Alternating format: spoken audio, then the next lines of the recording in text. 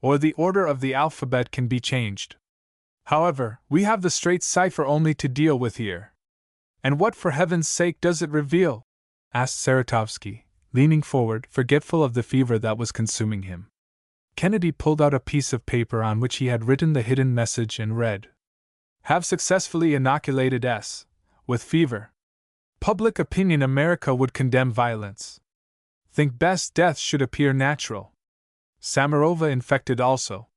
Cook unfortunately took dose in food intended Kharkov. Now have 3 cases. Shall stop there at present.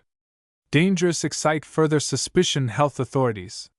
Rapidly I eliminated in my mind the persons mentioned, as Craig read.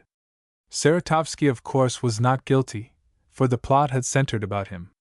Nor was little Samarova, nor Dr. Kharkov.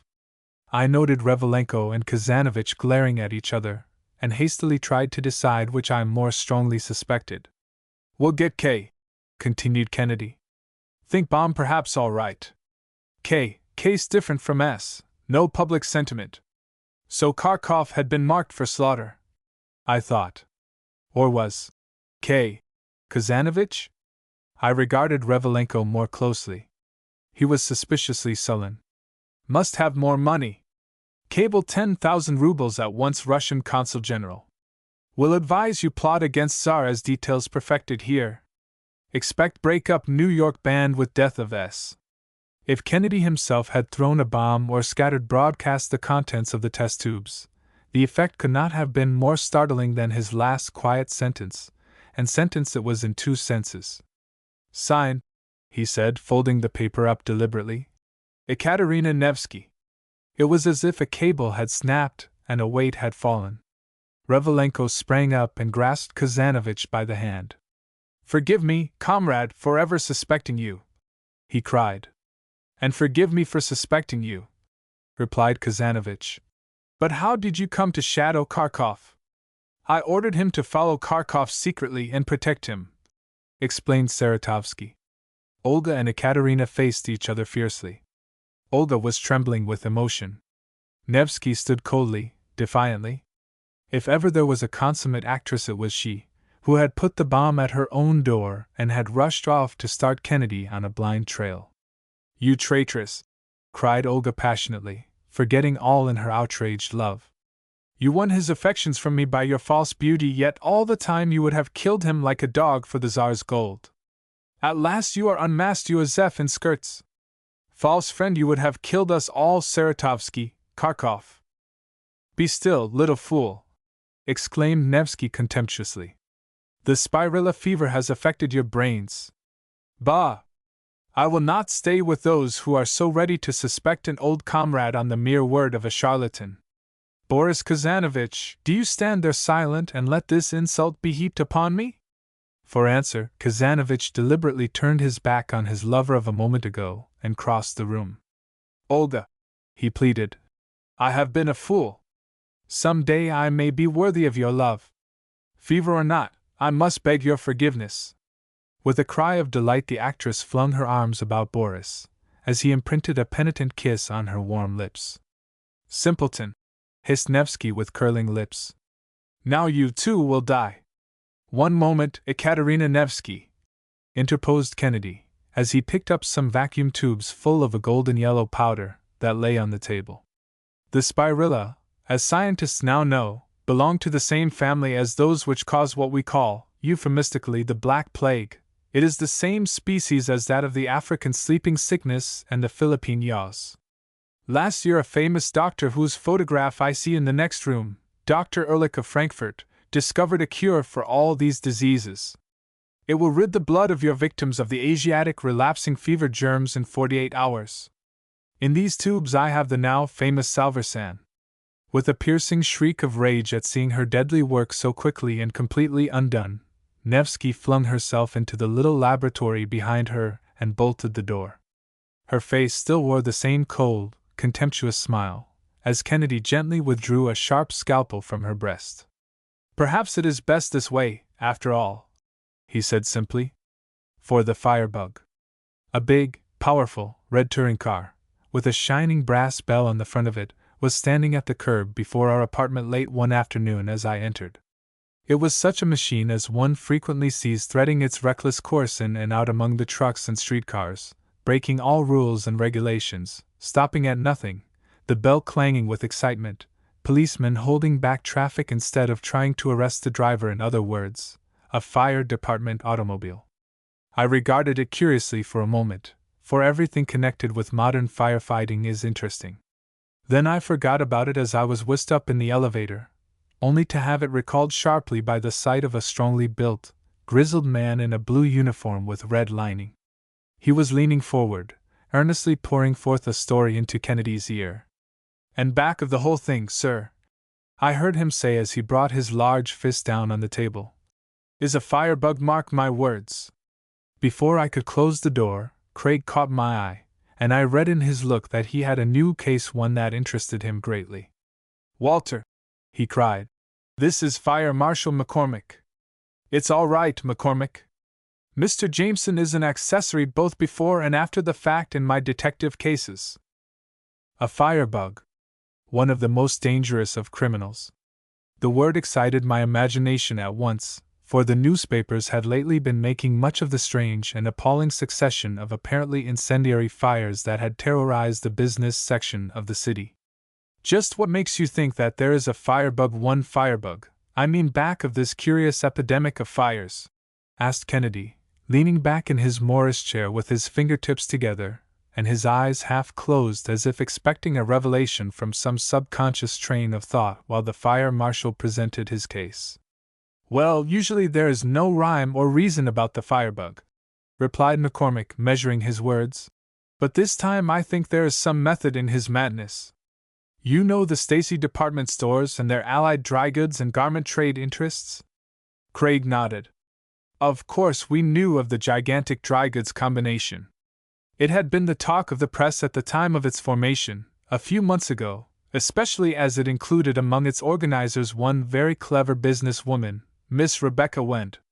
There had been considerable opposition to the combination in the trade, but Stacy had shattered it by the sheer force of his personality. McCormick leaned forward and, shaking his forefinger to emphasize his point, replied slowly, "Practically every one of these fires has been directed against a Stacy subsidiary or a corporation controlled by them. But if it has gone as far as that," put in Kennedy, "surely the regular police ought to be of more assistance to you than I." "I have called in the police," answered McCormick wearily, "but they haven't even made up their minds whether it is a single firebug or a gang. And in the meantime, my God, Kennedy, the firebug may start a fire that will get beyond control." "You say the police haven't a single clue to anyone who might be responsible for the fires?" I asked, hoping that perhaps the marshal might talk more freely of his suspicions to us than he had already expressed himself in the newspaper interviews I had read. "Absolutely not a clue except such as are ridiculous," replied McCormick, twisting his cap viciously. No one spoke. We were waiting for McCormick to go on. "The first fire," he began, repeating his story for my benefit, although Craig listened quite as attentively as if he had not heard it already, "was at the big store of Jones, Green and Company, the clothiers. The place was heavily insured. Warren, the manager and real head of the firm, was out of town at the time." The marshal paused as if to check off the strange facts in his mind as he went along. The next day another puzzling fire occurred. It was at the Quadrangle Cloak and Suit Company on Fifth Avenue. There had been some trouble, I believe, with the employees, and the company had discharged a number of them. Several of the leaders have been arrested, but I can't say we have anything against any of them. Still, Max Bloom, the manager of this company, insists that the fire was set for revenge, and indeed it looks as much like a fire for revenge as the Jones Green fire does. Here he lowered his voice confidentially. "For the purpose of collecting insurance." Then came the fire in the Slauson building, a new loft building that had been erected just off 4th Avenue. Other than the fact that the Stacy interests put up the money for financing this building, there seemed to be no reason for that fire at all. The building was reputed to be earning a good return on the investment, and I was at a loss to account for the fire.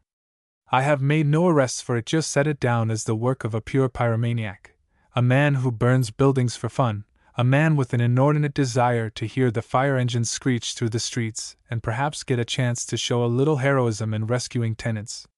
However, the adjuster for the insurance company, Lazard, and the adjuster for the insured, Hartstein, have reached an agreement, and I believe the insurance is to be paid. But, interposed Kennedy, I see no evidence of organized arson so far. Wait, replied the fire marshal. That was only the beginning, you understand. A little later came a fire that looked quite like an attempt to mask a robbery by burning the building afterward. That was in a silk house near Spring Street. But after a controversy, the adjusters have reached an agreement on that case. I mention these fires because they show practically all the types of work of the various kinds of firebug insurance, revenge, robbery, and plain insanity. But since the Spring Street fire, the character of the fires has been more uniform. They have all been in business places, or nearly all. Here the fire marshal launched forth into a catalogue of fires of suspected incendiary origin, at least 8 in all. I took them down hastily, intending to use the list sometime in a box head with an article in the Star. When he had finished his list, I hastily counted up the number of killed. There were 6, 2 of them firemen, and 4 employees. The money loss ranged into the millions. McCormick passed his hand over his forehead to brush off the perspiration. I guess this thing has got on my nerves, he muttered hoarsely. Everywhere I go they talk about nothing else. If I drop into the restaurant for lunch, my waiter talks of it. If I meet a newspaper man, he talks of it. My barber talks of it, everybody. Sometimes I dream of it, other times I lie awake thinking about it. I tell you, gentlemen, I've sweated blood over this problem. But, insisted Kennedy, I still can't see why you link all these fires as due to one firebug. I admit there is an epidemic of fires. But what makes you so positive that it is all the work of one man? I was coming to that. For one thing, he isn't like the usual firebug at all. Ordinarily they start their fires with excelsior and petroleum, or they smear the wood with paraffin, or they use gasoline, benzene, or something of that sort. This fellow apparently scorns such crude methods. I can't say how he starts his fires, but in every case I have mentioned we have found the remains of a wire. It has something to do with electricity, but what, I don't know. That's one reason why I think these fires are all connected. Here's another. McCormick pulled a dirty note out of his pocket and laid it on the table. We read it eagerly. Hello, Chief. Haven't found the firebug yet, have you? You will know who he is only when I am dead and the fires stop. I don't suppose you even realize that the firebug talks with you almost every day about catching the firebug. That's me. I am the real firebug, that is writing this letter. I am going to tell you why I am starting these fires. There's money in it and easy living. They never caught me in or anywhere, so you might as well quit looking for me and take your medicine. Spark. Humph! Ejaculated Kennedy. He has a sense of humor, anyhow, Spark. Queer sense of humor, growled McCormick, gritting his teeth. Here's another I got today. Say, Chief, we are going to get busy again and fire a big department store next. How does that suit your Majesty? Till the fun begins when the firebug gets to work again. Spark. Well, sir, when I got that letter, cried McCormick, I was almost ready to ring in a 99 alarm at once they have me that bluffed out. But I said to myself, there's only one thing to do, see this man Kennedy, so here I am. You see what I am driving at? I believe that firebug is an artist at the thing, does it for the mere fun of it and the ready money in it. But more than that, there must be someone back of him. Who is the man higher up? We must catch him. See? A big department store, mused Kennedy. That's definite, there are only a score or so of them, and the Stacy interests control several. Mac, I'll tell you what I'll do. Let me sit up with you tonight at headquarters until we get an alarm. By George, I'll see this case through to a finish. The fire marshal leaped to his feet and bounded over to where Kennedy was seated.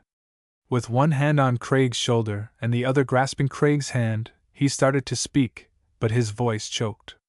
Thanks, he blurted out huskily at last. My reputation in the department is at stake, my promotion, my position itself, my family. Not a word, sir, said Kennedy, his features working sympathetically. Tonight at 8 I will go on watch with you. By the way, leave me those spark notes. McCormick had so far regained his composure as to say a hearty farewell. He left the room as if 10 years had been lifted off his shoulders. A moment later he stuck his head in the door again. I'll have one of the department machines call for you, gentlemen, he said. After the marshal had gone, we sat for several minutes in silence. Kennedy was reading and rereading the notes, scowling to himself as if they presented a particularly perplexing problem. I said nothing, though my mind was teeming with speculations. At length he placed the notes very decisively on the table and snapped out the remark. Yes, it must be so. What? I queried, still drumming away at my typewriter, copying the list of incendiary fires against the moment when the case should be complete and the story released for publication, as it were. This note, he explained, picking up the first one and speaking slowly, was written by a woman. I swung around in my chair quickly. Get out! I exclaimed skeptically. No woman ever used such phrases. I didn't say composed by a woman, I said written by a woman, he replied. Oh, I said, rather chagrined. It is possible to determine sex from handwriting in perhaps 80 cases out of 100. Kennedy went on, enjoying my discomfiture. Once I examined several hundred specimens of writing to decide that point to my satisfaction. Just to test my conclusions, I submitted the specimens to 2 professional graphologists. I found that our results were slightly different, but I averaged the thing up to 4 cases out of 5 correct. The so-called sex signs are found to be largely influenced by the amount of writing done, by age, and to a certain extent by practice and professional requirements, as in the conventional writing of teachers and the rapid hand of bookkeepers. Now in this case the person who wrote the first note was only an indifferent writer. Therefore the sex signs are pretty likely to be accurate. Yes, I'm ready to go on the stand and swear that this note was written by a woman and the second by a man. Then there's a woman in the case, and she wrote the first note for the firebug. Is that what you mean? I asked. Exactly. There nearly always is a woman in the case, somehow or other. This woman is closely connected with the firebug. As for the firebug, whoever it may be, he performs his crimes with cold premeditation and, as De Quincey said, in a spirit of pure artistry. The lust of fire propels him, and he uses his art to secure wealth.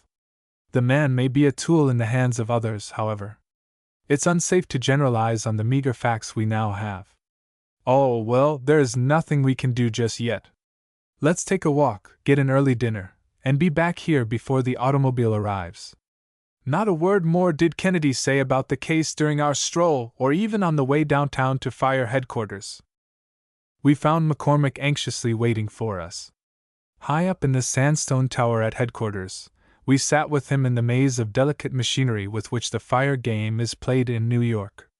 In great glass cases were glistening brass and nickel machines with discs and levers and bells, tickers, sheets of paper, and annunciators without number. This was the fire alarm telegraph, the roulette wheel of the fire demon, as someone has aptly called it.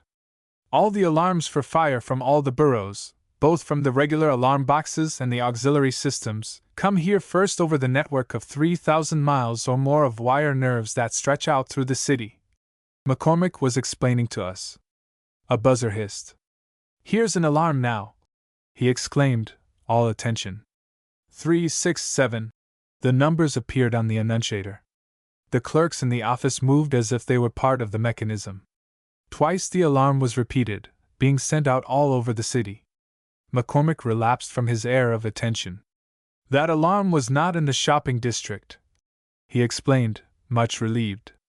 Now the firehouses in the particular district where that fire is equals 20 have received the alarm instantly. 4 engines, 2 hook and ladders, a water tower, the battalion chief, and a deputy are hurrying to that fire. Hello, here comes another. Again the buzzer sounded. 145 showed in the annunciator. Even before the clerks could respond, McCormick had dragged us to the door. In another instant we were wildly speeding uptown, the bell on the front of the automobile clanging like a fire engine, the siren horn going continuously, the engine of the machine throbbing with energy until the water boiled in the radiator. "Let her out, Frank," called McCormick to his chauffeur, as we rounded into a broad and now almost deserted thoroughfare. Like a red streak in the night we flew up that avenue, turned into 14th Street on two wheels, and at last were on 6th Avenue. With a jerk and a skid we stopped. There were the engines, the hose carts, the hook and ladders, the salvage corps, the police establishing fire lines, everything. But where was the fire? The crowd indicated where it ought to be. It was Stacy's. Firemen and policemen were entering the huge building. McCormick shouldered in after them, and we followed. "Who turned in the alarm?" he asked as we mounted the stairs with the others. "I did," replied a night watchman on the third landing. "Saw a light in the office on the third floor back, something blazing. But it seems to be out now." We had at last come to the office. It was dark and deserted, yet with the lanterns we could see the floor of the largest room littered with torn books and ledgers. Kennedy caught his foot in something. It was a loose wire on the floor. He followed it. It led to an electric light socket, where it was attached. "Can't you turn on the lights?" shouted McCormick to the watchman. "Not here. They're turned on from downstairs, and they're off for the night. I'll go down if you want me to and dash." "No," roared Kennedy. "Stay where you are until I follow the wire to the other end." At last we came to a little office partitioned off from the main room. Kennedy carefully opened the door. One whiff of the air from it was sufficient. He banged the door shut again. "Stand back with those lanterns, boys," he ordered. I sniffed, expecting to smell illuminating gas. Instead, a peculiar, sweetish odor pervaded the air. For a moment it made me think of a hospital operating room. "Ether!"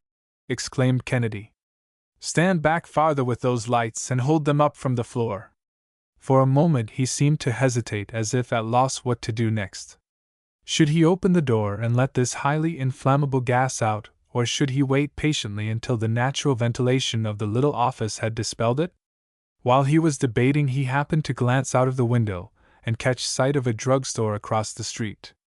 "Walter," he said to me, "hurry across there and get all the saltpeter and sulfur the man has in the shop." I lost no time in doing so. Kennedy dumped the two chemicals into a pan in the middle of the main office, about 3/5 saltpeter and 2/5 sulfur, I should say. Then he lighted it. The mass burned with a bright flame but without explosion. We could smell the suffocating fumes from it, and we retreated. For a moment or two we watched it curiously at a distance. "That's very good extinguishing powder," explained Craig as we sniffed at the odor. "It yields a large amount of carbon dioxide and sulfur dioxide. Now, before it gets any worse, I guess it's safe to open the door and let the ether out. You see, this is as good a way as any to render safe a room full of inflammable vapor. Come, we'll wait outside the main office for a few minutes until the gases mix." It seemed hours before Kennedy deemed it safe to enter the office again with a light. When we did so, we made a rush for the little cubbyhole of an office at the other end. On the floor was a little can of ether, evaporated of course, and beside it a small apparatus apparently used for producing electric sparks. "So, that's how he does it," mused Kennedy, fingering the can contemplatively. "He lets the ether evaporate in a room for a while and then causes an explosion from a safe distance with this little electric spark. There's where your wire comes in, McCormick. Say, my man, you can switch on the lights from downstairs, now." As we waited for the watchman to turn on the lights, I exclaimed, "He failed this time because the electricity was shut off." "Precisely, Walter," assented Kennedy. "But the flames which the night watchman saw, what of them?" put in McCormick, considerably mystified. "He must have seen something." Just then the lights winked up. "Oh, that was before the fellow tried to touch off the ether vapor," explained Kennedy. "He had to make sure of his work of destruction first, and, judging by the charred papers about, he did it well. See, he tore leaves from the ledgers and lighted them on the floor. There was an object in all that. What was it? Hello? Look at this mass of charred paper in the corner." He bent down and examined it carefully. "Memoranda of some kind, I guess. I'll save this burnt paper and look it over later." Don't disturb it. I'll take it away myself. Search as we might, we could find no other trace of the firebug, and at last we left. Kennedy carried the charred paper carefully in a large hat box. There'll be no more fires tonight, McCormick, he said. But I'll watch with you every night until we get this incendiary. Meanwhile, I'll see what I can decipher, if anything, in this burnt paper. Next day, McCormick dropped in to see us again. This time he had another note, a disguised scrawl which read, Chief, I'm not through. Watch me get another story yet. I won't fall down this time. Craig scowled as he read the note and handed it to me. The man's a spark. Writing this time like the second note, was all he said. McCormick, since we know where the lightning is going to strike, don't you think it would be wiser to make our headquarters in one of the engine houses in that district? The fire marshal agreed, and that night saw us watching at the firehouse nearest the department store region. Kennedy and I were assigned to places on the hose cart and engine, respectively, Kennedy being in the hose cart so that he could be with McCormick. We were taught to descend one of the 4 brass poles hand under elbow, from the dormitory on the 2nd floor. They showed us how to jump into the turnouts. A pair of trousers opened out over the high-top boots. We were given helmets which we placed in regulation fashion on our rubber coats, turned inside out with the right armhole up. Thus it came about that Craig and I joined the fire department temporarily. It was a novel experience for us both. Now, Walter, said Kennedy, as long as we have gone so far, we'll roll to every fire, just like the regulars. We won't take any chances of missing the firebug at any time of night or day. It proved to be a remarkably quiet evening with only one little blaze in a candy shop on 7th Avenue. Most of the time we sat around trying to draw the men out about their thrilling experiences at fires. But if there is one thing the fireman doesn't know, it is the English language when talking about himself. It was quite late when we turned into the neat white cots upstairs. We had scarcely fallen into a half-doze in our strange surroundings when the gong downstairs sounded. It was our signal. We could hear the rapid clatter of the horses' hoofs as they were automatically released from their stalls and the collars and harness mechanically locked about them. All was stir, and motion, and shouts. Craig and I had bounded awkwardly into our paraphernalia at the first sound. We slid ungracefully down the pole and were pushed and shoved into our places, for scientific management in a New York firehouse has reached 100% efficiency, and we were not to be allowed to delay the game. The oil torch had been applied to the engine, and it rolled forth, belching flames. I was hanging on for dear life, now and then catching sight of the driver urging his plunging horses onward like a charioteer in a modern Ben-Hur race. The tender with Craig and McCormick was lost in the clouds of smoke and sparks that trailed behind us. On we dashed until we turned into 6th Avenue. The glare of the sky told us that this time the firebug had made good. I'll be hanged if it isn't the Stacy store again, shouted the man next me on the engine as the horses lunged up the avenue and stopped at the allotted hydrant. It was like a war game. Every move had been planned out by the fire strategists, even down to the hydrants that the engines should take at a given fire. Already several floors were aflame, the windows glowing like open hearth furnaces, the glass bulging and cracking and the flames licking upward and shooting out in long streamers. The hose was coupled up in an instant, the water turned on, and the limp rubber and canvas became as rigid as a post with the high pressure of the water being forced through it.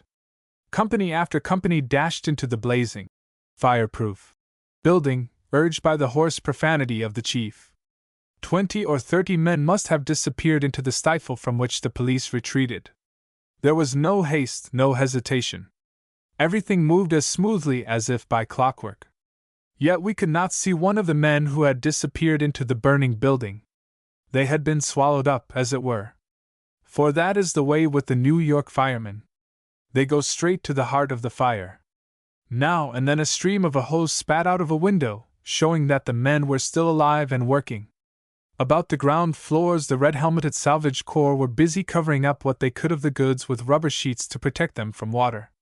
Doctors with black bags and white trousers were working over the injured. Kennedy and I were busy about the engine, and there was plenty for us to do. Above the shrill whistle for more coal I heard a voice shout, Began with an explosion. It's the firebug, all right. I looked up. It was McCormick, dripping and grimy, in a high state of excitement, talking to Kennedy. I had been so busy trying to make myself believe that I was really of some assistance about the engine that I had not taken time to watch the fire itself. It was now under control. The sharp and scientific attack had nipped what might have been one of New York's historic conflagrations. "Are you game to go inside?" I heard McCormick ask. For answer, Kennedy simply nodded. As for me, where Craig when I went. The three of us drove through the scorching door, past twisted masses of iron still glowing dull red in the smoke and steam, while the water hissed and spattered and slopped. The smoke was still suffocating, and every once in a while we were forced to find air close to the floor and near the wall. My hands and arms and legs felt like lead, yet on we drove. Coughing and choking, we followed McCormick to what had been the heart of the fire, the office. Men with picks and axes and all manner of cunningly devised instruments were hacking and tearing at the walls and woodwork, putting out the last smoldering sparks while 1,000 gallons of water were pouring in at various parts of the building where the fire still showed spirit. There on the floor of the office lay a charred, shapeless, unrecognizable mass. What was that gruesome odor in the room? Burned human flesh? I recoiled from what had once been the form of a woman. McCormick uttered a cry, and as I turned my eyes away, I saw him holding a wire with the insulation burned off. He had picked it up from the wreckage of the floor. It led to a bent and blackened can that had once been a can of ether. My mind worked rapidly, but McCormick blurted out the words before I could form them. "Caught in her own trap at last!"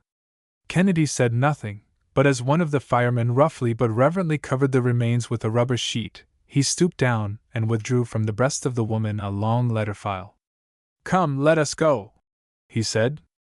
Back in our apartment again, we bathed our racking heads, gargled our parched throats, and washed out our bloodshot eyes in silence. The whole adventure, though still fresh and vivid in my mind, seemed unreal, like a dream. The choking air, the hissing steam, the ghastly object under the tarpaulin, what did it all mean? Who was she? I strove to reason it out, but could find no answer. It was nearly dawn when the door opened and McCormick came in and dropped wearily into a chair. "Do you know who that woman was?" he gasped. "It was Miss Wend herself." "Who identified her?" asked Kennedy calmly. "Oh, several people. Stacy recognized her at once. Then Hartstein, the adjuster for the insured, and Lazard, the adjuster for the company, both of whom had had more or less to do with her in connection with settling up for other fires, recognized her. She was a very clever woman, was Miss Wend, and a very important cog in the Stacy enterprises. And to think she was the firebug, after all. I can hardly believe it." "Why believe it?" asked Kennedy quietly. "Why believe it?" echoed McCormick. "Stacy has found shortages in his books due to the operation of her departments. The bookkeeper who had charge of the accounts in her department, a man named Douglas, is missing. She must have tried to cover up her operations by fires and juggling the accounts. Failing in that, she tried to destroy Stacy's store itself twice. She was one of the few that could get into the office unobserved. Oh, it's a clear case now. To my mind, the heavy vapors of ether, they are heavier than air, must have escaped along the surface of the floor last night and become ignited at a considerable distance from where she expected. She was caught in a backdraft, or something of the sort. Well, thank God, we've seen the last of this firebug business." "What's that?" Kennedy had laid the letter file on the table. "Nothing. Only I found this embedded in Miss Wend's breast right over her heart." "Then she was murdered?" exclaimed McCormick. "We haven't come to the end of this case yet," replied Craig evasively. "On the contrary, we have just got our first good clue." "No, McCormick, your theory will not hold water. The real point is to find this missing bookkeeper at any cost. You must persuade him to confess what he knows. Offer him immunity. He was only a pawn in the hands of those higher up." McCormick was not hard to convince. Tired as he was, he grabbed up his hat and started off to put the final machinery in motion to wind up the long chase for the firebug. "I must get a couple of hours' sleep," He yawned as he left us. But first I want to start something toward finding Douglas. I shall try to see you about noon. I was too exhausted to go to the office. In fact, I doubt if I could have written a line. But I telephoned in a story of personal experiences at the Stacy fire, and told them they could fix it up as they chose and even sign my name to it. About noon McCormick came in again, looking as fresh as if nothing had happened. He was used to it. I know where Douglas is, he announced breathlessly. Fine, said Kennedy. And can you produce him at any time when it is necessary? Let me tell you what I have done. I went down to the district attorney from here, routed him out of bed. He has promised to turn loose his accountants to audit the reports of the adjusters, Hartstein and Lazard, as well as to make a cursory examination of what Stacy books there are left. He says he will have a preliminary report ready tonight, but the detailed report will take days, of course. It's the Douglas problem that is difficult, though. I haven't seen him, but one of the Central Office men, by shadowing his wife, has found that he is in hiding down on the east side. He's safe there. He can't make a move to get away without being arrested. The trouble is that if I arrest him, the people higher up will know it and will escape before I can get his confession and the warrants. I'd much rather have the whole thing done at once. Isn't there some way we can get the whole Stacy crowd together, make the arrest of Douglas and nab the guilty ones in the case, all together without giving them a chance to escape or to shield the real firebug? Kennedy thought a moment. Yes, he answered slowly. There is. If you can get them all together at my laboratory tonight at, say, 8 o'clock, I'll give you 2 clear hours to make the arrest of Douglas, get the confession, and swear out the warrants. All that you'll need to do is to let me talk a few minutes this afternoon with the judge who will sit in the night court tonight. I shall install a little machine on his desk in the court, and we'll catch the real criminal. He'll never get a chance to cross the state line or disappear in any way. You see, my laboratory will be neutral ground. I think you can get them to come, inasmuch as they know the bookkeeper is safe and that dead women tell no tales. When next I saw Kennedy it was late in the afternoon, in the laboratory. He was arranging something in the top drawer of a flat-top desk. It seemed to be 2 instruments composed of many levers and discs and magnets, each instrument with a roll of paper about 5 inches wide. On one was a sort of stylus with 2 silk cords attached at right angles to each other near the point. On the other was a capillary glass tube at the junction of 2 aluminum arms, also at right angles to each other. It was quite like old times to see Kennedy at work in his laboratory preparing for a séance. He said nothing as I watched him curiously, and I asked nothing. 2 sets of wires were attached to each of the instruments, and these he carefully concealed and led out the window. Then he arranged the chairs on the opposite side of the desk from his own. Walter, he said, when our guests begin to arrive, I want you to be master of ceremonies. Simply keep them on the opposite side of the desk from me. Don't let them move their chairs around to the right or left. And above all, leave the doors open. I don't want anyone to be suspicious or to feel that he is shut in any way. Create the impression that they are free to go and come when they please. Stacy arrived first in a limousine which he left standing at the door of the chemistry building. Bloom and Warren came together in the latter's car. Lazard came in a taxicab which he dismissed, and Hartstein came up by the subway, being the last to arrive. Every one seemed to be in good humor. I seated them as Kennedy had directed.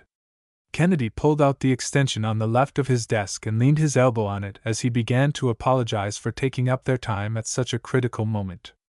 As near as I could make out, he had quietly pulled out the top drawer of his desk on the right, the drawer in which I had seen him place the complicated apparatus. But as nothing further happened, I almost forgot about it in listening to him. He began by referring to the burned papers he had found in the office. It is sometimes possible, he continued, to decipher writing on burned papers if one is careful. The processes of color photography have recently been applied to obtain a legible photograph of the writing on burned manuscripts which are unreadable by any other known means. As long as the sheet has not been entirely disintegrated, positive results can be obtained every time. The charred manuscript is carefully arranged in as near its original shape as possible, on a sheet of glass and covered with a drying varnish, after which it is backed by another sheet of glass. By using carefully selected color screens and orthochromatic plates, a perfectly legible photograph of the writing may be taken, although there may be no marks on the charred remains that are visible to the eye. This is the only known method in many cases. I have here some burned fragments of paper which I gathered up after the first attempt to fire your store, Mr. Stacy. Stacy coughed in acknowledgement. As for Craig, he did not mince matters in telling what he had found. Some were notes given in favor of Rebecca Wend and signed by Joseph Stacy. He said quietly, "They represent a large sum of money in the aggregate."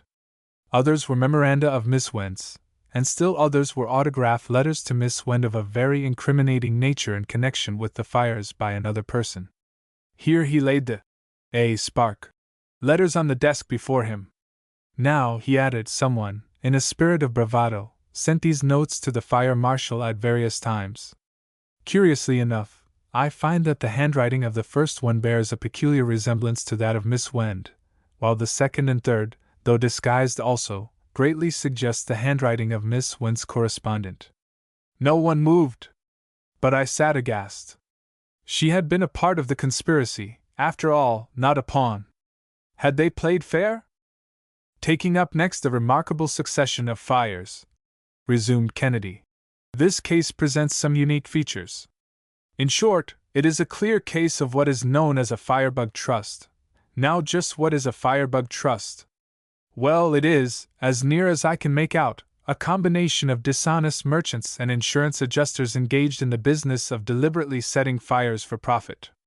These arson trusts are not the ordinary kind of firebugs whom the firemen plentifully damn in the fixed belief that 1/4 of all fires are kindled by incendiaries. Such trusts exist all over the country. They have operated in Chicago, where they are said to have made $750,000 in 1 year. Another group is said to have its headquarters in Kansas City. Others have worked in St. Louis, Pittsburgh, Cleveland, and Buffalo. The fire marshals of Illinois, Kentucky, Tennessee, and Ohio have investigated their work. But until recently, New York has been singularly free from the organized work of this sort. Of course, we have plenty of firebugs and pyromaniacs in a small way, but the big conspiracy has never come to my personal attention before. Now, the Jones Green fire, the Quadrangle fire, the Slauson Building fire, and the rest, have all been set for one purpose: to collect insurance. I may as well say right here that some people are in bad in this case, but that others are in worse. Miss Wend was originally a party to the scheme. Only the trouble with Miss Wend was that she was too shrewd to be fooled. She insisted that she have her full share of the pickings. In that case, it seems to have been the whole field against Miss Wend, not a very gallant thing, nor yet according to the adage about honor among thieves. A certain person whose name I am frank to say I do not know yet conceived the idea of destroying the obligations of the Stacy companies to Miss Wend, as well as the incriminating evidence which she held of the Firebug Trust, of which she was a member up to this time. The plan only partly succeeded. The chief coup, which was to destroy Stacy's store into the bargain, miscarried. What was the result? Miss Wend, who had been hand and glove with the trust, was now a bitter enemy, perhaps would turn state's evidence. What more natural than to complete the conspiracy by carrying out the coup and at the same time get rid of the dangerous enemy of the conspirators? I believe that Miss Wend was lured under some pretext or other to the Stacy store on the night of the big fire. The person who wrote the second and third Spark letters did it. She was murdered with this deadly instrument. Craig laid the letter file on the table, and it was planned to throw the entire burden of suspicion on her by asserting that there was a shortage in the books of her department. "Pooh!" exclaimed Stacy, smoking complacently at his cigar. "We have been victimized in those fires by people who have grudges against us, labor unions and others. This talk of an arson trust is bosh yellow journalism. More than that, we have been systematically robbed by a trusted head of a department, and the fire at Stacy's was the way the thief took to cover her stealings. At the proper time we shall produce the bookkeeper Douglas and prove it." Kennedy fumbled in the drawer of the desk, then drew forth a long strip of paper covered with figures. "All the Stacy companies," he said, "have been suffering from the depression that exists in the trade at present. They are insolvent. Glance over that, Stacy. It is a summary of the preliminary report of the accountants of the district attorney who have been going over your books today. Stacy gasped. How did you get it? The report was not to be ready until 9 o'clock, and it is scarcely 1/4 now. Never mind how I got it. Go over it with the adjusters, anybody.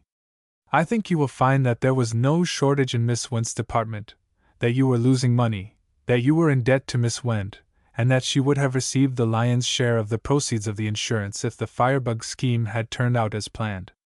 We absolutely repudiate these figures as fiction, said Stacy, angrily turning toward Kennedy after a hurried consultation. Perhaps, then, you'll appreciate this, replied Craig, pulling another piece of paper from the desk. I'll read it. Henry Douglas, being duly sworn, deposes and says that one will call him blank for the present with force and arms did feloniously, wilfully, and intentionally kill Rebecca when whilst said blank was wilfully burning and setting on fire. One moment, interrupted Stacy. Let me see that paper. Kennedy laid it down so that only the signature showed. The name was signed in a full round hand. Henry Douglas. It's a forgery, cried Stacy in rage. Not an hour before I came into this place I saw Henry Douglas. He had signed no such paper then. He could not have signed it since, and you could not have received it. I brand that document as a forgery. Kennedy stood up and reached down into the open drawer on the right of his desk. From it he lifted the 2 machines I had seen him place there early in the evening. Gentlemen, he said, this is the last scene of the play you are enacting. You see here on the desk an instrument that was invented many years ago, but has only recently become really practical. It is the telautograph, the long-distance writer. In this new form it can be introduced into the drawer of a desk for the use of anyone who may wish to make inquiries, say, of clerks without the knowledge of a caller. It makes it possible to write a message under these conditions and receive an answer concerning the personality or business of the individual seated at one's elbow without leaving the desk or seeming to make inquiries. With an ordinary pencil I have written on the paper of the transmitter. The silk cord attached to the pencil regulates the current which controls a pencil at the other end of the line. The receiving pencil moves simultaneously with my pencil. It is the principle of the pantograph cut in half, one half here, the other half at the end of the line, 2 telephone wires in this case connecting the halves. While we have been sitting here I have had my right hand in the half-open drawer of my desk writing with this pencil notes of what has transpired in this room. These notes, with other evidence, have been simultaneously placed before Magistrate Brenner in the night court. At the same time, on this other, the receiving, instrument the figures of the accountants written in court have been reproduced here. You have seen them. Meanwhile, Douglas was arrested, taken before the magistrate, and the information for a charge of murder in the 1st degree perpetrated in committing arson has been obtained. You have seen it. It came in while you were reading the figures. The conspirators seemed dazed. And now, continued Kennedy, I see that the pencil of the receiving instrument is writing again. Let us see what it is. We bent over. The writing started, County of New York. In the name of the people of the state of New York. Kennedy did not wait for us to finish reading. He tore the writing from the telautograph and waved it over his head. It is a warrant. You are all under arrest for arson. But you, Samuel Lazard, are also under arrest for the murder of Rebecca Wendt and 6 other persons in fires which you have set. You are the real firebug, the tool of Joseph Stacy, perhaps, but that will all come out in the trial. McCormick, called Craig. It's all right. I have the warrant. Are the police there? There was no answer. Lazard and Stacy made a sudden dash for the door, and in an instant they were in Stacy's waiting car. The chauffeur took off the brake and pulled the lever. Suddenly Craig's pistol flashed, and the chauffeur's arms hung limp and useless on the steering wheel. As McCormick with the police loomed up, a moment late, out of the darkness and after a short struggle clapped the irons on Stacy and Lazard in Stacy's own magnificently upholstered car, I remarked reproachfully to Kennedy. But Craig, you have shot the innocent chauffeur. Aren't you going to attend to him? Oh, replied Kennedy nonchalantly. Don't worry about that. They were only rock-salt bullets. They didn't penetrate far. They'll sting for some time, but they're antiseptic, and they'll dissolve and absorb quickly. V. The Confidence King. Shake hands with Mr. Burke of the Secret Service, Professor Kennedy. It was our old friend First Deputy O'Connor who thus in his bluff way introduced the well-groomed and prosperous-looking man whom he brought up to our apartment one evening. The formalities were quickly over. Mr. Burke and I are old friends, explained O'Connor. We try to work together when we can, and very often the city department can give the government service a lift, and then again it's the other way as it was in the trunk murder mystery. Show Professor Kennedy the queer, Tom. Burke drew a wallet out of his pocket, and from it slowly and deliberately selected a crisp, yellow-backed $100 bill. He laid it flat on the table before us. Diagonally across its face from the upper left to the lower right-hand corner extended two parallel scorings in indelible ink. Not being initiated into the secrets of the gentle art of shoving the queer, otherwise known as passing counterfeit money, I suppose my questioning look betrayed me. A counterfeit, Walter, explained Kennedy. That's what they do with bills when they wish to preserve them as records in the Secret Service and yet render them valueless. Without a word, Burke handed Kennedy a pocket magnifying glass, and Kennedy carefully studied the bill. He was about to say something when Burke opened his capacious wallet again and laid down a Bank of England £5 note, which had been similarly treated. Again Kennedy looked through the glass with growing amazement written on his face, but before he could say anything, Burke laid down an express money order on the International Express Company. I say, exclaimed Kennedy, putting down the glass. Stop! How many more of these are there? Burke smiled. That's all, he replied. But it's not the worst. Not the worst? Good heavens, man, next you'll tell me that the government is counterfeiting its own notes. How much of this stuff do you suppose has been put into circulation? Burke chewed a pencil thoughtfully, jotted down some figures on a piece of paper, and thought some more. Of course I can't say exactly, but from hints I have received here and there I should think that a safe bet would be that someone has cashed in upward of $500,000 already. Phew, whistled Kennedy. That's going some. And I suppose it is all salted away in some portable form. What an inventory it must be good bills, gold, diamonds, and jewelry. This is a stake worth playing for. Yes, broke in O'Connor. But from my standpoint, professionally, I mean, the case is even worse than that. It's not the counterfeits that bother us. We understand that, all right. But, and he leaned forward earnestly and brought his fist down hard on the table with a resounding Irish oath. The fingerprint system, the infallible fingerprint system, has gone to pieces. We've just imported this new portrait parle fresh from Paris and London, invented by Bertillon and all that sort of thing. It has gone to pieces, too. It's a fine case, this is, with nothing left of either scientific or unscientific criminal catching to rely on. There, what do you know about that? You'll have to tell me the facts first, said Kennedy. I can't diagnose your disease until I know the symptoms. It's like this, explained Burke, the detective in him showing now with no effort at concealment. A man, an Englishman, apparently, went into a downtown banker's office about 3 months ago and asked to have some English banknotes exchanged for American money. After he had gone away, the cashier began to get suspicious. He thought there was something phony in the feel of the notes. Under the glass he noticed that the little curl on the E of the 5 was missing. It's the protective mark. The watermark was quite equal to that of the genuine, maybe better. Hold that note up to the light and see for yourself. Well, the next day, down to the custom house, where my office is, a man came who runs a swell gambling house uptown. He laid 10 brand new bills on my desk. An Englishman had been betting on the wheel. He didn't seem to care about winning, and he cashed in each time with a new $100 bill.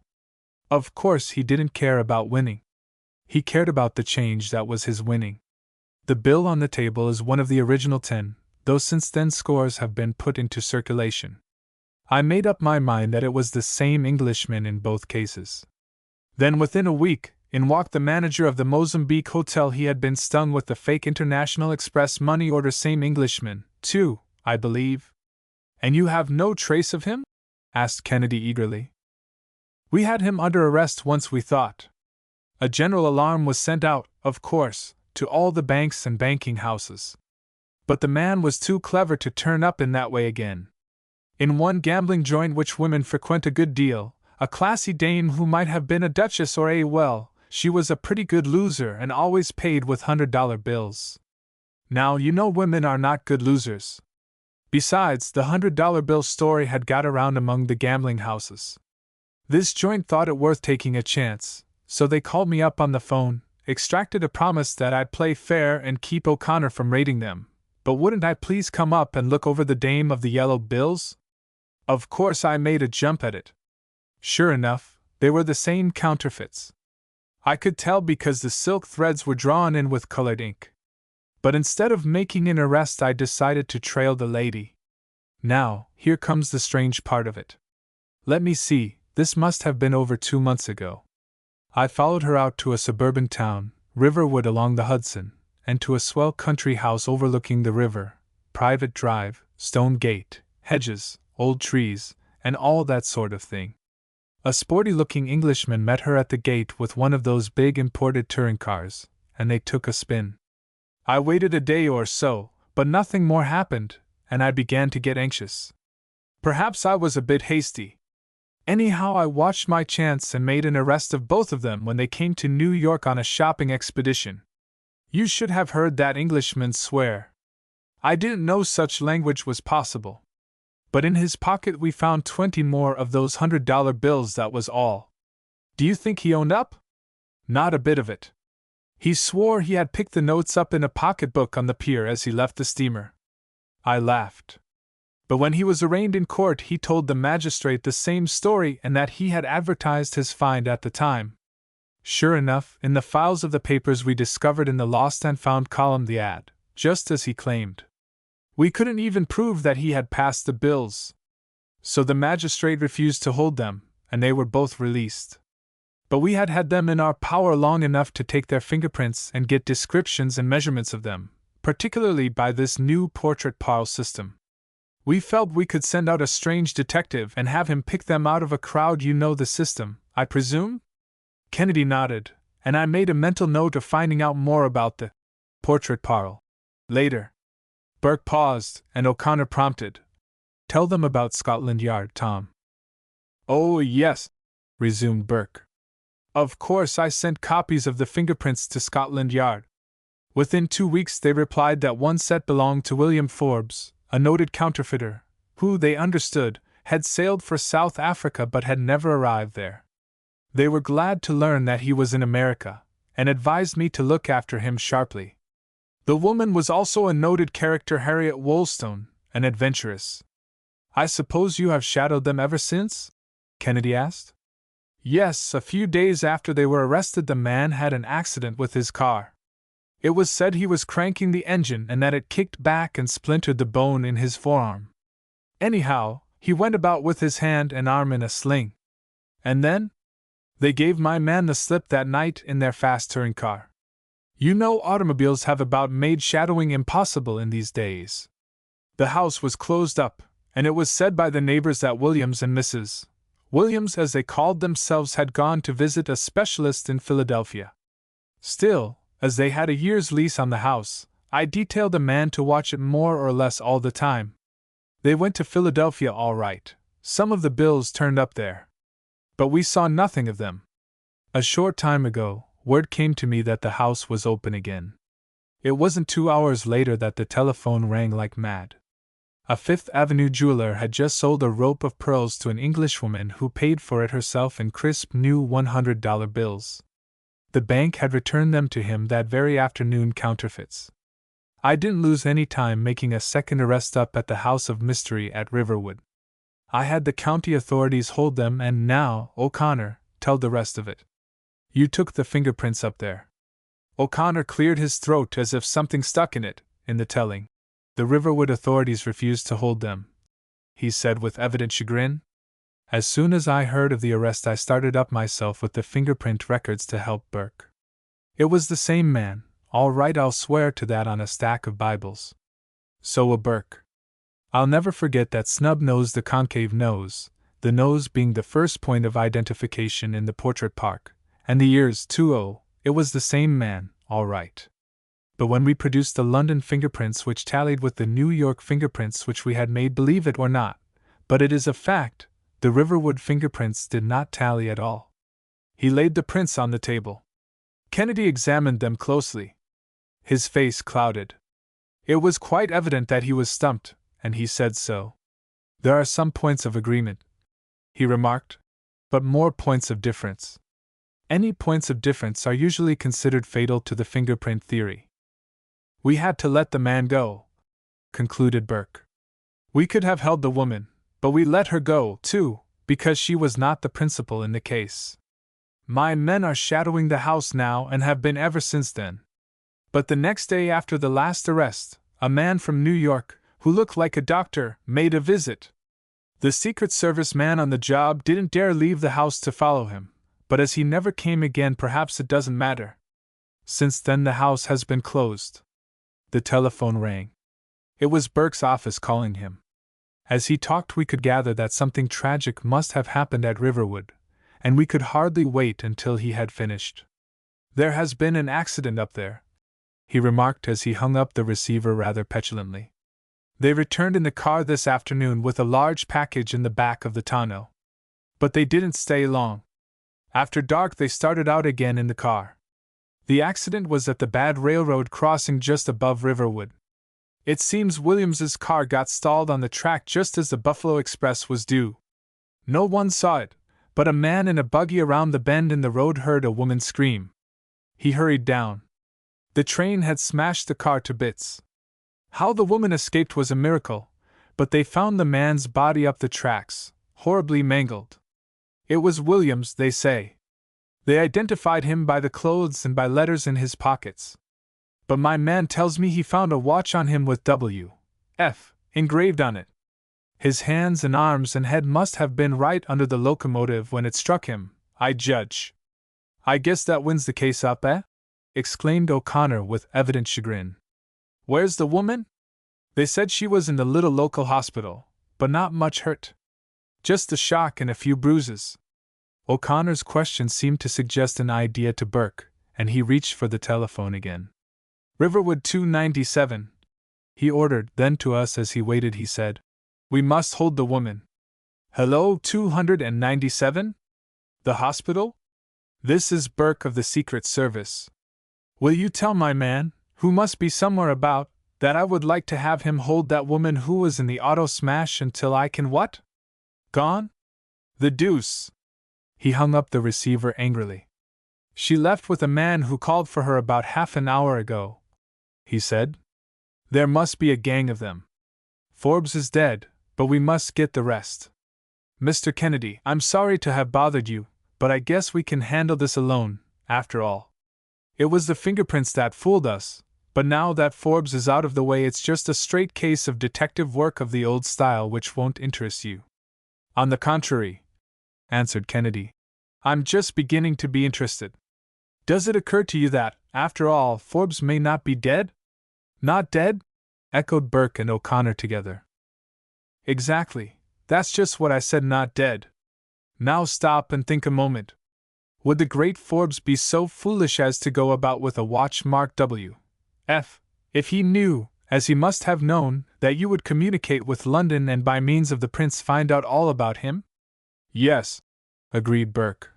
All we have to go by is his watch found on Williams. I suppose there is some possibility that Forbes may still be alive. Who is this third man who comes in and with whom Harriet Wollstone goes away so willingly? Put in O'Connor. You said the house had been closed, absolutely closed? Burke nodded. Been closed ever since the last arrest. There's a servant who goes in now and then, but the car hasn't been there before tonight, wherever it has been. I should like to watch that house myself for a while, mused Kennedy. I suppose you have no objections to my doing so? Of course not. Go ahead, said Burke. I will go along with you if you wish, or my man can go with you. No, said Kennedy. Too many of us might spoil the broth. I'll watch alone tonight and we'll see you in the morning. You needn't even say anything to your man there about us. "Walter, what's on for tonight?" he asked when they had gone. "How are you fixed for a little trip out to Riverwood?" To tell the truth, I had an engagement at the college club with some of the fellows. "Oh, cut it. That's what I intend to do," I replied. It was a raw night, and we bundled ourselves up in old football sweaters under our overcoats. Half an hour later we were on our way up to Riverwood. "By the way, Craig," I asked, "I didn't like to say anything before those fellows. They'd think I was a dub. But I don't mind asking you. What is this portrait parle they talk about anyway?" "Why, it's a word picture, a spoken picture, to be literal. I took some lessons in it at Bertillon's school when I was in Paris. It's a method of scientific apprehension of criminals, a sort of necessary addition and completion to the methods of scientific identification of them after they are arrested. For instance, in trying to pick out a given criminal from his mere description, you begin with the nose. Now, noses are all concave, straight, or convex. This Forbes had a nose that was concave, Burke says. Suppose you were sent out to find him. Of all the people you met, we'll say, roughly, 2/3 wouldn't interest you. You'd pass up all with straight or convex noses. Now the next point to observe is the ear. There are 4 general kinds of ears: triangular, square, oval, and round, besides a number of other differences which are clear enough after you study ears. This fellow is a pale man with square ears and a peculiar lobe to his ear. So you wouldn't give a second glance to, say, 3/4 of the square-eared people. So by a process of elimination of various features, the eyes, the mouth, the hair, wrinkles, and so forth, you would be able to pick your man out of 1,000, that is, if you were trained." "And it works?" I asked rather doubtfully. "Oh, yes. That's why I'm taking up this case. I believe science can really be used to detect crime, any crime, and in the present instance I've just pride enough to stick to this thing until they begin to cut ice on the sticks. Phew, but it will be cold out in the country tonight, Walter, speaking about ice." It was quite late when we reached Riverwood, and Kennedy hurried along the dimly lighted streets, avoiding the main street lest someone might be watching or following us. He pushed on, following the directions Burke had given him. The house in question was a large, newly built affair of concrete, surrounded by trees and a hedge, directly overlooking the river. A bitter wind swept in from the west, but in the shadow of an evergreen tree and of the hedge Kennedy established our watch. Of all fruitless errands, this seemed to me to be the acme. The house was deserted, that was apparent, I thought, and I said so. Hardly had I said it when I heard the baying of a dog. It did not come from the house, however, and I concluded that it must have come from the next estate. "It's in the garage," whispered Kennedy. "I can hardly think they would go away and leave a dog locked up in it. They would at least turn him loose." Hour after hour we waited. Midnight passed, and still nothing happened. At last, when the moon had disappeared under the clouds, Kennedy pulled me along. We had seen not a sign of life in the house, yet he observed all the caution he would have if it had been well guarded. Quickly we advanced over the open space to the house, approaching in the shadow as much as possible, on the side farthest from the river. Tiptoeing over the porch, Kennedy tried a window. It was fastened. Without hesitation he pulled out some instruments. One of them was a rubber suction cup, which he fastened to the window pane. Then with a very fine diamond cutter he proceeded to cut out a large section. It soon fell and was prevented from smashing on the floor by the string and the suction cup. Kennedy put his hand in and unlatched the window, and we stepped in. All was silent. Apparently the house was deserted. Cautiously Kennedy pressed the button of his pocket storage battery lamp and flashed it slowly about the room. It was a sort of library, handsomely furnished. At last the beam of light rested on a huge desk at the opposite end. It seemed to interest Kennedy, and we tiptoed over to it. One after another he opened the drawers. One was locked, and he saved that until the last. Quietly as he could, he jimmied it open, muffling the jimmy in a felt cloth that was on a table. Most people do not realize the disruptive force that there is in a simple jimmy.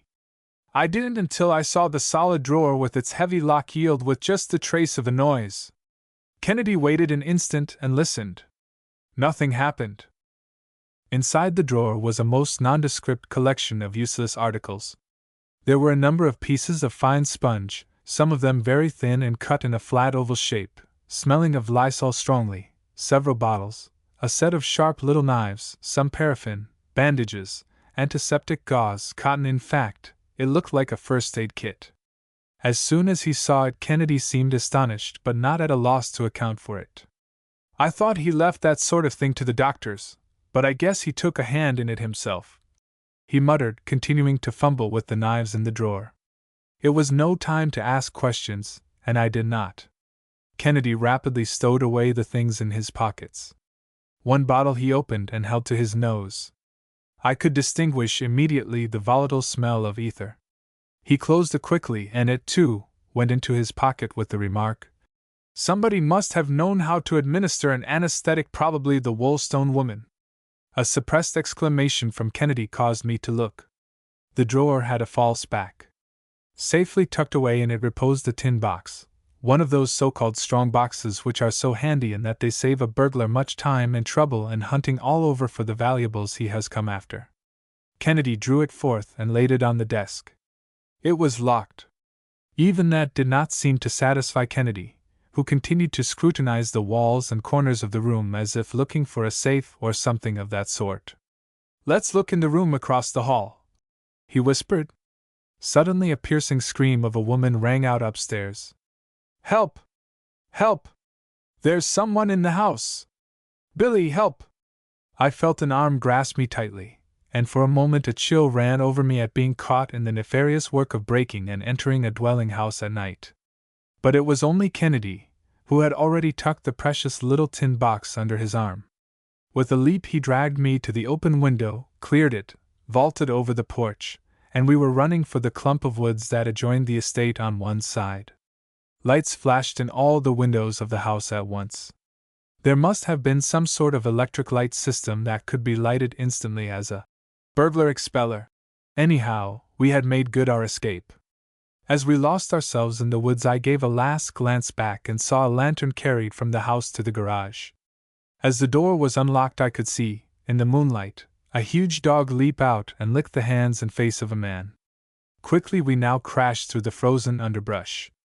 Evidently Kennedy was making for the station by a direct route across country instead of the circuitous way by the road and town. Behind us we could hear a deep bang. "By the Lord, Walter!" cried Kennedy, for once in his life thoroughly alarmed. "It's a bloodhound, and our trail is fresh." Closer it came. Press forward as we might, we could never expect to beat that dog. "Oh, for a stream!" groaned Kennedy. "But they are all frozen, even the river." He stopped short, fumbled in his pocket, and drew out the bottle of ether. "Raise your foot, Walter," he ordered. I did so, and he smeared first mine and then his with the ether. Then we doubled on our trail once or twice and ran again. "The dog will never be able to pick up the ether as our trail," panted Kennedy. "That is, if he is any good and trained not to go off on wild goose chases." On we hurried from the woods to the now dark and silent town. It was indeed fortunate that the dog had been thrown off our scent, for the station was closed, and indeed, if it had been open, I am sure the station agent would have felt more like locking the door against two such tramps as we were, carrying a tin box and pursued by a dog, than opening it for us. The best we could do was to huddle into a corner until we succeeded in jumping a milk train that luckily slowed down as it passed Riverwood Station. Neither of us could wait to open the tin box in our apartment, and instead of going uptown, Kennedy decided it would be best to go to a hotel near the station. Somehow we succeeded in getting a room without exciting suspicion. Hardly had the bellboy's footsteps ceased echoing in the corridor than Kennedy was at work wrenching off the lid of the box with such leverage as the scanty furnishings of the room afforded. At last it yielded, and we looked in curiously, expecting to find fabulous wealth in some form. A few $100 and a rope of pearls lay in it. It was a good haul, but where was the vast spoil the counterfeiters had accumulated? We had missed it. So far we were completely baffled. "Perhaps we had better snatch a couple of hours' sleep," was all that Craig said, stifling his chagrin. Over and over in my mind I was turning the problem of where they had hidden the spoil. I dozed off, still thinking about it and thinking that, even should they be captured, they might have stowed away perhaps $1 million to which they could go back after their sentences were served. It was still early for New York when Kennedy roused me by talking over the telephone in the room. In fact, I doubt if he had slept at all. Burke was at the other end of the wire. His man had just reported that something had happened during the night at Riverwood, but he couldn't give a very clear account. Craig seemed to enjoy the joke immensely as he told his story to Burke. The last words I heard were, "All right. Send a man up here to the station, one who knows all the descriptions of these people. I'm sure they will have to come into town today, and they will have to come by train, for their car is wrecked. Better watch at the uptown stations also." After a hasty breakfast, we met Burke's man and took our places at the exit from the train platforms. Evidently, Kennedy had figured out that the counterfeiters would have to come into town for some reason or other. The incoming passengers were passing us in a steady stream, for a new station was then being built, and there was only a temporary structure with one large exit. "Here is where the portrait parlor ought to come in, if ever," commented Kennedy as he watched eagerly. And yet neither man nor woman passed us who fitted the description. Train after train emptied its human freight, yet the pale man with the concave nose and the peculiar ear, accompanied perhaps by a lady, did not pass us. At last the incoming stream began to dwindle down. It was long past the time when the counterfeiters should have arrived if they had started on any reasonable train. "Perhaps they have gone up to Montreal instead," I ventured. Kennedy shook his head. "No," he answered. "I have an idea that I was mistaken about the money being kept at Riverwood. It would have been too risky. I thought it out on the way back this morning. They probably kept it in a safe deposit vault here. I had figured that they would come down and get it and leave New York after last night's events. We have failed, they have got by us. Neither the portrait parlor nor the ordinary photography nor any other system will suffice alone against the arch-criminal back of this, I'm afraid. Walter, I am sore and disgusted. What I should have done was to accept Burke's offer, surround the house with a posse if necessary, last night, and catch the counterfeiters by sheer force. I was too confident. I thought I could do it with finesse, and I have failed. I'd give anything to know what safe deposit vault they kept the fake money in." I said nothing as we strolled away, leaving Burke's man still to watch, hoping against hope. Kennedy walked disconsolately through the station, and I followed. In a secluded part of the waiting room he sat down, his face drawn up in a scowl such as I had never seen. Plainly he was disgusted with himself, with only himself. This was no bungling of Burke or anyone else. Again the counterfeiters had escaped from the hand of the law. As he moved his fingers restlessly in the pockets of his coat, he absently pulled out the little pieces of sponge and the ether bottle. He regarded them without much interest.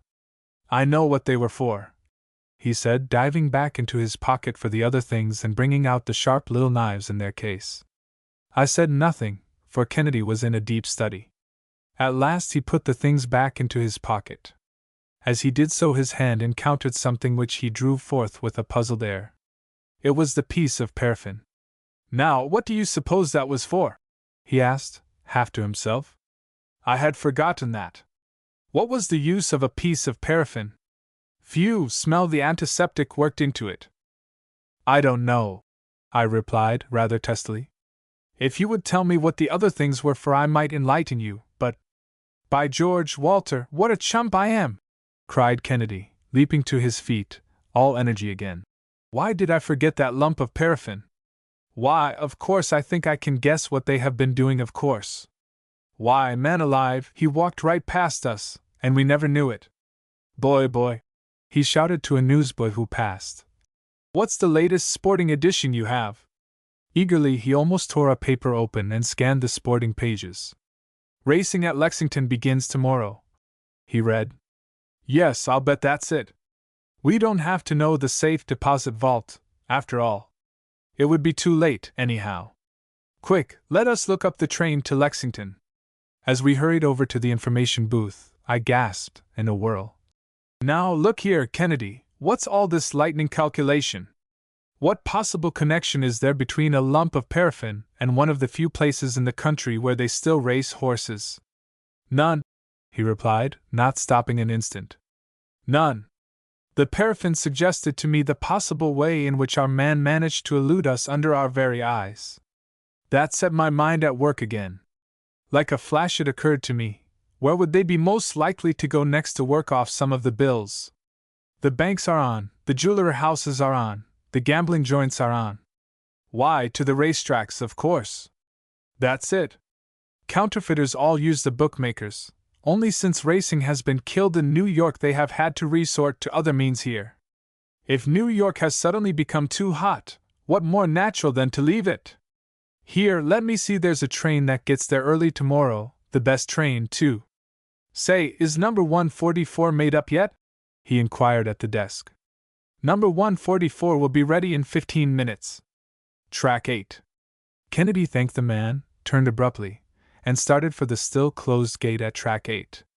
Beg pardon, why, hello, it's Burke, he exclaimed as we ran plump into a man staring vacantly about.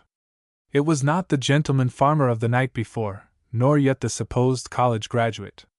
This man was a Western rancher. His broad-brimmed hat, long mustache, frock coat, and flowing tie proclaimed it.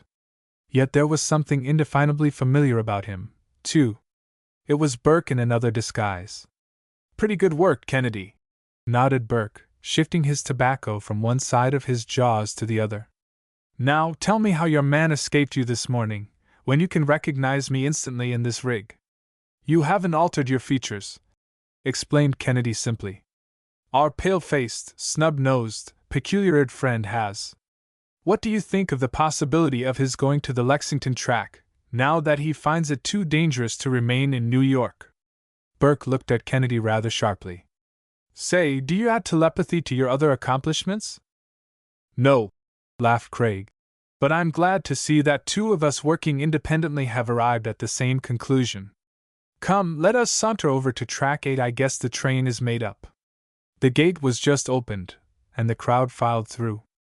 No one who seemed to satisfy either Burke or Kennedy appeared. The train announcer made his last call. Just then a taxicab pulled up at the street end of the platform, not far from track 8. A man jumped out and assisted a heavily veiled lady, paid the driver, picked up the grips, and turned toward us. We waited expectantly. As he turned I saw a dark-skinned, hook-nosed man, and I exclaimed disgustedly to Burke, Well, if they are going to Lexington they can't make this train. Those are the last people who have a chance. Kennedy, however, continued to regard the couple steadily.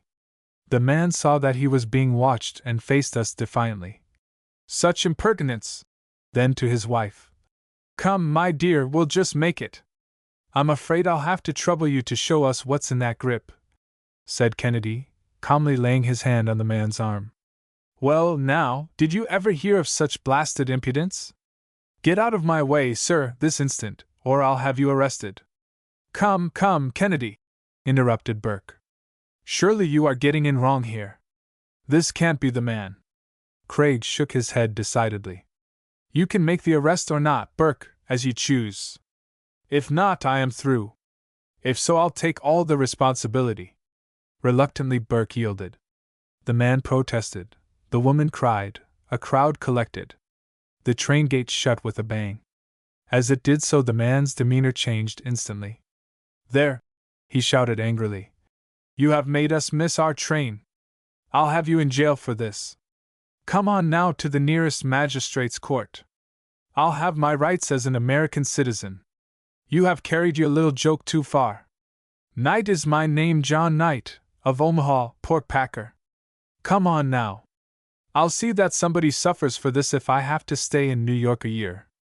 It's an outrage, an outrage. Burke was now apparently alarmed more at the possibility of the humorous publicity that would follow such a mistake by the Secret Service than at anything else. However, Kennedy did not weaken, and on general principles I stuck to Kennedy. No, said the man surlily while he placed Mrs. Knight in as easy a chair as he could find in the judge's chambers. What is the occasion of all this row? Tell the judge what a bad man from Bloody Gulch I am. O'Connor had arrived, having broken all speed laws and perhaps some records on the way up from headquarters. Kennedy laid the Scotland Yard fingerprints on the table. Beside them he placed those taken by O'Connor and Burke in New York. "Here," he began, "we have the fingerprints of a man who was one of the most noted counterfeiters in Great Britain. Beside them are those of a man who succeeded in passing counterfeits of several kinds recently in New York. Some weeks later this third set of prints was taken from a man who was believed to be the same person." The magistrate was examining the 3 sets of prints. As he came to the third, he raised his head as if about to make a remark, when Kennedy quickly interrupted. "One moment, sir. You were about to say that fingerprints never change, never show such variations as these." "That is true. There are fingerprints of people taken 50 years ago that are exactly the same as their fingerprints of today. They don't change, they are permanent. The fingerprints of mummies can be deciphered even after thousands of years. But," he added slowly, "you can change fingers." The idea was so startling that I could scarcely realize what he meant at first. I had read of the wonderful work of the surgeons of the Rockefeller Institute in transplanting tissues and even whole organs, in grafting skin and in keeping muscles artificially alive for days under proper conditions. Could it be that a man had deliberately amputated his fingers and grafted on new ones? Was the stake sufficient for such a game? Surely there must be some scars left after such grafting. I picked up the various sets of prints. It was true that the third set was not very clear, but there certainly were no scars there. "Though there is no natural changeability of fingerprints," pursued Kennedy, "such changes can be induced, as Dr. Paul Prager of Vienna has shown, by acids and other reagents, by grafting and by injuries. Now, is there any method by which lost fingertips can be restored? I know of one case where the end of a finger was taken off and only 1/16 inch of the nail was left. The doctor incised the edges of the granulating surface and then led the granulations on by what is known in the medical profession as the sponge graft. He grew a new fingertip. The sponge graft consists in using portions of a fine Turkish surgical sponge, such I have here. I found these pieces in a desk at Riverwood. The patient is anesthetized. An incision is made from side to side in the stump of the finger, and flaps of skin are sliced off and turned up for the new end of the finger to develop in a sort of shell of living skin. Inside this, the sponge is placed, not a large piece, but a very thin piece sliced off and cut to the shape of the finger stump. It is perfectly sterilized in water and washed in green soap after all the stony particles are removed by hydrochloric acid. Then the finger is bound up and kept moist with normal salt solution. The result is that the end of the finger, instead of healing over, grows into the fine meshes of the pieces of sponge, by capillary attraction. Of course, even this would heal in a few days, but the doctor does not let it heal. In 3 days he pulls the sponge off gently. The end of the finger has grown up just a fraction of an inch. Then a new thin layer of sponge is added. Day after day this process is repeated, each time the finger growing a little more.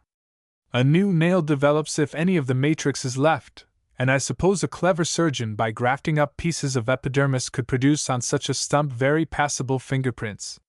No one of us said anything, but Kennedy seemed to realize the thought in our minds and proceeded to elaborate the method.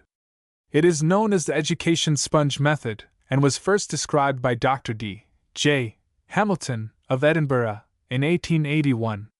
It has frequently been used in America since then. The sponge really acts in a mechanical manner to support the new finger tissue that is developed. The meshes are filled in by growing tissue, and as it grows the tissue absorbs part of the sponge, which is itself an animal tissue and acts like catgut. Part of it is also thrown off. In fact, the sponge imitates what happens naturally in the porous network of a regular blood clot. It educates the tissue to grow, stimulates it new blood vessels and nerves as well as flesh.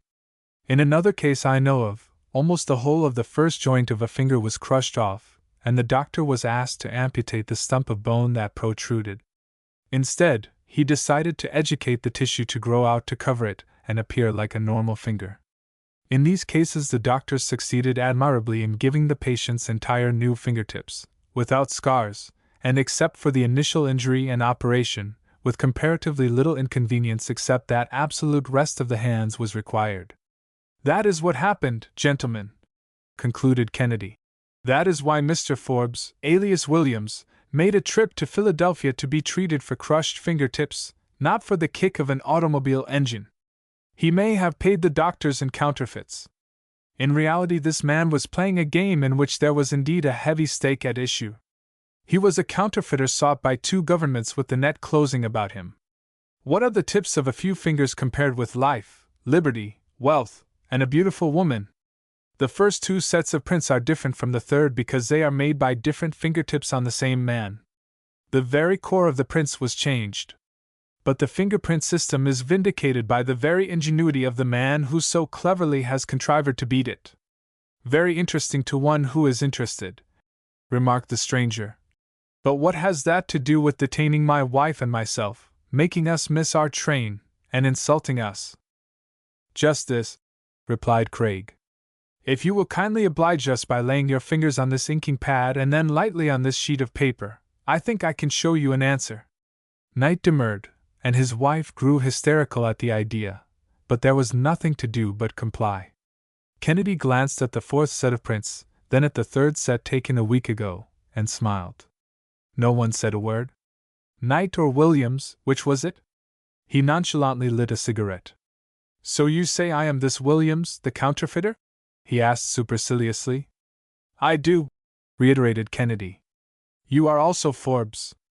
I don't suppose Scotland Yard has neglected to furnish you with photographs and a description of this Forbes. Burke reluctantly pulled out a Bertillon card from his pocket and laid it on the table.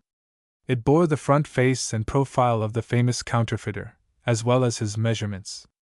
The man picked it up as if indeed it was a curious thing. His coolness nearly convinced me. Surely he should have hesitated in actually demanding this last piece of evidence. I had heard, however, that the Bertillon system of measurements often depended on the personal equation of the measurer as well as on the measured. Was he relying on that, or on his difference in features? I looked over Kennedy's shoulder at the card on the table. There was the concave nose of the portrait parle of Forbes as it had first been described to us. Without looking further, I involuntarily glanced at the man, although I had no need to do so. I knew that his nose was the exact opposite of that of Forbes. Ingenious at argument as you are, he remarked quietly, you will hardly deny that Knight, of Omaha, is the exact opposite of Forbes, of London. My nose is almost Jewish, my complexion is dark as an Arab's.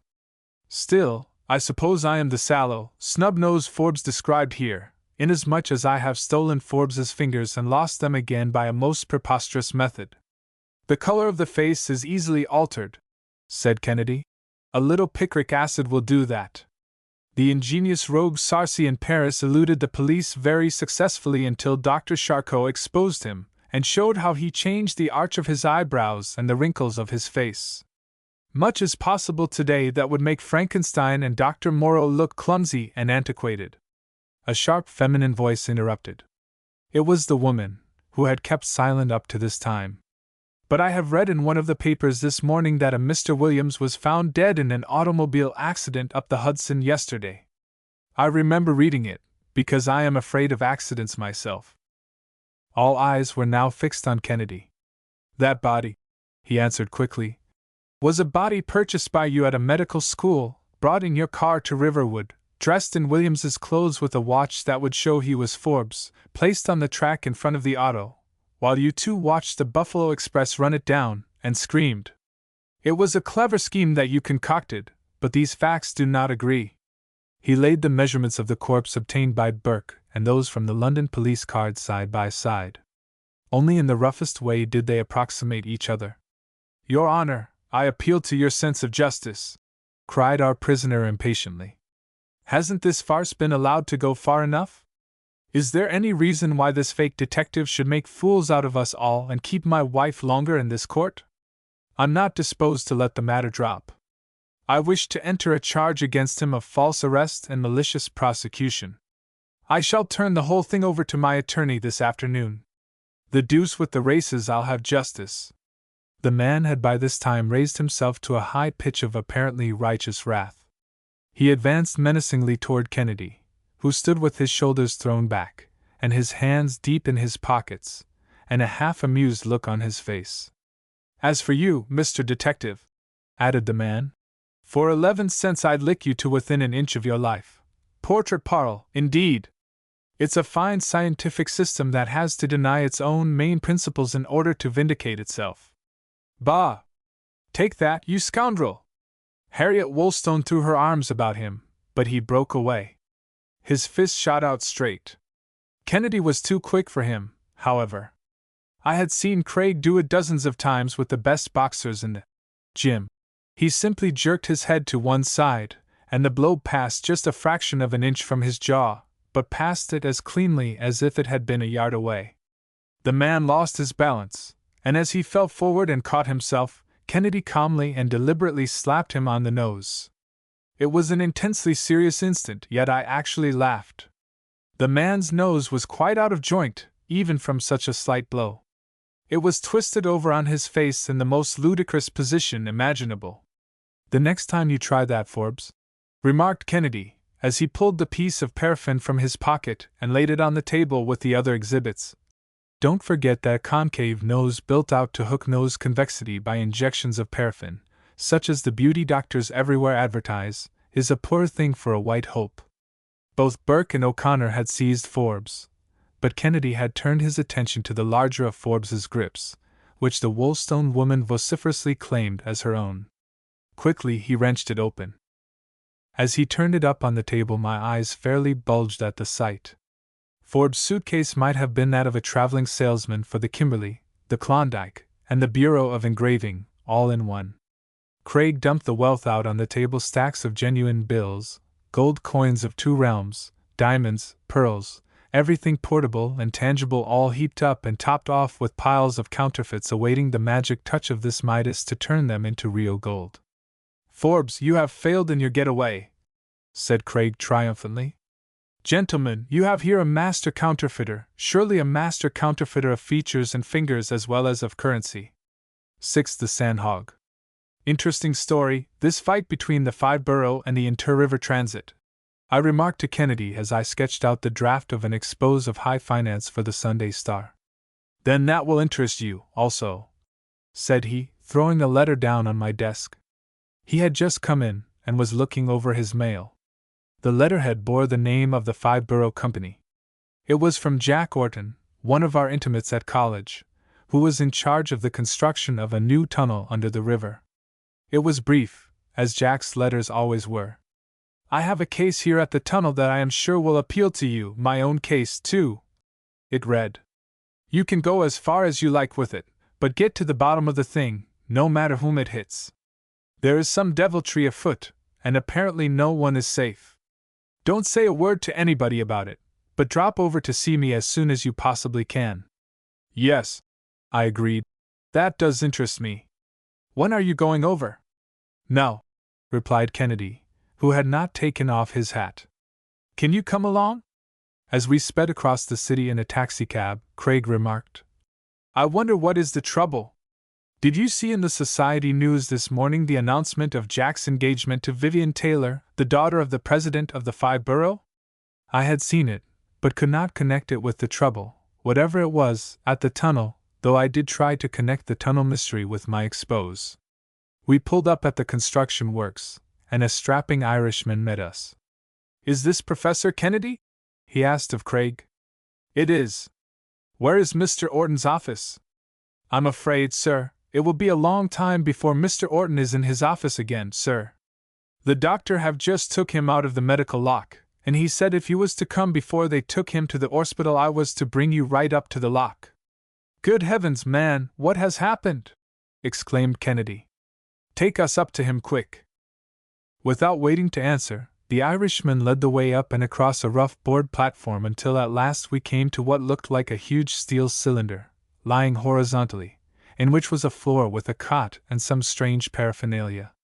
On the cot lay Jack Orton, drawn and contorted, so changed that even his own mother would scarcely have recognized him. A doctor was bending over him, massaging the joints of his legs and his side. Thank you, doctor, I feel a little better, he groaned. No, I don't want to go back into the lock again, not unless the pain gets worse.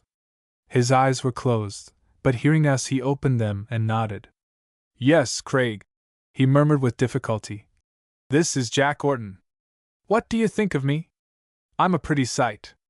How are you? And how are you, Walter? Not too vigorous with the handshakes, fellows. Sorry you couldn't get over before this happened. What's the matter? We asked, glancing blankly from Orton to the doctor. Orton forced a half-smile. Just a touch of the bends from working in compressed air, he explained. We looked at him, but could say nothing. I, at least, was thinking of his engagement. Yes, he added bitterly. I know what you are thinking about, fellows. Look at me! Do you think such a wreck as I am now has any right to be engaged to the dearest girl in the world?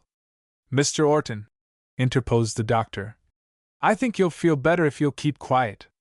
You can see your friends in the hospital tonight, but for a few hours I think you had better rest. Gentlemen, if you will be so good as to postpone your conversation with Mr. Orton until later, it would be much better. Then I'll see you tonight, said Orton to us feebly. Turning to a tall, spare, wiry chap, of just the build for tunnel work, where fat is fatal, he added, This is Mr. Capps, my first assistant. He will show you the way down to the street again. Confound it! Exclaimed Craig, after we had left Capps. What do you think of this? Even before we can get to him, something has happened. The plot thickens before we are well into it. I think I'll not take a cab, or a car either. How are you for a walk until we can see Orton again? I could see that Craig was very much affected by the sudden accident that had happened to our friend, so I fell into his mood, and we walked block after block, scarcely exchanging a word. His only remark, I recall, was, Walter, I can't think it was an accident, coming so close after that letter. As for me, I scarcely knew what to think. At last our walk brought us around to the private hospital where Orton was. As we were about to enter, a very handsome girl was leaving. Evidently she had been visiting someone of whom she thought a great deal. Her long fur coat was flying carelessly, unfastened in the cold night air. Her features were pale, and her eyes had the fixed look of one who saw nothing but grief. It's terrible, Miss Taylor, I heard the man with her say soothingly. And you must know that I sympathize with you a great deal. Looking up quickly, I caught sight of Capps and bowed. He returned our bows and handed her gently into an automobile that was waiting. He might at least have introduced us, muttered Kennedy, as we went on into the hospital. Orton was lying in bed, white and worn, propped up by pillows which the nurse kept arranging and rearranging to ease his pain. The Irishman whom we had seen at the tunnel was standing deferentially near the foot of the bed. Quite a number of visitors, nurse, for a new patient, said Orton, as he welcomed us. First Capps and Patty from the tunnel, then Vivian. He was fingering some beautiful roses in a vase on a table near him. And now you fellows. I sent her home with Capps. She oughtn't to be out alone at this hour, and Capps is a good fellow. She's known him a long time. No, Patty, put down your hat. I want you to stay. Patty, by the way, fellows, is my right-hand man in managing the sandhogs, as we call the tunnel workers. He has been a sandhog on every tunnel job about the city since the first successful tunnel was completed. His real name is Flanagan, but we all know him best as Patty. Patty nodded. If I ever get over this and back to the tunnel, Orton went on, Patty will stick to me, and we will show Taylor, my prospective father-in-law and the president of the railroad company from which I took this contract, that I am not to blame for all the troubles we are having on the tunnel. Heaven knows that. Oh, Mr. Orton, you ain't so bad, put in Patty without the faintest touch of undue familiarity. Look what I was when ye come to see me when I had the bends, sir. You old rascal, returned Orton, brightening up. Craig, do you know how I found him? Crawling over the floor to the sink to pour the doctor's medicine down. Think I'd take that medicine, explained Patty hastily. Not much. Don't I know that the only cure for the bends is being put back in the air in the medical lock, same as they did with you, and being brought out slowly? That's the cure, that, and grit, and patience, and time. Mark me words, gentlemen, he'll finish that tunnel, and begging your pardon, Mr. Orton, marry that girl, too. Didn't I see her with tears in her eyes right in this room when he wasn't lookin', and a smile when he was? Sure, you'll be all right, continued Patty, slapping his side and thigh. We all get the bends more or less, all us sandhogs. I was that doubled up myself that I felt like a big jackknife. Had it in the arm, the side, and the leg all at once, that time he was just speaking of. He'll be all right in a couple more weeks, sure, and down in the air again, too, with the rest of his men. It's something else he has on his mind. Then the case has nothing to do with your trouble, nothing to do with the bends? Asked Kennedy, keenly showing his anxiety to help our old friend. Well, it may and it may not, replied Orton thoughtfully. I begin to think it has. We have had a great many cases of the bends among the men, and lots of the poor fellows have died, too. You know, of course, how the newspapers are roasting us. We are being called inhuman. They are going to investigate us, perhaps indict me. Oh, it's an awful mess. And now someone is trying to make Taylor believe it is my fault. Of course, he continued, we are working under a high air pressure just now, some days as high as 40 pounds. You see, we have struck the very worst part of the job, a stretch of quicksand in the riverbed, and if we can get through this we'll strike pebbles and rock pretty soon, and then we'll be all right again. He paused. Patty quietly put in, begging your pardon again, Mr. Orton, but we had entirely too many cases of the bends even when we were working at low pressure, in the rock, before we struck this sand. There's something wrong, sir, or you wouldn't be here yourself like this. The bends don't strike the engineers, them as don't do the hard work, sir, and is careful, as ye know not often. It's this way, Craig, resumed Orton. When I took this contract for the 5-borough transit company, they agreed to pay me liberally for it, with a big bonus if I finished ahead of time, and a big penalty if I exceeded the time. You may or may not know it, but there is some doubt about the validity of their franchise after a certain date, provided the tunnel is not ready for operation. Well, to make a long story short, you know there are rival companies that would like to see the work fail and the franchise revert to the city, or at least get tied up in the courts. I took it with the understanding that it was every man for himself, and the devil take the hindmost. Have you yourself seen any evidences of rival influences hindering the work? Asked Kennedy. Orton carefully weighed his reply. To begin with, he answered at length, while I was pushing the construction end, the 5-borough was working with the state legislature to get a bill extending the time limit of the franchise another year. Of course, if it had gone through it would have been fine for us. But some unseen influence blocked the company at every turn. It was subtle, it never came into the open. They played on public opinion as only demagogues of high finance can, very plausibly of course, but from the most selfish and ulterior motives. The bill was defeated. I nodded. I knew all about that part of it, for it was in the article which I had been writing for the Star. But I had not counted on the extra year anyhow, continued Orton, so I wasn't disappointed. My plans were laid for the shorter time from the start. I built an island in the river so that we could work from each shore to it, as well as from the island to each shore, really from 4 points at once. And then, when everything was going ahead fine, and we were actually doubling the speed in this way, these confounded accidents. He was leaning excitedly forward. And lawsuits and delays and deaths began to happen. Orton sank back as a paroxysm of the bends seized him, following his excitement. I should like very much to go down into the tunnel, said Kennedy simply. No sooner said than done, replied Orton, almost cheerfully, at seeing Kennedy so interested. We can arrange that easily. Patty will be glad to do the honors of the place in my absence. Indeed, I will do that same, sir, responded the faithful Patty. And it's a small return for all you've done for me. Very well, then, agreed Kennedy. Tomorrow morning we shall be on hand. Jack, depend on us. We will do our level best to get you out of this scrape. I knew you would, Craig, he replied. I've read of some of your and Walter's exploits.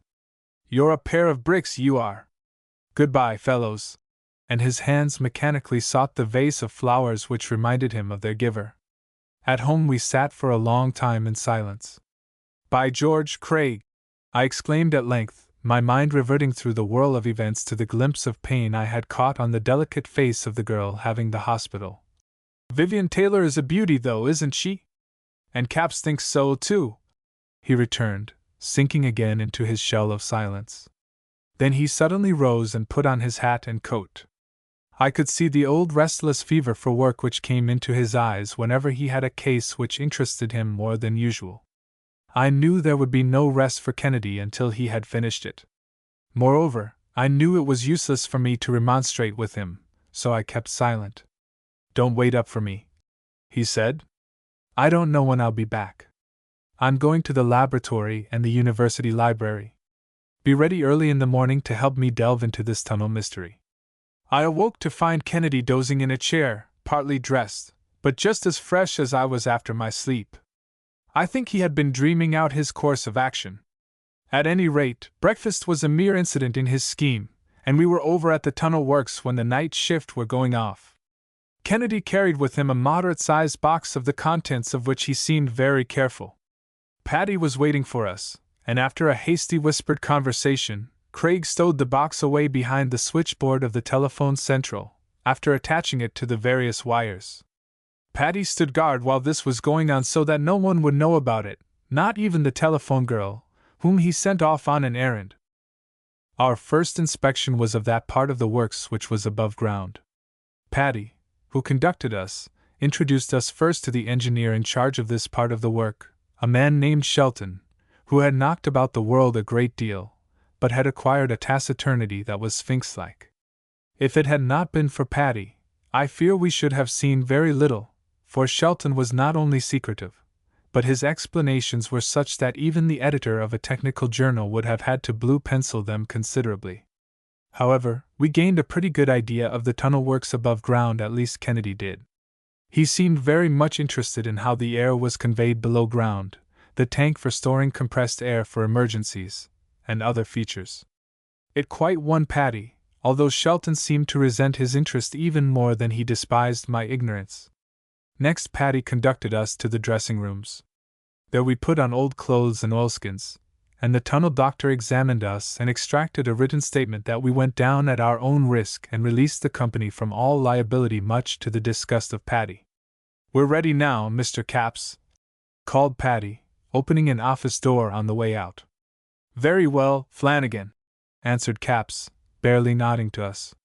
We heard him telephone someone, but could not catch the message, and in a minute he joined us.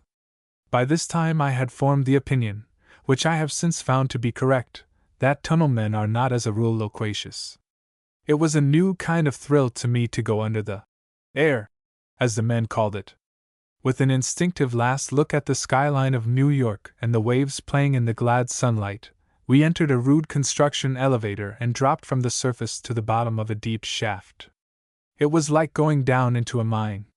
There was the airlock, studded with bolts, and looking just like a huge boiler, turned horizontally. The heavy iron door swung shut with a bang as Patty and Capps, followed by Kennedy and myself, crept into the airlock. Patty turned on a valve, and compressed air from the tunnel began to rush in with a hiss as of escaping steam. Pound after pound to the square inch the pressure slowly rose until I felt sure the drums of my ears would burst. Then the hissing noise began to dwindle down to a wheeze, and then it stopped all of a sudden. That meant that the air pressure in the lock was the same as that in the tunnel. Patty pushed open the door in the other end of the lock from that by which we had entered. Along the bottom of the completed tube we followed Patty and Capps. On we trudged, fanned by the moist breath of the tunnel. Every few feet an incandescent light gleamed in the misty darkness. After perhaps 100 paces we had to duck down under a semicircular partition covering the upper half of the tube. "What is that?" I shouted at Patty, the nasal ring of my own voice startling me. "Emergency curtain," he shouted back. Words were economized.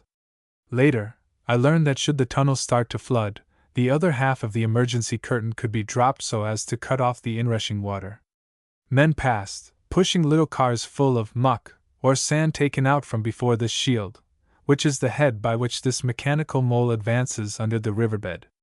These men and others who do the shoveling are the muckers. Pipes laid along the side of the tunnel conducted compressed air and fresh water, while electric light and telephone wires were strung all about. These and the tools and other things strewn along the tunnel obstructed the narrow passage to such an extent that we had to be careful in picking our way. At last we reached the shield, and on hands and knees we crawled out into one of its compartments. Here we experienced for the first time the weird realization that only the air stood between us and destruction from the tons and tons of sand and water overhead. At some points in the sand we could feel the air escaping, which appeared at the surface of the river overhead in bubbles, indicating to those passing in the river boats just how far each tunnel heading below had proceeded. When the loss of air became too great, I learned scows would dump hundreds of tons of clay overhead to make an artificial river bed for the shield to stick its nose safely through, for if the river bed became too thin overhead, the air would blow a hole in it. Capps, it seemed to me, was unusually anxious to have the visit over. At any rate, while Kennedy and Patty were still crawling about the shield, he stood aside, now and then giving the men an order and apparently forgetful of us. My own curiosity was quickly satisfied, and I sat down on a pile of the segments out of which the successive rings of the tunnel were made. As I sat there waiting for Kennedy, I absently reached into my pocket and pulled out a cigarette and lighted it. It burned amazingly fast, as if it were made of tinder, the reason being the excess of oxygen in the compressed air. I was looking at it in astonishment, when suddenly I felt a blow on my hand. It was Capps. "You chump!" he shouted as he ground the cigarette under his boot. "Don't you know it is dangerous to smoke in compressed air?" "Why, no," I replied, smothering my anger at his manner. "No one said anything about it." "Well, it is dangerous, and Orton's a fool to let greenhorns come in here." "And to whom may it be dangerous?" I heard a voice inquire over my shoulder. It was Kennedy. "To Mr. Jameson or the rest of us?" "Well," answered Capps, "I supposed everybody knew it was reckless, and that he would hurt himself more by one smoke in the air than by 100 up above. That's all." He turned on Kennedy sullenly, and started to walk back up the tunnel. But I could not help thinking that his manner was anything but solicitude for my own health. I could just barely catch his words over the tunnel telephone some feet away. I thought he said that everything was going along all right and that he was about to start back again. Then he disappeared in the midst of the tube without even nodding a farewell. Kennedy and I remained standing, not far from the outlet of the pipe by which the compressed air was being supplied in the tunnel from the compressors above, in order to keep the pressure up to the constant level necessary. I saw Kennedy give a hurried glance about, as if to note whether anyone were looking at us. No one was. With a quick motion he reached down. In his hand was a stout little glass flask with a tight-fitting metal top. For a second he held it near the outlet of the pipe, then he snapped the top shut and slipped it back into his pocket as quickly as he had produced it. Slowly we commenced to retrace our steps to the airlock, our curiosity satisfied by this glimpse of one of the most remarkable developments of modern engineering. "Where's Patty?" asked Kennedy, stopping suddenly. "We've forgotten him." "Back there at the shield, I suppose," said I. "Let's whistle and attract his attention." I pursed up my lips, but if I had been whistling for $1 million I couldn't have done it. Craig laughed. "Walter, you are indeed learning many strange things. You can't whistle in compressed air." I was too chagrined to answer. First it was Capps, now it was my own friend Kennedy chaffing me for my ignorance. I was glad to see Patty's huge form looming in the semi-darkness.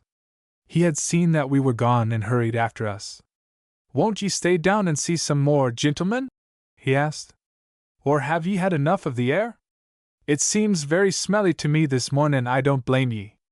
I guess them as doesn't have to stay here is satisfied with a few minutes of it." "No, thanks, I guess we needn't stay down any longer," replied Craig. "I think I have seen all that is necessary at least for the present. Capps has gone out ahead of us. I think you can take us out now, Patty. I would much rather have you do it than to go with anybody else." Coming out, I found, was really more dangerous than going in, for it is while coming out of that men are liable to get the bends. Roughly, half a minute should be consumed in coming out from each pound of pressure, though for such high pressures as we had been under, considerably more time was required in order to do it safely. We spent about half an hour in the airlock, I should judge. Patty let the air out of the lock by turning on a valve leading to the outside, normal atmosphere. Thus he let the air out rapidly at first until we had got down to half the pressure of the tunnel. The second half he did slowly, and it was indeed tedious, but it was safe. There was at equals 21st a hissing sound when he opened the valve, and it grew colder in the lock, since air absorbs heat from surrounding objects when it expands. We were glad to draw sweaters on over our heads. It also grew as misty as a London fog as the water vapor in the air was condensed. At last the hiss of escaping air ceased. The door to the modern dungeon of science grated open. We walked out of the lock to the elevator shaft, and were hoisted up to God's air again. We gazed out across the river with its waves dancing in the sunlight. There, out in the middle, was a wreath of bubbles on the water. That marked the end of the tunnel, over the shield. Down beneath those bubbles the sandhogs were rooting. But what was the mystery that the tunnel held in its dark, dank bosom? Had Kennedy a clue? "I think we had better wait around a bit," remarked Kennedy, as we sipped our hot coffee in the dressing room and warmed ourselves from the chill of coming out of the lock. "In case anything should happen to us and we should get the bends, this is the place for us, near the medical lock, as it is called, that big steel cylinder over there, where we found Orton. The best cure for the bends is to go back under the air recompression, they call it. The renewed pressure causes the gas in the blood to contract again, and thus it is eliminated sometimes. At any rate, it is the best known cure and considerably reduces the pain in the worst cases. When you have a bad case like Orton's, it means that the damage is done. The gas has ruptured some veins." Patty was right. Only time will cure that. Nothing happened to us, however, and in a couple of hours we dropped in on Orton at the hospital, where he was slowly convalescing. "What do you think of the case?" he asked anxiously. "Nothing as yet," replied Craig. "But I have set certain things in motion which will give us a pretty good line on what is taking place in a day or so." Orton's face fell, but he said nothing. He bit his lip nervously and looked out of the sun parlor at the roofs of New York around him. "What has happened since last night to increase your anxiety, Jack?" asked Craig sympathetically. Orton wheeled his chair about slowly, faced us, and drew a letter from his pocket. Laying it flat on the table, he covered the lower part with the envelope. "Read that," he said. "Dear Jack," it began. I saw at once that it was from Miss Taylor. "Just a line," she wrote, "to let you know that I am thinking about you always and hoping that you are better than when I saw you this evening. Papa had the chairman of the board of directors of the Five Borough here late tonight, and they were in the library for over an hour. For your sake, Jack, I played the eavesdropper, but they talked so low that I could hear nothing, though I know they were talking about you and the tunnel. When they came out, I had no time to escape, so I slipped behind a portiere. I heard Father say, 'Yes, I guess you are right, Morris. The thing has gone on long enough. If there's one more big accident, we shall have to compromise with the Inter-River and carry on the work jointly. We have given Orton his chance, and if they demand that this other fellow shall be put in, I suppose we shall have to concede it.' Mr. Morris seemed pleased that Father agreed with him and said so. Oh, Jack, can't you do something to show them they are wrong, and do it quickly? I never miss an opportunity of telling Papa it is not your fault that all these delays take place." The rest of the letter was covered by the envelope, and Orton would not have shown it for worlds. "Orton," said Kennedy, after a few moments' reflection, "I will take a chance for your sake, a long chance, but I think a good one. If you can pull yourself together by this afternoon, be over at your office at 4. Be sure to have Shelton and Capps there, and you can tell Mr. Taylor that you have something very important to set before him. Now I must hurry if I am to fulfill my part of the contract. Goodbye, Jack. Keep a stiff upper lip, old man. I'll have something that will surprise you this afternoon." Outside, as he hurried uptown, Craig was silent, but I could see his features working nervously, and as we parted he merely said, "Of course, you'll be there, Walter. I'll put the finishing touches on your story of high finance." Slowly enough the few hours passed before I found myself again in Orton's office. He was there already, despite the orders of his physician, who was disgusted at this excursion from the hospital. Kennedy was there, too, grim and silent. We sat watching the two indicators beside Orton's desk, which showed the air pressure in the two tubes. The needles were vibrating ever so little and tracing a red ink line on the ruled paper that unwound from the drum. From the moment the tunnels were started, here was preserved a faithful record of every slightest variation of air pressure. "Telephone down into the tube and have Caps come up," said Craig at length, glancing at Orton's desk clock. "Taylor will be here pretty soon, and I want Caps to be out of the tunnel by the time he comes. Then get Shelton, too." In response to Orton's summons, Caps and Shelton came into the office, just as a large town car pulled up outside the tunnel works. A tall, distinguished-looking man stepped out and turned again toward the door of the car. "There's Taylor," I remarked, for I had seen him often at investigations before the Public Service Commission. "And Vivian, too!" exclaimed Orton excitedly. "Say, fellows, clear off these desks. Quick, before she gets up here. In the closet with these blueprints, Walter. There, that's a little better. If I had known she was coming, I would at least have had the place swept out. Puff! Look at the dust on this desk of mine. Well, there's no help for it. There they are at the door now. Why, Vivian, what a surprise! Jack!" she exclaimed, almost ignoring the rest of us and quickly crossing to his chair to lay a restraining hand on his shoulder as he vainly tried to stand up to welcome her. "Why didn't you tell me you were coming?" he asked eagerly.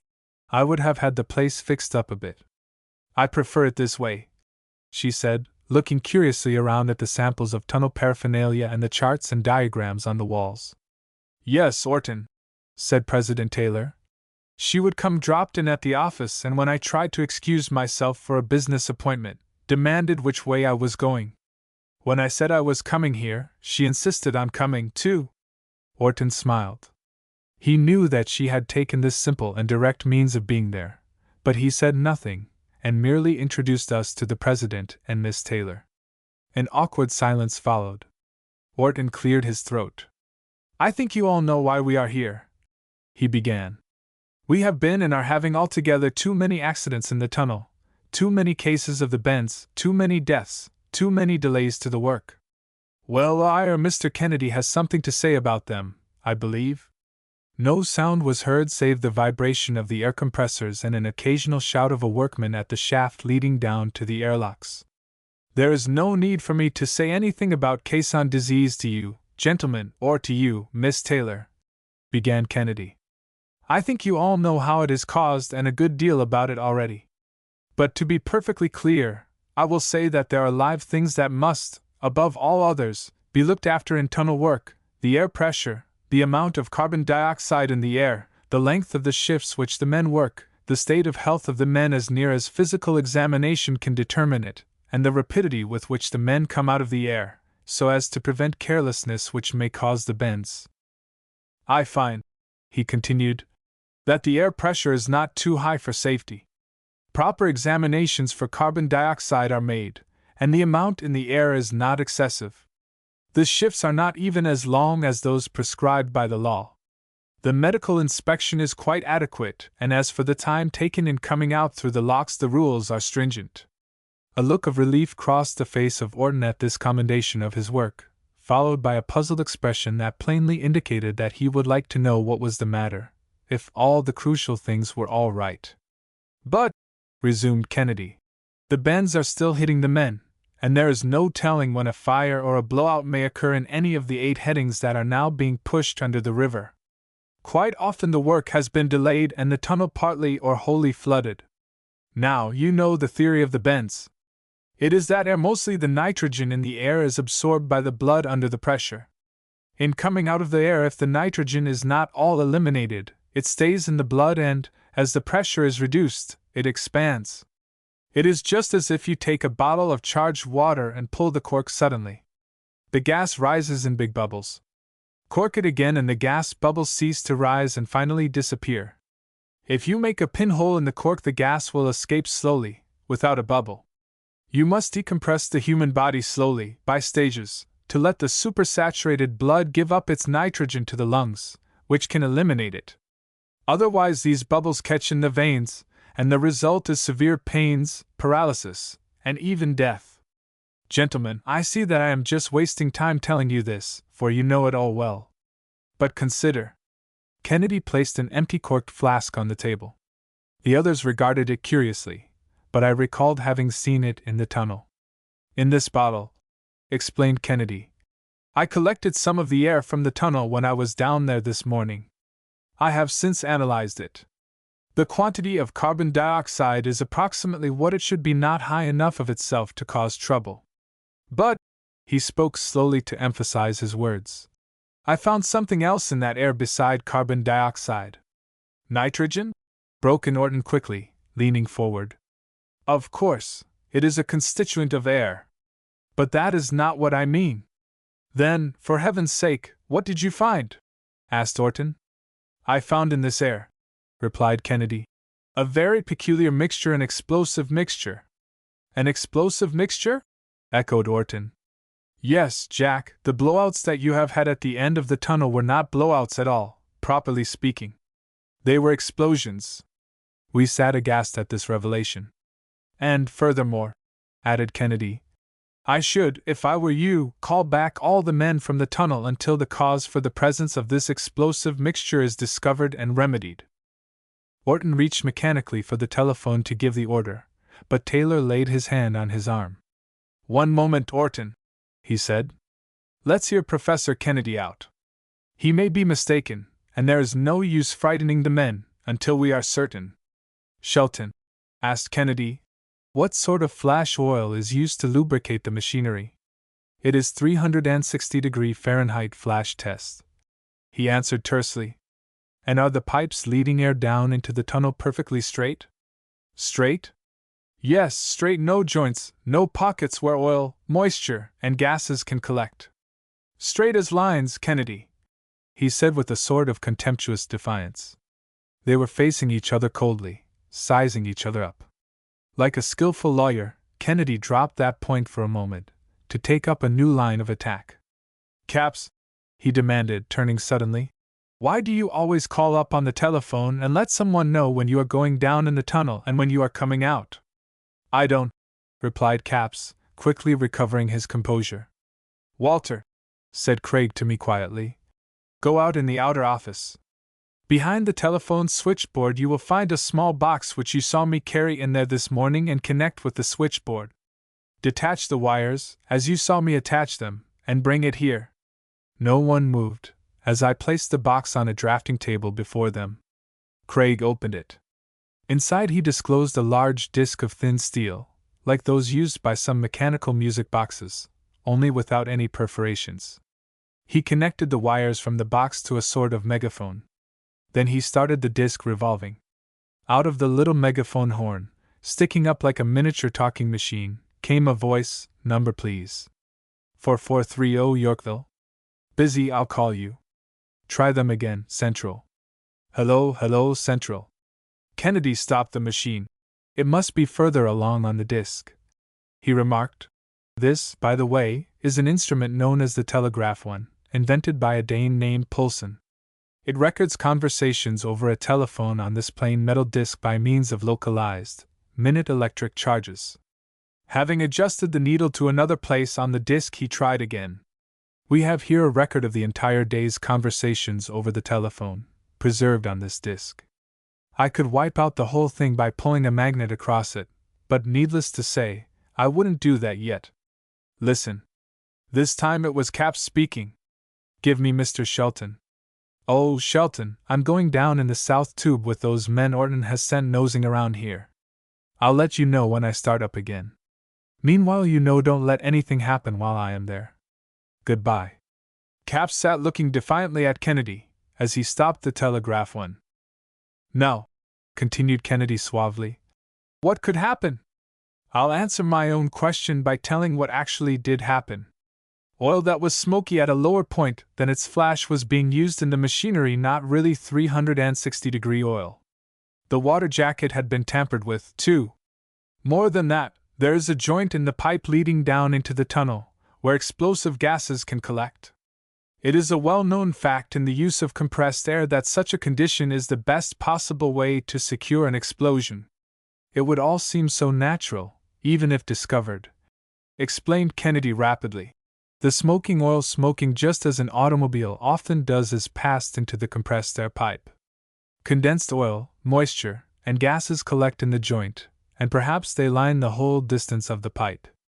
A spark from the low-grade oil and they are ignited. What takes place is the same thing that occurs in the cylinder of an automobile where the air is compressed with gasoline vapor. Only here we have compressed air charged with vapor of oil. The flame proceeds down the pipe, exploding through the pipe, if it happens to be not strong enough. This pipe, however, is strong. Therefore, the flame in this case shoots out at the open end of the pipe, down near the shield, and if the air in the tunnel happens also to be surcharged with oil vapor, an explosion takes place in the tunnel, the river bottom is blown out, then God help the sandhogs. That's how your accidents took place, Orton, concluded Kennedy in triumph. And that impure air, not impure from carbon dioxide, but from this oil vapor mixture, increased the liability of the men for the bends. Capps knew about it. He was careful while he was there to see that the air was made as pure as possible under the circumstances. He was so careful that he wouldn't even let Mr. Jameson smoke in the tunnel. But as soon as he went to the surface, the same deadly mixture was pumped down again. I caught some of it in this flask, and… My God, Patty's down there now! Cried Orton, suddenly seizing his telephone. Operator, give me the south tube quick. What, they don't answer? Out in the river above the end of the heading, where a short time before there had been only a few bubbles on the surface of the water, I could see what looked like a huge geyser of water spouting up. I pulled Craig over to me and pointed. A blowout! Cried Kennedy, as he rushed to the door, only to be met by a group of blanched-faced workers who had come breathless to the office to deliver the news. Craig acted quickly. Hold these men, he ordered, pointing to Capps and Shelton, until we come back. Orton, while we are gone, go over the entire day's record on the telegraph one. I suspect you and Miss Taylor will find something there that will interest you. He sprang down the ladder to the tunnel airlock, not waiting for the elevator. In front of the closed door of the lock, an excited group of men was gathered. One of them was peering through the dim, thick, glass porthole in the door. There he is, standin' by the door with a club, and the men's crowed in so fast that they're all wedged so's none can get in at all. He's beatin' 'em back with the stick. Now, he's got the door clear and has dragged one poor fellow in. It's Jimmy Rourke, him with the 8 childer. Now he's dragged in a Polak. Now he's fightin' back a big Jamaican nigger who's tryin' to shove ahead of a little Italian. It's Paddy, cried Craig. If he can bring them all out safely without the loss of a life, he'll save the day yet for Orton. And he'll do it too, Walter. Instantly I reconstructed in my mind the scene in the tunnel, the explosion of the oil vapor, the mad race up the tube, perhaps the failure of the emergency curtain to work, the frantic efforts of the men, in panic, all to crowd through the narrow little door at once, the rapidly rising water, and above all the heroic Paddy, cool to the last, standing at the door and single-handed beating the men back with a club, so that they could go through one at a time.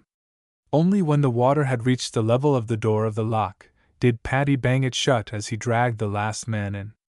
Then followed an interminable wait for the air in the lock to be exhausted. When, at last, the door at our end of the lock swung open, the men with a cheer seized Paddy and, in spite of his struggles, hoisted him on to their shoulders, and carried him off, still struggling, in triumph up the construction elevator to the open air above. The scene in Orton's office was dramatic as the men entered with Paddy. Vivian Taylor was standing defiantly, with burning eyes, facing Capps, who stared sullenly at the floor before him. Shelton was plainly abashed. Kennedy, cried Orton, vainly trying to rise. Listen. Have you still that place on the Telegraph One record, Vivian? Miss Taylor started the Telegraph One, while we all crowded around leaning forward eagerly. Hello? Inter River? Is this the President's office? Oh, hello. This is Capps talking. How are you? Oh, you've heard about Orton, have you? Not so bad, eh? Well, I'm arranging with my man Shelton here for the final act this afternoon. After that you can compromise with the Five-Borough on your own terms. I think I have argued Taylor and Morris into the right frame of mind for it, if we have one more big accident. What's that? How is my love affair? Well, Orton's in the way yet, but you know why I went into this deal. When you put me into his place after the compromise, I think I will pull strong with her. Saw her last night. She feels pretty bad about Orton, but she'll get over it. Besides, the pater will never let her marry a man who's down and out. By the way, you've got to do something handsome for Shelton. All right. I'll see you tonight and tell you some more. Watch the papers in the meantime for the grand finale. Goodbye. An angry growl rose from one or two of the more quick-witted men. Kennedy reached over and pulled me with him quickly through the crowd. Hurry, Walter, he whispered hoarsely. Hustle Shelton and Caps out quick before the rest of the men wake up to what it's all about, or we shall have a lynching instead of an arrest. As we shoved and pushed them out, I saw the rough and grimy sandhogs in the rear move quickly aside, and off came their muddy, frayed hats. A dainty figure flitted among them toward Orton. It was Vivian Taylor. Papa! She cried, grasping Jack by both hands and turning to Taylor, who followed her closely. Papa, I told you not to be too hasty with Jack. 7. The White Slave. Kennedy and I had just tossed a coin to decide whether it should be a comic opera or a good walk in the mellow spring night air, and the opera had won. But we had scarcely begun to argue the vital point as to where to go, when the door buzzer sounded a sure sign that some box office had lost $4. It was a much agitated middle-aged couple who entered as Craig threw open the door. Of our two visitors, the woman attracted my attention first, for on her pale face the lines of sorrow were almost visibly deepening. Her nervous manner interested me greatly, though I took pains to conceal the fact that I noticed it. It was quickly accounted for, however, by the card which the man presented, bearing the name Mr. George Gilbert, and a short scribble from First Deputy O'Connor. Mr. and Mrs. Gilbert desire to consult you with regard to the mysterious disappearance of their daughter, Georgette. I am sure I need say nothing further to interest you than that the MP squad is completely baffled. O'Connor. H.M., remarked Kennedy. Not strange for the missing persons squad to be baffled at this case. Then you know of our daughter's stranger departure? Asked Mr. Gilbert, eagerly scanning Kennedy's face and using a euphemism that would fall less harshly on his wife's ears than the truth. Indeed, yes, nodded Craig with marked sympathy. That is, I have read most of what the papers have said. Let me introduce my friend, Mr. Jameson. You recall we were discussing the Georgette Gilbert case this morning, Walter? I did, and perhaps before I proceed further with the story I should quote at least the important parts of the article in the Morning Star which had occasioned the discussion. The article had been headed, When Personalities Are Lost, and with the Gilbert case as a text many instances had been cited which had later been solved by the return of the memory of the sufferer. In part the article had said, Mysterious disappearances, such as that of Georgette Gilbert, have alarmed the public and baffled the police before this, disappearances that in their suddenness, apparent lack of purpose, and inexplicability, have had much in common with the case of Miss Gilbert. Leaving out of account the class of disappearances such as embezzlers, blackmailers, and other criminals, there is still a large number of recorded cases where the subjects have dropped out of sight without apparent cause or reason and have left behind them untarnished reputations. Of these a small percentage are found to have met with violence, others have been victims of a suicidal mania, and sooner or later a clue has come to light, for the dead are often easier to find than the living. Of the remaining small proportion there are on record a number of carefully authenticated cases where the subjects have been the victims of a sudden and complete loss of memory. This dislocation of memory is a variety of aphasia known as amnesia, and when the memory is recurrently lost and restored it is an alternating personality. The psychical researchers and psychologists have reported many cases of alternating personality. Studious efforts are being made to understand and to explain the strange type of mental phenomena exhibited in these cases, but no one has as yet given a final, clear, and comprehensive explanation of them. Such cases are by no means always connected with disappearances, but the variety known as the ambulatory type, where the patient suddenly loses all knowledge of his own identity and of his past and takes himself off, leaving no trace or clue, is the variety which the present case calls to popular attention. Then followed a list of a dozen or so interesting cases of persons who had vanished completely and had, some several days and some even years later, suddenly awakened to their first personality, returned, and taken up the thread of that personality where it had been broken.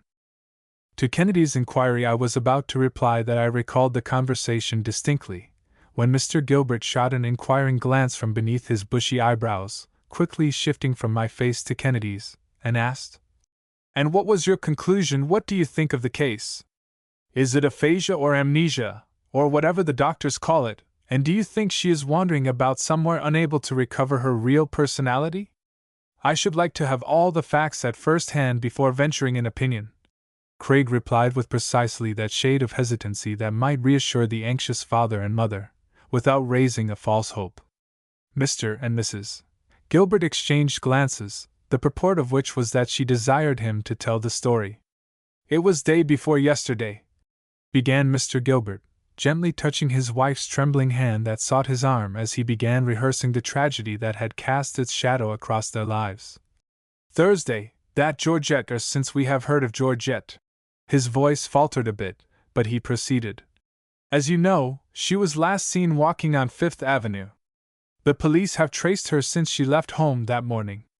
It is known that she went first to the public library, then that she stopped at a department store on the avenue, where she made a small purchase which she had charged to our family account, and finally that she went to a large bookstore.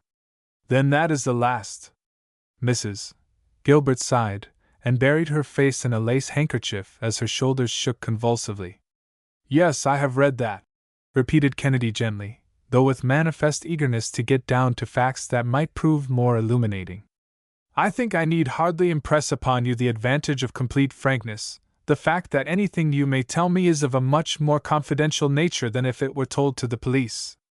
Had Miss Gilbert any love affair, any trouble of such a nature that it might have preyed on her mind?" Kennedy's tactful manner seemed to reassure both the father and the mother, who exchanged another glance. "Although we have said no to the reporters," Mrs. Gilbert replied bravely in answer to the nod of approval from her husband, and much as if she herself were making a confession for them both. "I fear that Georgette had had a love affair. No doubt you have heard hints of Dudley Lawton's name in connection with the case? I can't imagine how they could have leaked out, for I should have said that that old affair had long since been forgotten even by the society gossips.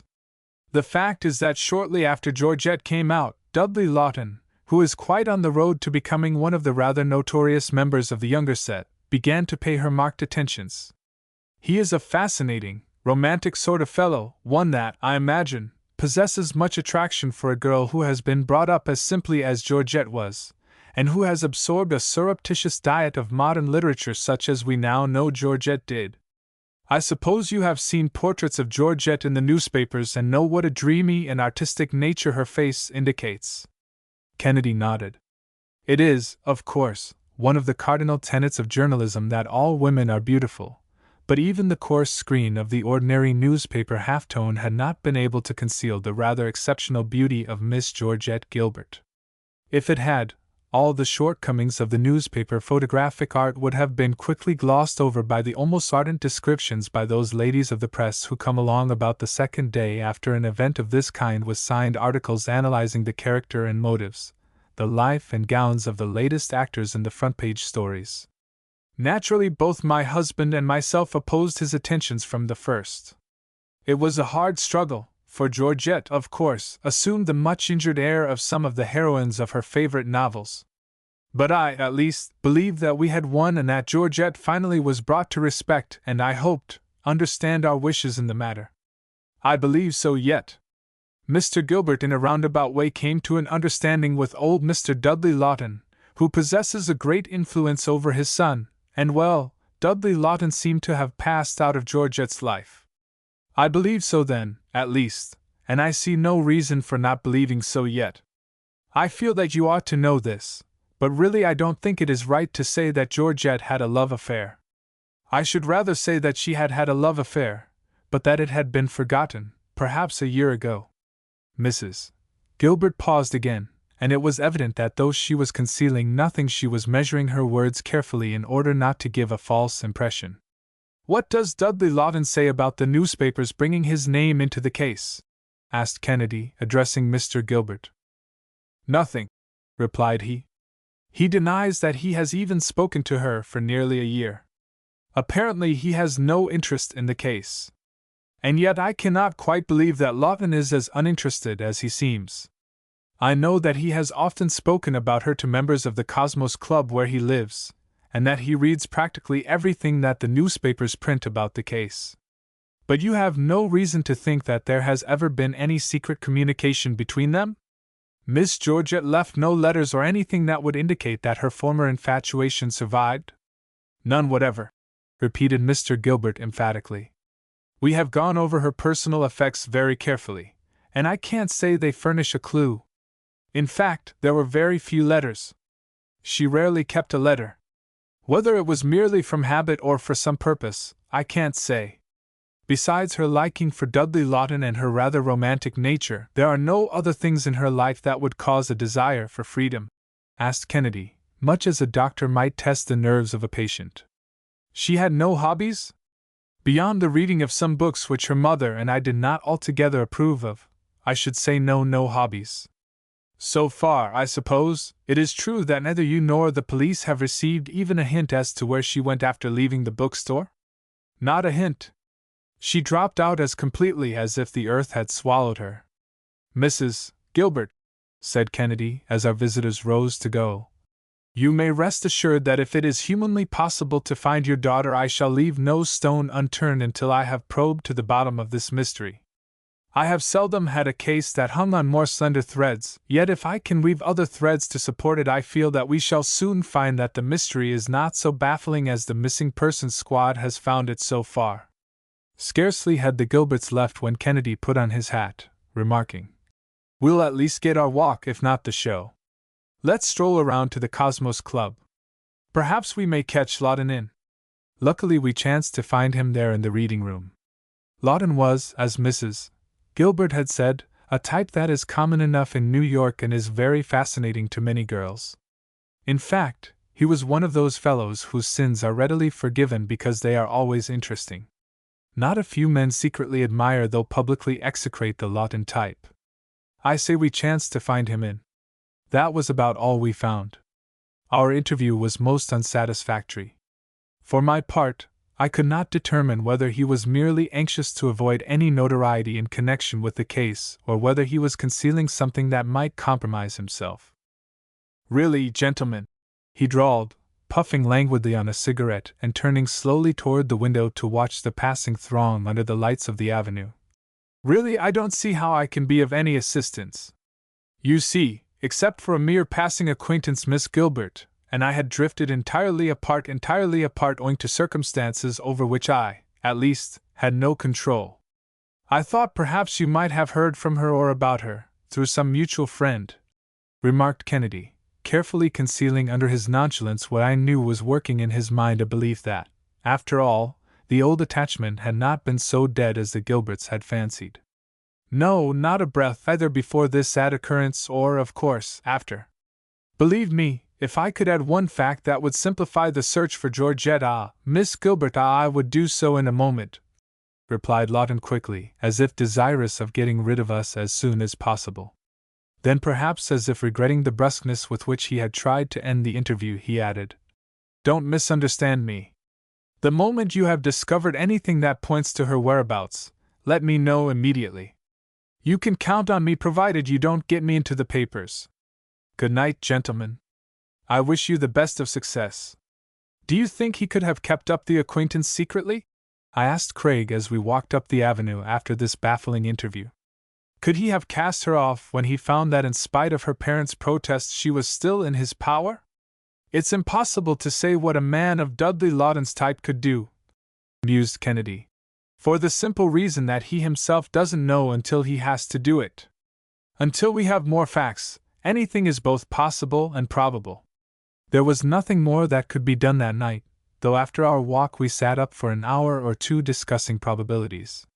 It did not take me long to reach the end of my imagination and give up the case, but Kennedy continued to revolve the matter in his mind, looking at it from every angle and calling upon all the vast store of information that he had treasured up in that marvelous brain of his, ready to be called on almost as if his mind were card-indexed. Murders, suicides, robberies, and burglaries are, after all, pretty easily explained, he remarked, after a long period of silence on my part. But the sudden disappearance of people out of the crowded city into nowhere is something that is much harder to explain. And it isn't so difficult to disappear as some people imagine, either. You remember the case of the celebrated Arctic explorer whose picture had been published scores of times in every illustrated paper. He had no trouble in disappearing and then reappearing later, when he got ready. Yet experience has taught me that there is always a reason for disappearances. It is our next duty to discover that reason. Still, it won't do to say that disappearances are not mysterious. Disappearances except for money troubles are all mysterious. The first thing in such a case is to discover whether the person has any hobbies or habits or fads. That is what I tried to find out from the Gilberts. I can't tell yet whether I succeeded. Kennedy took a pencil and hastily jotted down something on a piece of paper which he tossed over to me. It read 1. Love, family trouble. 2. A romantic disposition. 3. Temporary insanity, self-destruction. 4. Criminal assault. 5. Aphasia. 6. Kidnapping. Those are the reasons why people disappear, eliminating criminals and those who have financial difficulties. Dream on that and see if you can work out the answer in your subliminal consciousness. Good night. Needless to say, I was no further advanced in the morning than at midnight, but Kennedy seemed to have evolved at least a tentative program. It started with a visit to the public library, where he carefully went over the ground already gone over by the police. Finding nothing, he concluded that Miss Gilbert had not found what she wanted at the library and had continued the quest, even as he was continuing the quest of herself. His next step was to visit the department store. The purchase had been an inconsequential affair of half a dozen handkerchiefs, to be sent home. This certainly did not look like a premeditated disappearance, but Craig was proceeding on the assumption that this purchase indicated nothing except that there had been a sale of handkerchiefs which had caught her eye. Having stopped at the library first and a bookshop afterward, he assumed that she had also visited the book department of the store.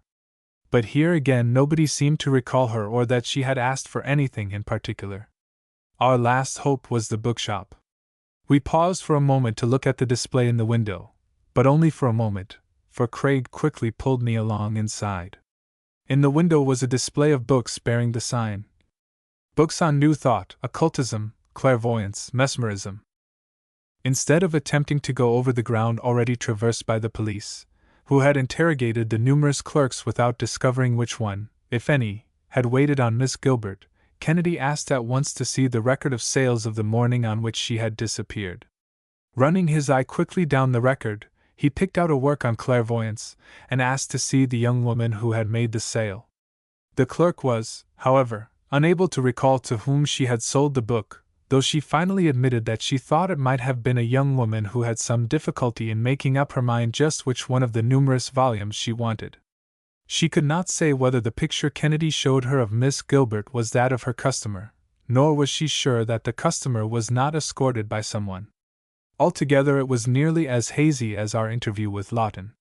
Still, remarked Kennedy cheerfully, it may furnish a clue after all. The clerk at least was not positive that it was not Miss Gilbert to whom she sold the book. Since we are down in this neighborhood, let us drop in and see Mr. Gilbert again. Perhaps something may have happened since last night. Mr. Gilbert was in the dry goods business in a loft building in the new dry goods section on 4th Avenue. One could almost feel that a tragedy had invaded even his place of business. As we entered, we could see groups of clerks, evidently discussing the case.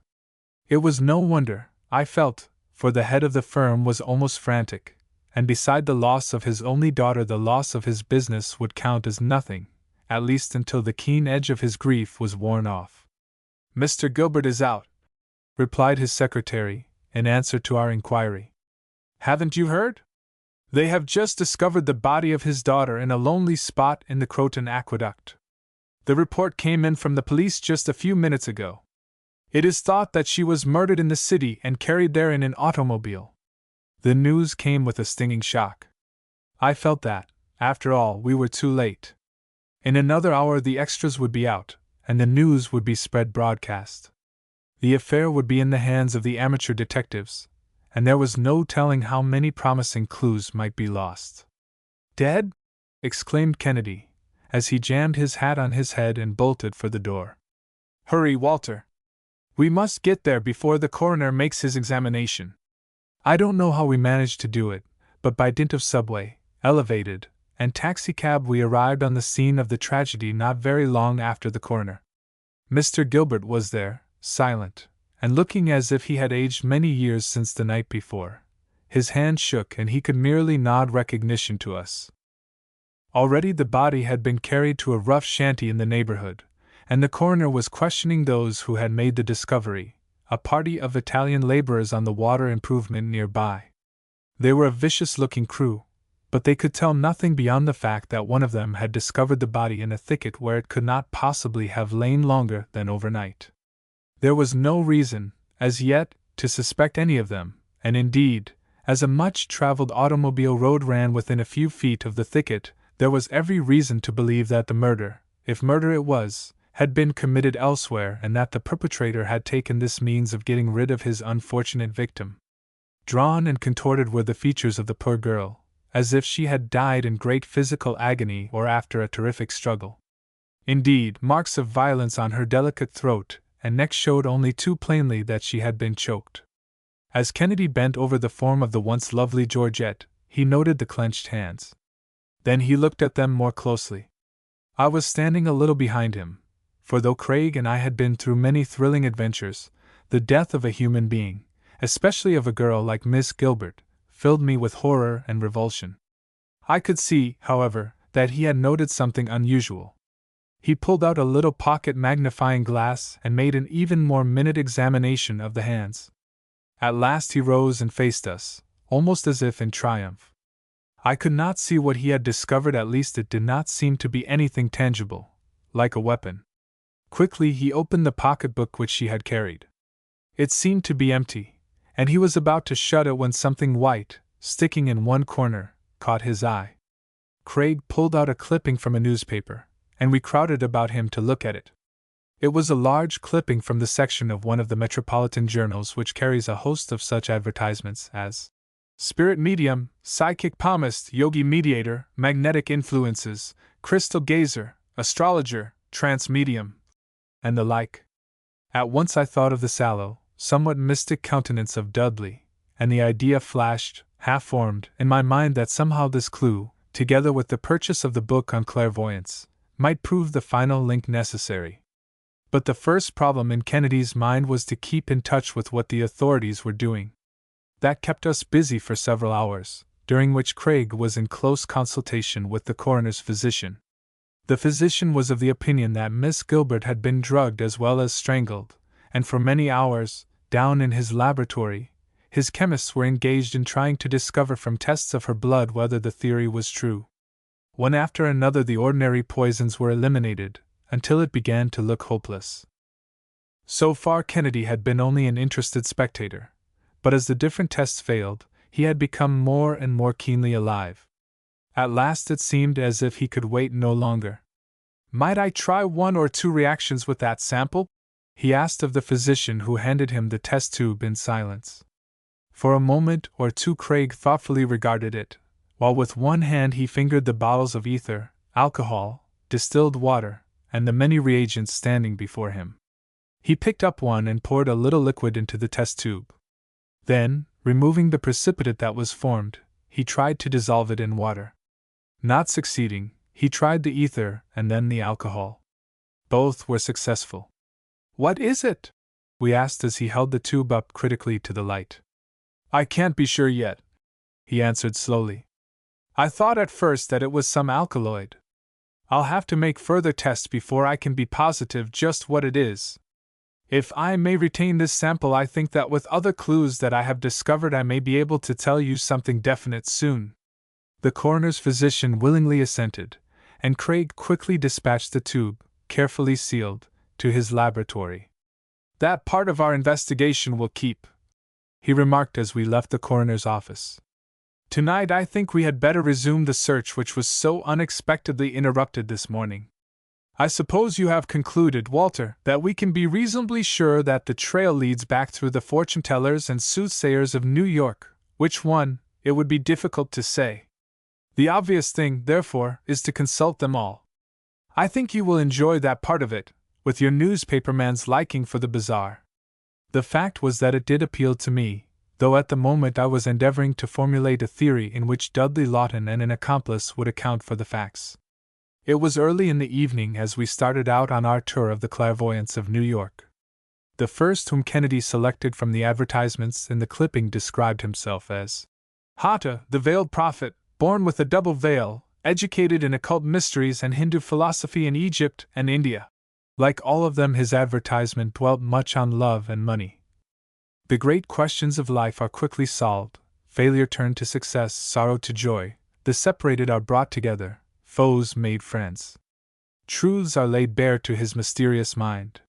He gives you power to attract and control those whom you may desire, tells you of living or dead, your secret troubles, the cause and remedy. Advice on all affairs of life, love, courtship, marriage, business, speculations, investments. Overcomes rivals, enemies, and all evil influences. Will tell you how to attract, control, and change the thought, intentions, actions, or character of any one you desire. Hata was a modest adept who professed to be able to explain the whole 10 stages of yoga. He had established himself on a street near Times Square, just off Broadway, and there we found several automobiles and taxicabs standing at the curb, a mute testimony to the wealth of at least some of his clientele. A solemn-faced colored man ushered us into a front parlor, and asked if we had come to see the professor. Kennedy answered that we had. "Will you please write your names and addresses on the outside sheet of this pad, then tear it off and keep it?" asked the attendant. "We ask all visitors to do that simply as a guarantee of good faith. Then if you will write under it what you wish to find out from the professor, I think it will help you concentrate. But don't write while I am in the room, and don't let me see the writing." "A pretty cheap trick," exclaimed Craig when the attendant had gone. "That's how he tells the gullible their names before they tell him. I've a good notion to tear off 2 sheets. The second is chemically prepared, with paraffin, I think. By dusting it over with powdered charcoal you can bring out what was written on the first sheet over it. Oh, well, let's let him get something across, anyway. Here goes, our names and addresses, and underneath I'll write, what has become of Georgette Gilbert." Perhaps 5 minutes later the Negro took the pad, the top sheet having been torn off and placed in Kennedy's pocket. He also took a small fee of $2. A few minutes later we were ushered into the awful presence of the veiled prophet, a tall, ferret-eyed man in a robe that looked suspiciously like a brocaded dressing-gown much too large for him. Sure enough, he addressed us solemnly by name and proceeded directly to tell us why we had come. "Let us look into the crystal of the past, present, and future and read what it has to reveal," he added solemnly, darkening the room, which was already only dimly lighted. Then Hata, the crystal gazer, solemnly seated himself in a chair. Before him, in his hands, reposing on a bag of satin, lay a huge oval piece of glass. He threw forward his head and riveted his eyes on the milky depths of the crystal. In a moment he began to talk, first ramblingly, then coherently. "I see a man, a dark man," he began. "He is talking earnestly to a young girl. She is trying to avoid him. He seizes her by both arms. They struggle. He has his hand at her throat. He is choking her." I was thinking of the newspaper descriptions of Lawton, which the fakir had undoubtedly read, but Kennedy was leaning forward over the crystal gazer, not watching the crystal at all, nor with his eyes on the clairvoyant's face. "Her tongue is protruding from her mouth, her eyes are bulging." Yes, urged Kennedy. "Go on." "She falls. He strikes her. He flees. He goes to—" Kennedy laid his hand ever so lightly on the arm of the clairvoyant, then quickly withdrew it. "I cannot see where he goes. It is dark. You will have to come back tomorrow when the vision is stronger." The thing stung me by its crudity. Kennedy, however, seemed elated by our experience as we gained the street. Craig, I remonstrated, you don't mean to say you attach any importance to vaporings like that? Why, there wasn't a thing the fellow couldn't have imagined from the newspapers, even the clumsy description of Dudley Lawton. We'll see, he replied cheerfully, as we stopped under a light to read the address of the next seer, who happened to be in the same block. It proved to be the psychic palmist who called himself the Pundit. He also was born with a strange and remarkable power not meant to gratify the idle curious, but to direct, advise, and help men and women, at the usual low fee. He said in print that he gave instant relief to those who had trouble in love, and also positively guaranteed to tell your name and the object of your visit. He added, love, courtship, marriage. What is more beautiful than the true, unblemished love of one person for another? What is sweeter, better, or more to be desired than perfect harmony and happiness? If you want to win the esteem, love, and everlasting affection of another, see the Pundit, the greatest living master of the occult science. Inasmuch as this seer fell into a passion at the other incompetent soothsayers in the next column, and almost next door, it seemed as if we must surely get something for our money from the Pundit. Like Hata, the Pundit lived in a large brownstone house. The man who admitted us led us into a parlor where several people were seated about as if waiting for someone. The pad and writing process was repeated with little variation. Since we were the latest comers, we had to wait some time before we were ushered into the presence of the Pundit, who was clad in a green silk robe. The room was large and had very small windows of stained glass. At one end of the room was an altar on which burned several candles which gave out an incense. The atmosphere of the room was heavy with a fragrance that seemed to combine cologne with chloroform. The Pundit waved a wand, muttering strange sounds as he did so, for in addition to his palmistry, which he seemed not disposed to exhibit that night, he dealt in mysteries beyond human ken.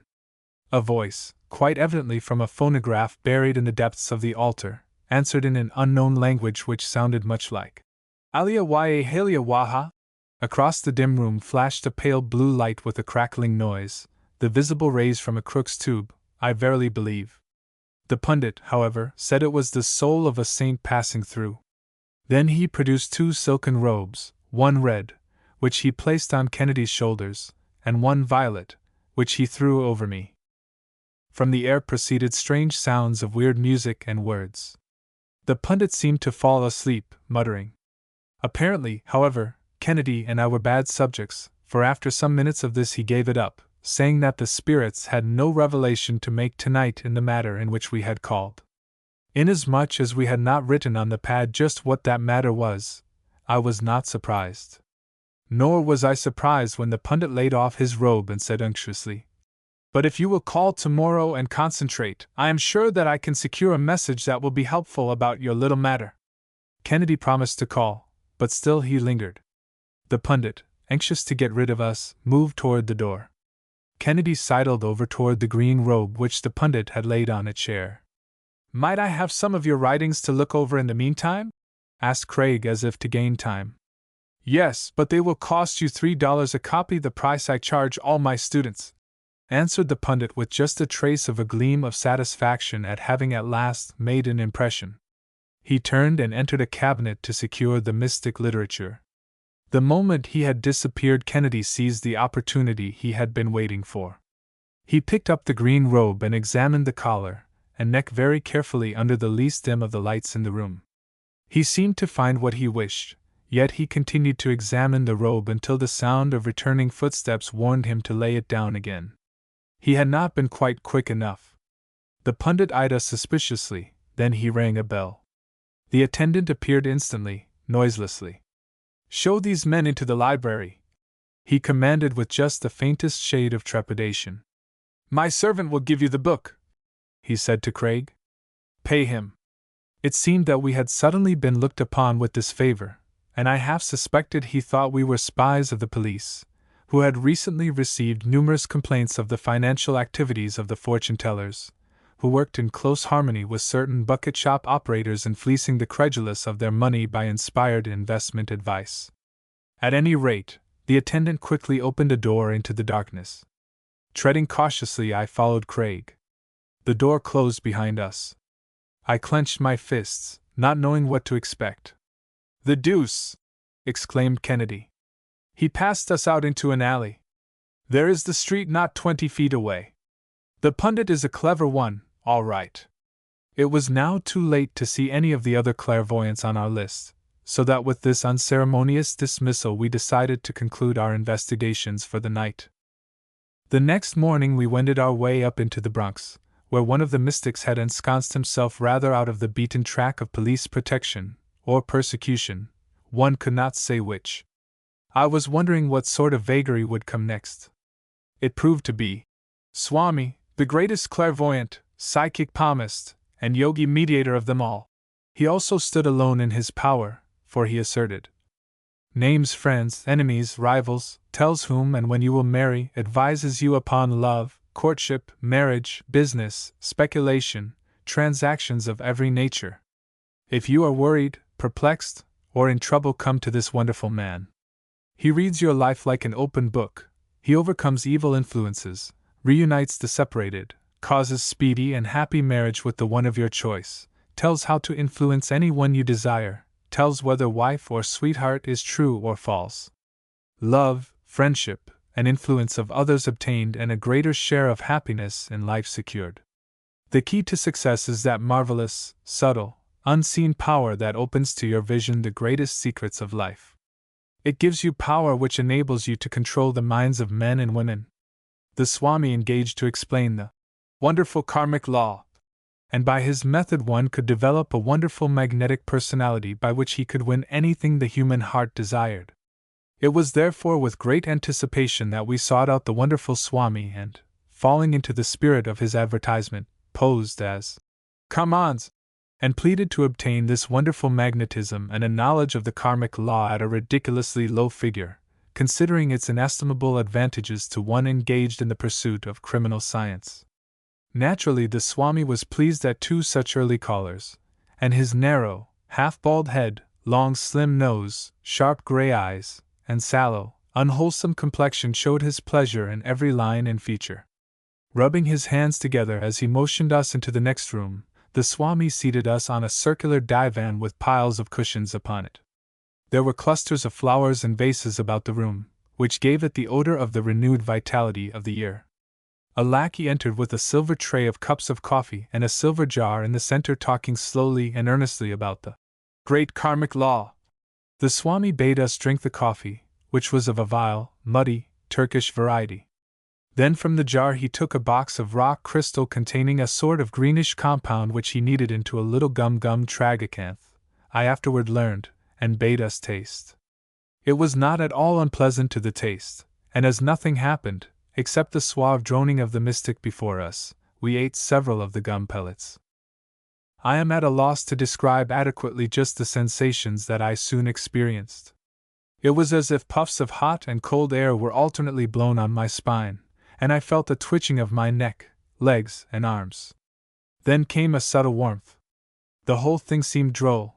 The noise of the Swami's voice was most harmonious. His and Kennedy's faces seemed transformed. They were human faces, but each had a sort of animal likeness back of it, as Lovett has said. The Swami seemed to me to be the fox, Kennedy the owl. I looked in the glass, and I was the eagle. I laughed outright. It was sensuous in the extreme. The beautiful paintings on the walls at once became clothed in flesh and blood. A picture of a lady hanging near me caught my eye. The countenance really smiled and laughed, and varied from moment to moment. Her figure became rounded and living and seemed to stir in the frame. The face was beautiful but ghastly. I seemed to be borne along on a sea of pleasure by currents of voluptuous happiness. The Swami was affected by a profound politeness. As he rose and walked about the room, still talking, he salaamed and bowed. When =20 I spoke, it sounded like a gun, with an echo long afterward rumbling in my brain. Thoughts came to me like fury, bewildering, sometimes as points of light in the most exquisite fireworks. Objects were clothed in most fantastic garbs. I looked at my two animal companions. I seemed to read their thoughts. I felt strange affinities with them, even with the Swami.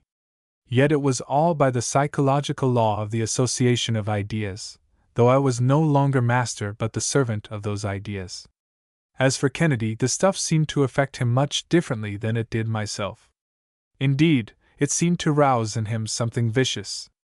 The more I smiled and the more the Swami salaamed, the more violent I could see Craig getting, whereas I was lost in a maze of dreams that I would not have stopped if I could.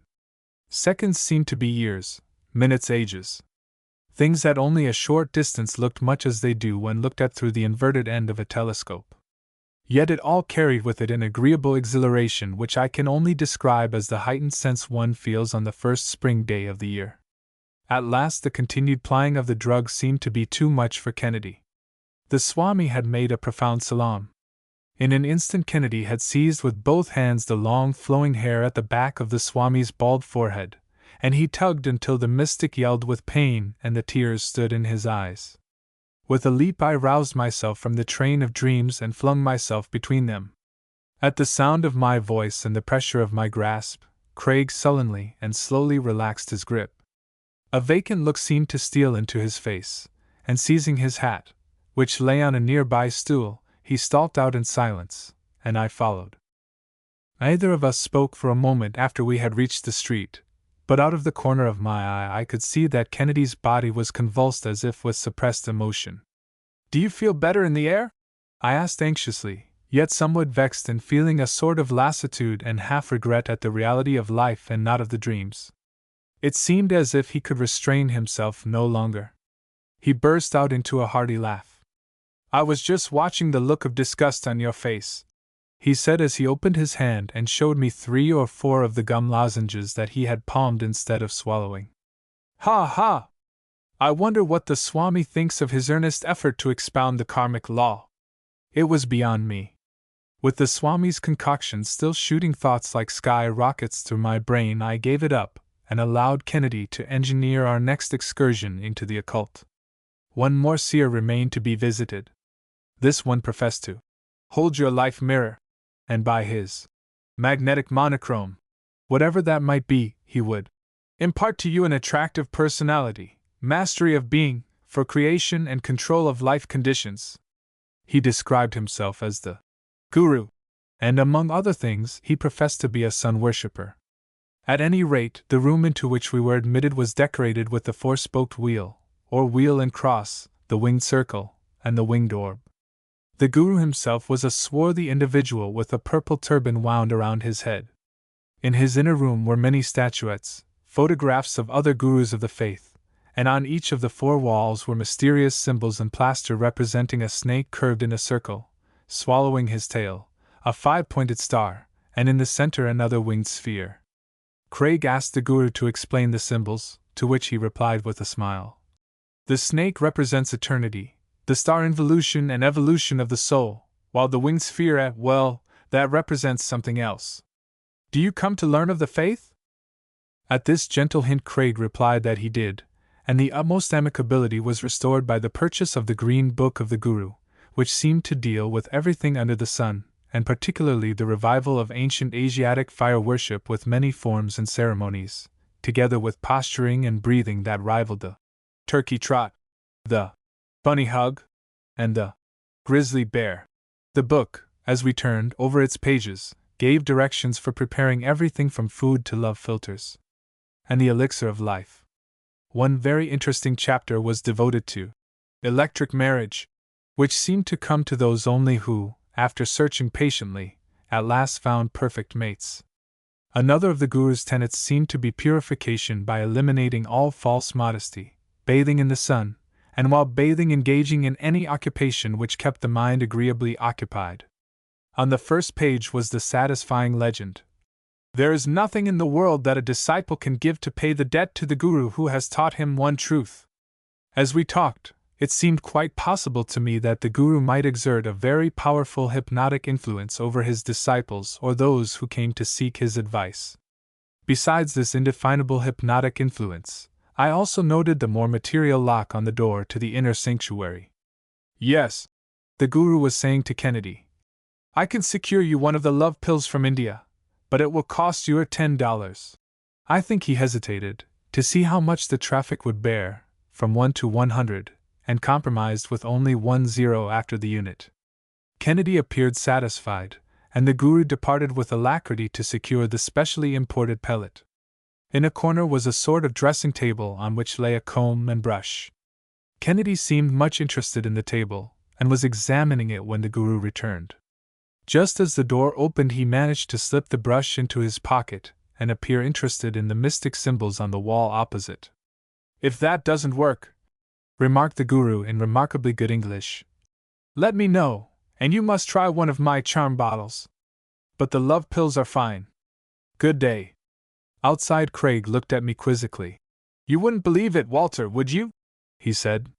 "Here in this 20th century in New York, and in fact in every large city of the world, love filters, love pills, and all the rest of it. And it is not among the ignorant that these things are found, either. You remember we saw automobiles waiting before some of the places. I suspect that all who visit the fakirs are not so gullible, after all," I replied sententiously. "Perhaps not. I think I shall have something interesting to say tonight as a result of our visits, at least." During the remainder of the day, Kennedy was closely confined in his laboratory with his microscopes, slides, chemicals, test tubes, and other apparatus. As for myself, I put in the time speculating which of the fakirs had been in some mysterious way connected with the case, and in what manner. Many were the theories which I had formed and the situations I conjured up, and in nearly all I had one central figure, the young man whose escapades had been the talk of even the fast set of a fast society. That night Kennedy, with the assistance of First Deputy O'Connor, who was not averse to taking any action within the law toward the soothsayers, assembled a curiously cosmopolitan crowd in his laboratory. Besides the Gilberts were Dudley Lawton and his father, Hata, the pundit, the Swami, and the guru, the latter 4 persons in high dudgeon at being deprived of the lucrative profits of a Sunday night. Kennedy began slowly, leading gradually up to his point. "A new means of bringing criminals to justice has been lately studied by one of the greatest scientific detectives of crime in the world, the man to whom we are indebted for our most complete systems of identification and apprehension." Craig paused and fingered the microscope before him thoughtfully. "Human hair," he resumed, "has recently been the study of that untiring criminal scientist, M. Bertillon. He has drawn up a full, classified, and graduated table of all the known colors of the human hair, a complete palette, so to speak, of samples gathered in every quarter of the globe. Henceforth burglars, who already wear gloves or paint their fingers with a rubber composition for fear of leaving fingerprints, will have to wear close-fitting caps or keep their heads shaved. Thus he has hit upon a new method of identification of those sought by the police. For instance, from time to time the question arises whether hair is human or animal. In such cases the microscope tells the answer truthfully. For a long time I have been studying hair, taking advantage of those excellent researches by M. Bertillon. Human hair is fairly uniform, tapering gradually. Under the microscope it is practically always possible to distinguish human hair from animal. I shall not go into the distinctions, but I may add that it is also possible to determine very quickly the difference between all hair, human or animal, and cotton with its corkscrew-like twists, linen with its jointed structure, and silk, which is long, smooth, and cylindrical. Again Kennedy paused as if to emphasize this preface. "I have here," he continued, "a sample of hair." He had picked up a microscope slide that was lying on the table. It certainly did not look very thrilling, a mere piece of glass, that was all. But on the glass was what appeared to be merely a faint line.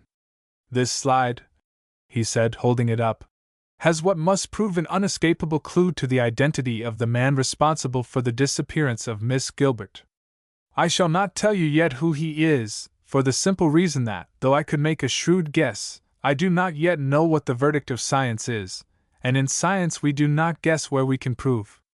You will undoubtedly remember that when Miss Gilbert's body was discovered, it bore no evidence of suicide, but on the contrary the marks of violence.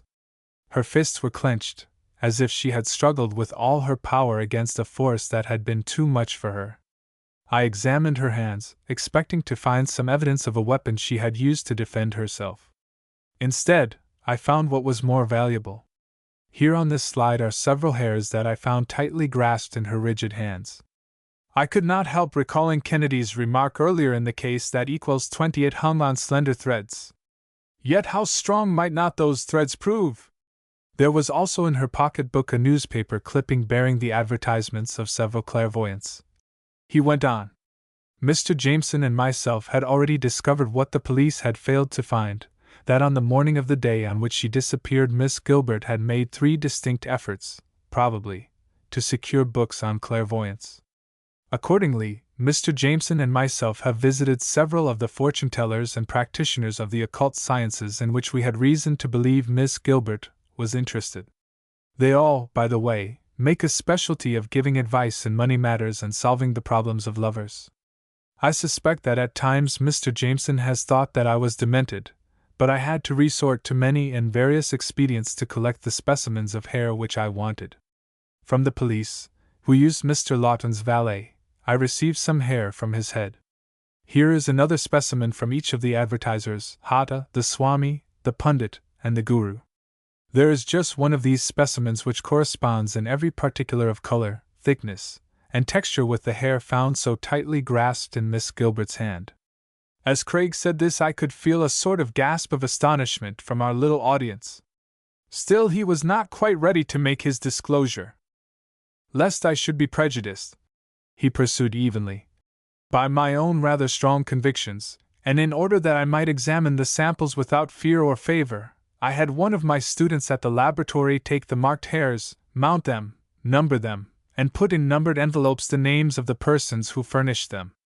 But before I opened the envelope numbered the same as the slide which contains the hair which corresponds precisely with that hair found in Miss Gilbert's hand, and it is slide number 2, said Kennedy, picking out the slide with his finger and moving it on the table with as much coolness as if he were moving a chessman on a board instead of playing in the terrible game of human life. Before I read the name, I have still one more damning fact to disclose.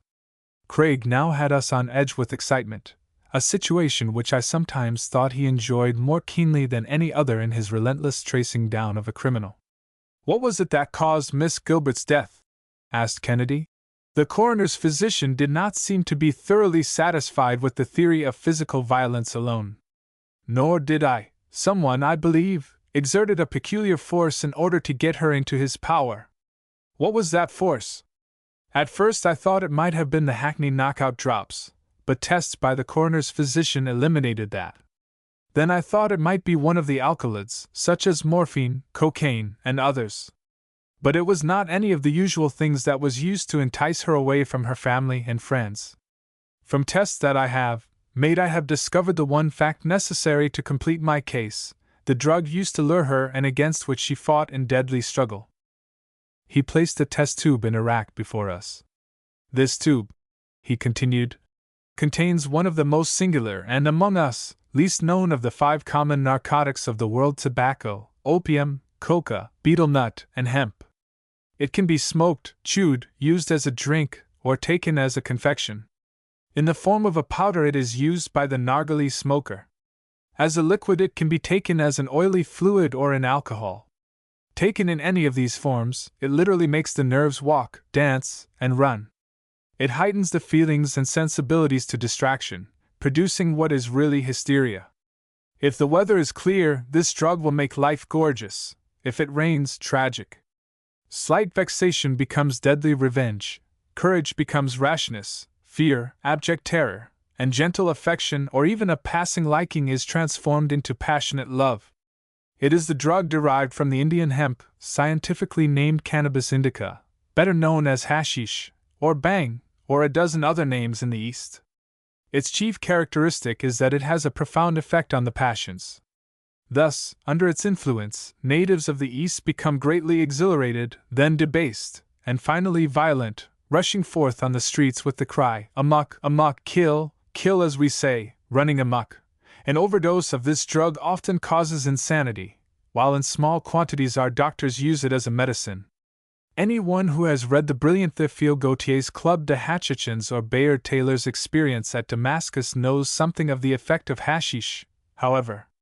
In reconstructing the story of Georgette Gilbert, as best I can, I believe that she was lured to the den of one of the numerous cults practiced in New York, lured by advertisements offering advice in hidden love affairs. Led on by her love for a man whom she could not and would not put out of her life, and by her affection for her parents, she was frantic. This place offered hope, and to it she went in all innocence, not knowing that it was only the open door to a life such as the most lurid disorderly resorts of the metropolis could scarcely match.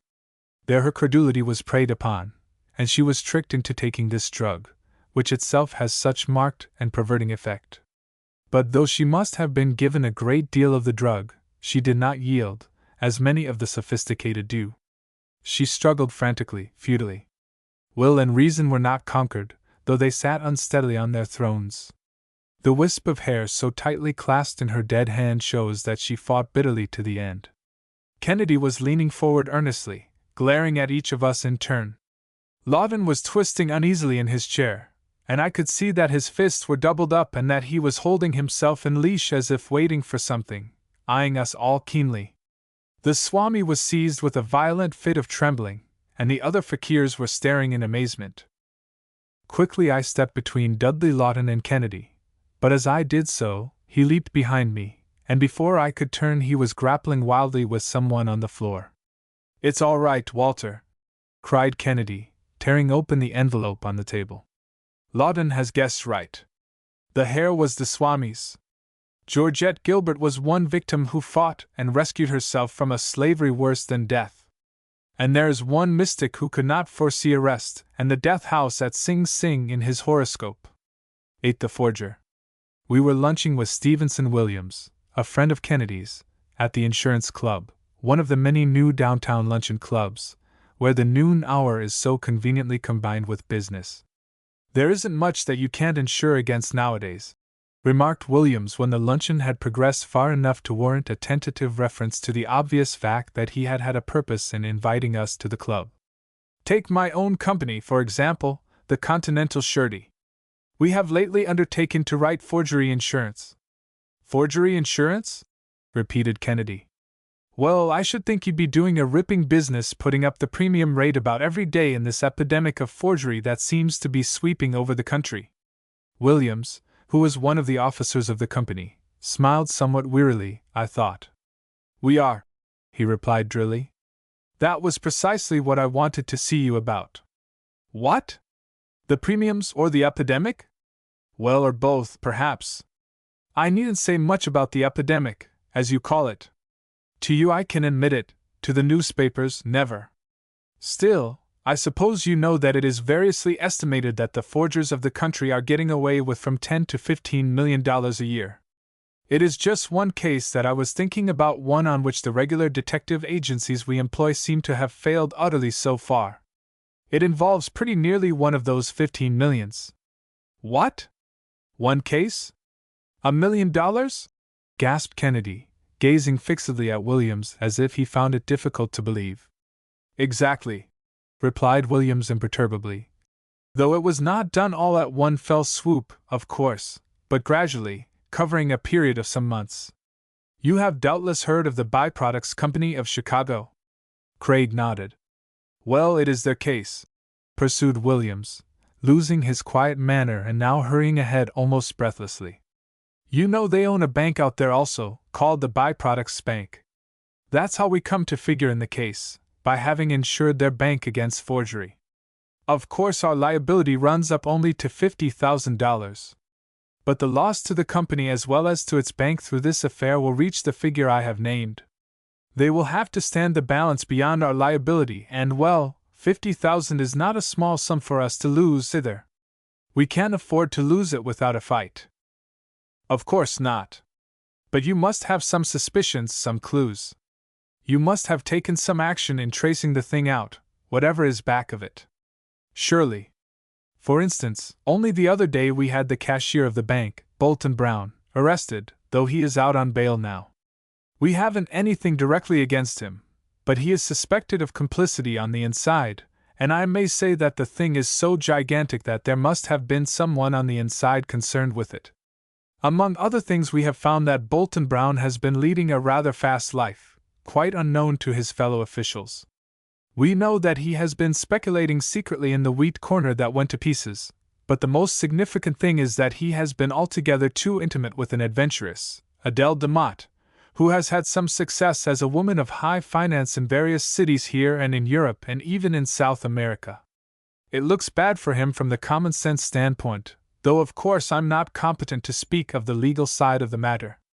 But, at any rate, we know that the insider must have been someone pretty close to the head of the Byproducts Company, or the Byproducts Bank. What was the character of the forgeries? Asked Kennedy. They seem to have been of two kinds. As far as we are concerned, it is the check forgeries only that interest the surety company. For some time, apparently, checks have been coming into the bank for sums all the way from $100 to $5,000. They have been so well executed that some of them have been certified by the bank, all of them have been accepted when they came back from other banks, and even the officers of the company don't seem to be able to pick any flaws in them except as to the payee and the amounts for which they were drawn. They have the correct safety tint on the paper and are stamped with rubber stamps that are almost precisely like those used by the Byproducts Company. You know that banking customs often make some kinds of fraud comparatively easy. For instance, no bank will pay out $100 or often even $1 without identification, but they will certify a check for almost any office boy who comes in with it. The common method of forgers lately has been to take such a certified forged check, deposit it in another bank, then gradually withdraw it in a few days before there is time to discover the forgery.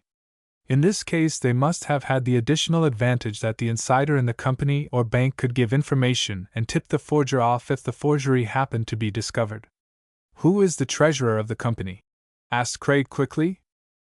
John Carroll, merely a figurehead, I understand. He's in New York now, working with us, as I shall tell you presently. If there is anyone else besides Brown in it, it might be Michael Dawson, the nominal assistant but really the active treasurer. There you have another man whom we suspect, and strangely enough, can't find. Dawson was the assistant treasurer of the company, you understand, not of the bank. You can't find him? Why? Asked Kennedy, considerably puzzled. No, we can't find him. He was married a few days ago, married a pretty prominent society girl in the city, Miss Sybil Sanderson.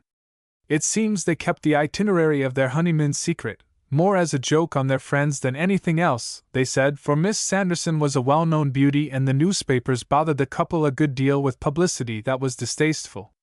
At least that was his story. No one knows where they are or whether they'll ever turn up again. You see, this getting married had something to do with the exposure in the first place. For the major part of the forgeries consists not so much in the checks, which interest my company, but in fraudulently issued stock certificates of the Byproducts Company. About 1 million of the common stock was held as treasury stock was never issued. Someone has issued a large amount of it, all properly signed and sealed. Whoever it was had a little office in Chicago from which the stock was sold quietly by a confederate, probably a woman, for women seem to rope in the suckers best in these get-rich-quick schemes. And well, if it was Dawson, the honeymoon has given him a splendid chance to make his getaway, though it also resulted in the exposure of the forgeries. Carroll had to take up more or less active duty, with the result that a new man unearthed the but say, are you really interested in this case? Williams was leaning forward, looking anxiously at Kennedy, and it would not have taken a clairvoyant to guess what answer he wanted to his abrupt question. Indeed I am, replied Craig. Especially as there seems to be a doubt about the guilty person on the inside. There is doubt enough, all right, rejoined Williams. At least I think so, though our detectives in Chicago who have gone over the thing pretty thoroughly have been sure of fixing something on Bolton Brown, the cashier. You see, the blank stock certificates were kept in the company's vault in the bank to which, of course, Brown had access. But then, as Carroll argues, Dawson had access to them, too, which is very true, more so for Dawson than for Brown, who was in the bank and not in the company. I'm all at sea. Perhaps if you're interested you'd better see Carroll. He's here in the city, and I'm sure I could get you a good fee out of the case if you cared to take it up. Shall I see if I can get him on the wire? We had finished luncheon and, as Craig nodded, Williams dived into a telephone booth outside the dining room and in a few moments emerged, perspiring from the closeness. He announced that Carroll requested that we call on him at an office in Wall Street, a few blocks away, where he made his headquarters when he was in New York. The whole thing was done with such dispatch that I could not help feeling that Carroll had been waiting to hear from his friend in the insurance company. The look of relief on Williams's face when Kennedy said he would go immediately showed plainly that the insurance man considered the cost of the luncheon, which had been no slight affair, in the light of a good investment in the interest of his company, which was, in bad, for the largest forgery insurance loss since they had begun to write that sort of business. As we hurried down to Wall Street, Kennedy took occasion to remark, "Science seems to have safeguarded banks and other institutions pretty well against outside robbery. But protection against employees who can manipulate books and records does not seem to have advanced as rapidly. Sometimes I think it may have lessened. Greater temptations assail the cashier or clerk with greater opportunity for speculation, and the banks, as many authorities will agree, have not made enough use of the machinery available to put a stop to embezzlement. This case is evidently one of the results. The careless fellows at the top, like this man Carroll whom we are going to see, generally put forward as excuse the statement that the science of banking and of business is so complex that a rascal with ingenuity enough to falsify the books is almost impossible of detection. Yet when the cat is out of the bag, as in several recent cases, the methods used are often of the baldest and most transparent sort, fictitious names, dummies, and all sorts of juggling and kiting of checks. But I hardly think this is going to prove one of those simple cases." John Carroll was a haggard and unkempt sort of man. He looked to me as if the defalcations had preyed on his mind until they had become a veritable obsession.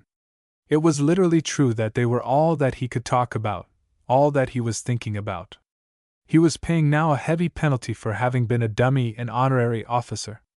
"This thing has become a matter of life and death with me," he began eagerly, scarcely waiting for us to introduce ourselves, as he fixed his unnaturally bright eyes on us anxiously. "I've simply got to find the man who has so nearly wrecked the Byproducts Bank and Company. Find him or not, I suppose I am a ruined man myself, but I hope I may still prove myself honest." He sighed and his eyes wandered vacantly out of the window as if he were seeking rest and could not find it. "I understand that the cashier, Bolton Brown, has been arrested," prompted Kennedy. "Yes, Bolton Brown, arrested," he repeated slowly. "And since he has been out on bail he, too, seems to have disappeared. Now let me tell you about what I think of that, Kennedy. I know it looks bad for Brown.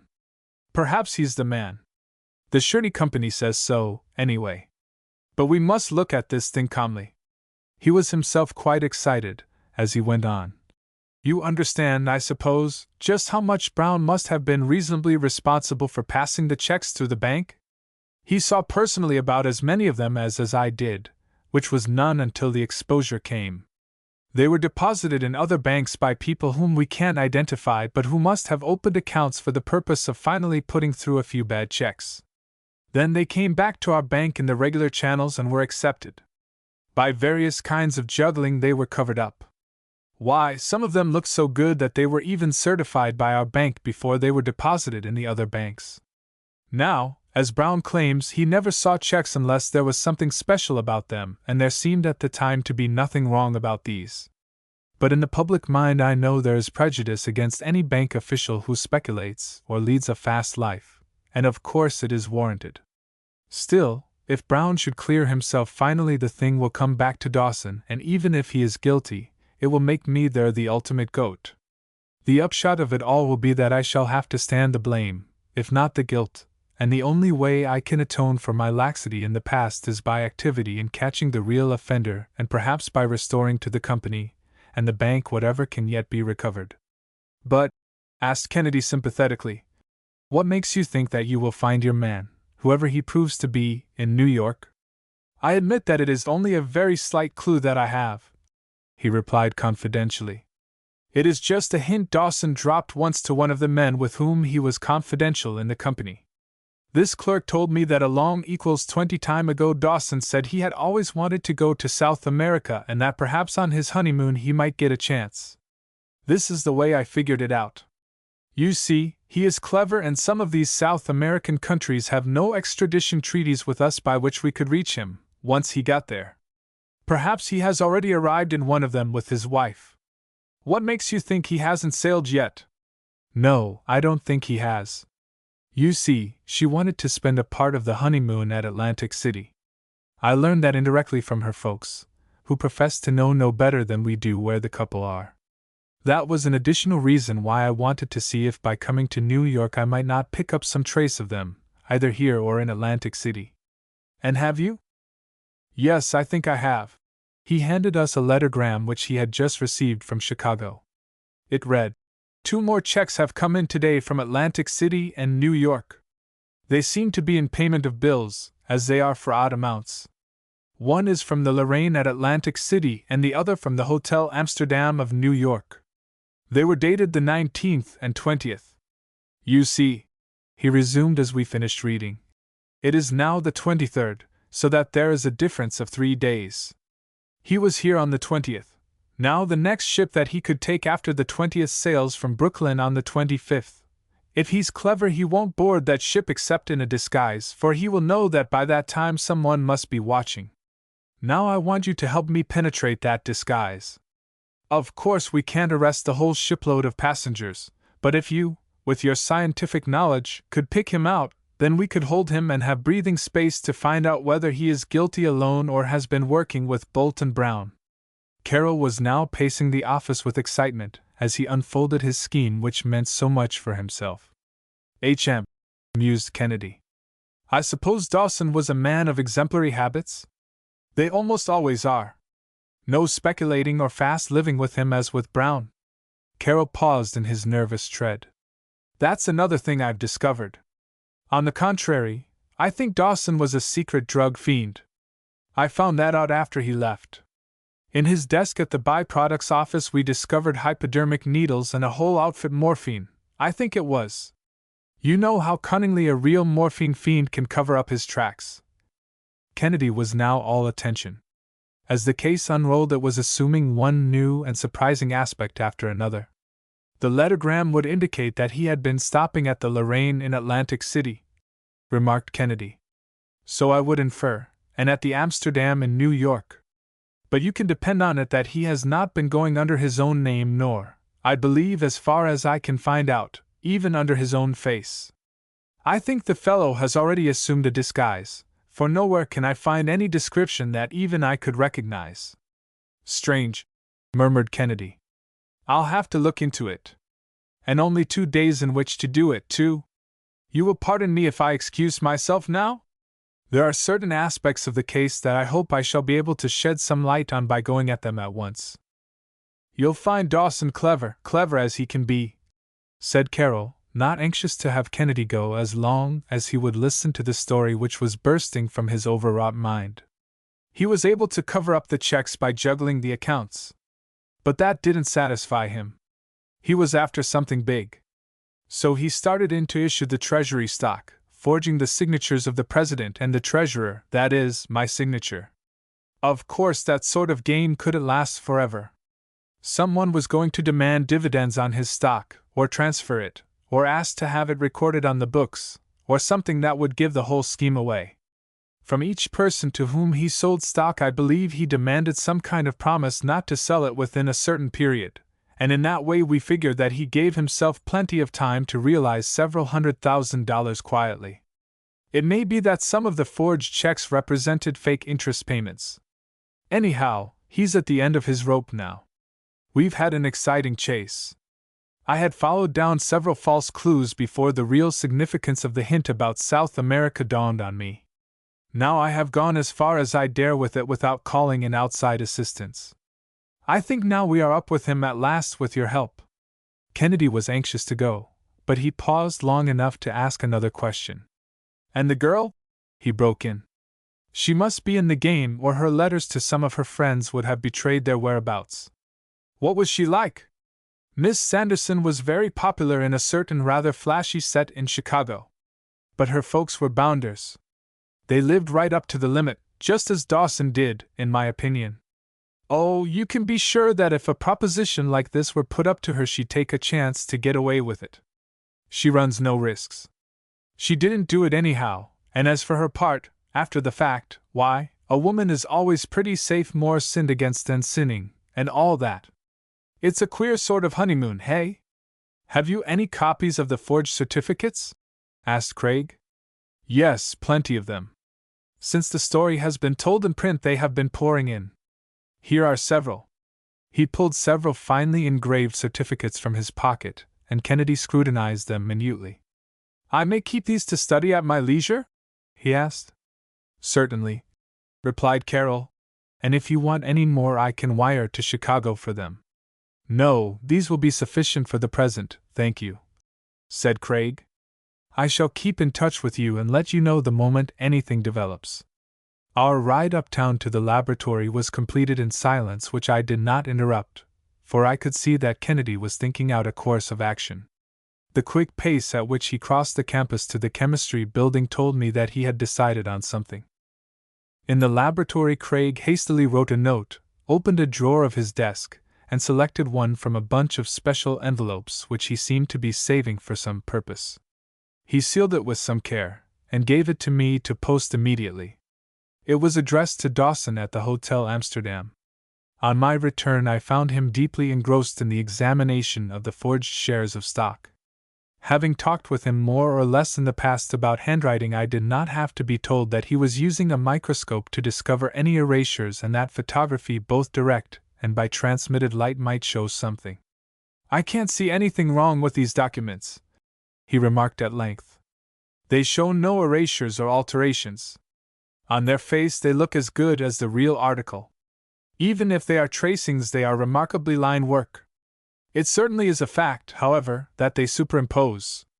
They might all have been made from the same pair of signatures of the President and Treasurer.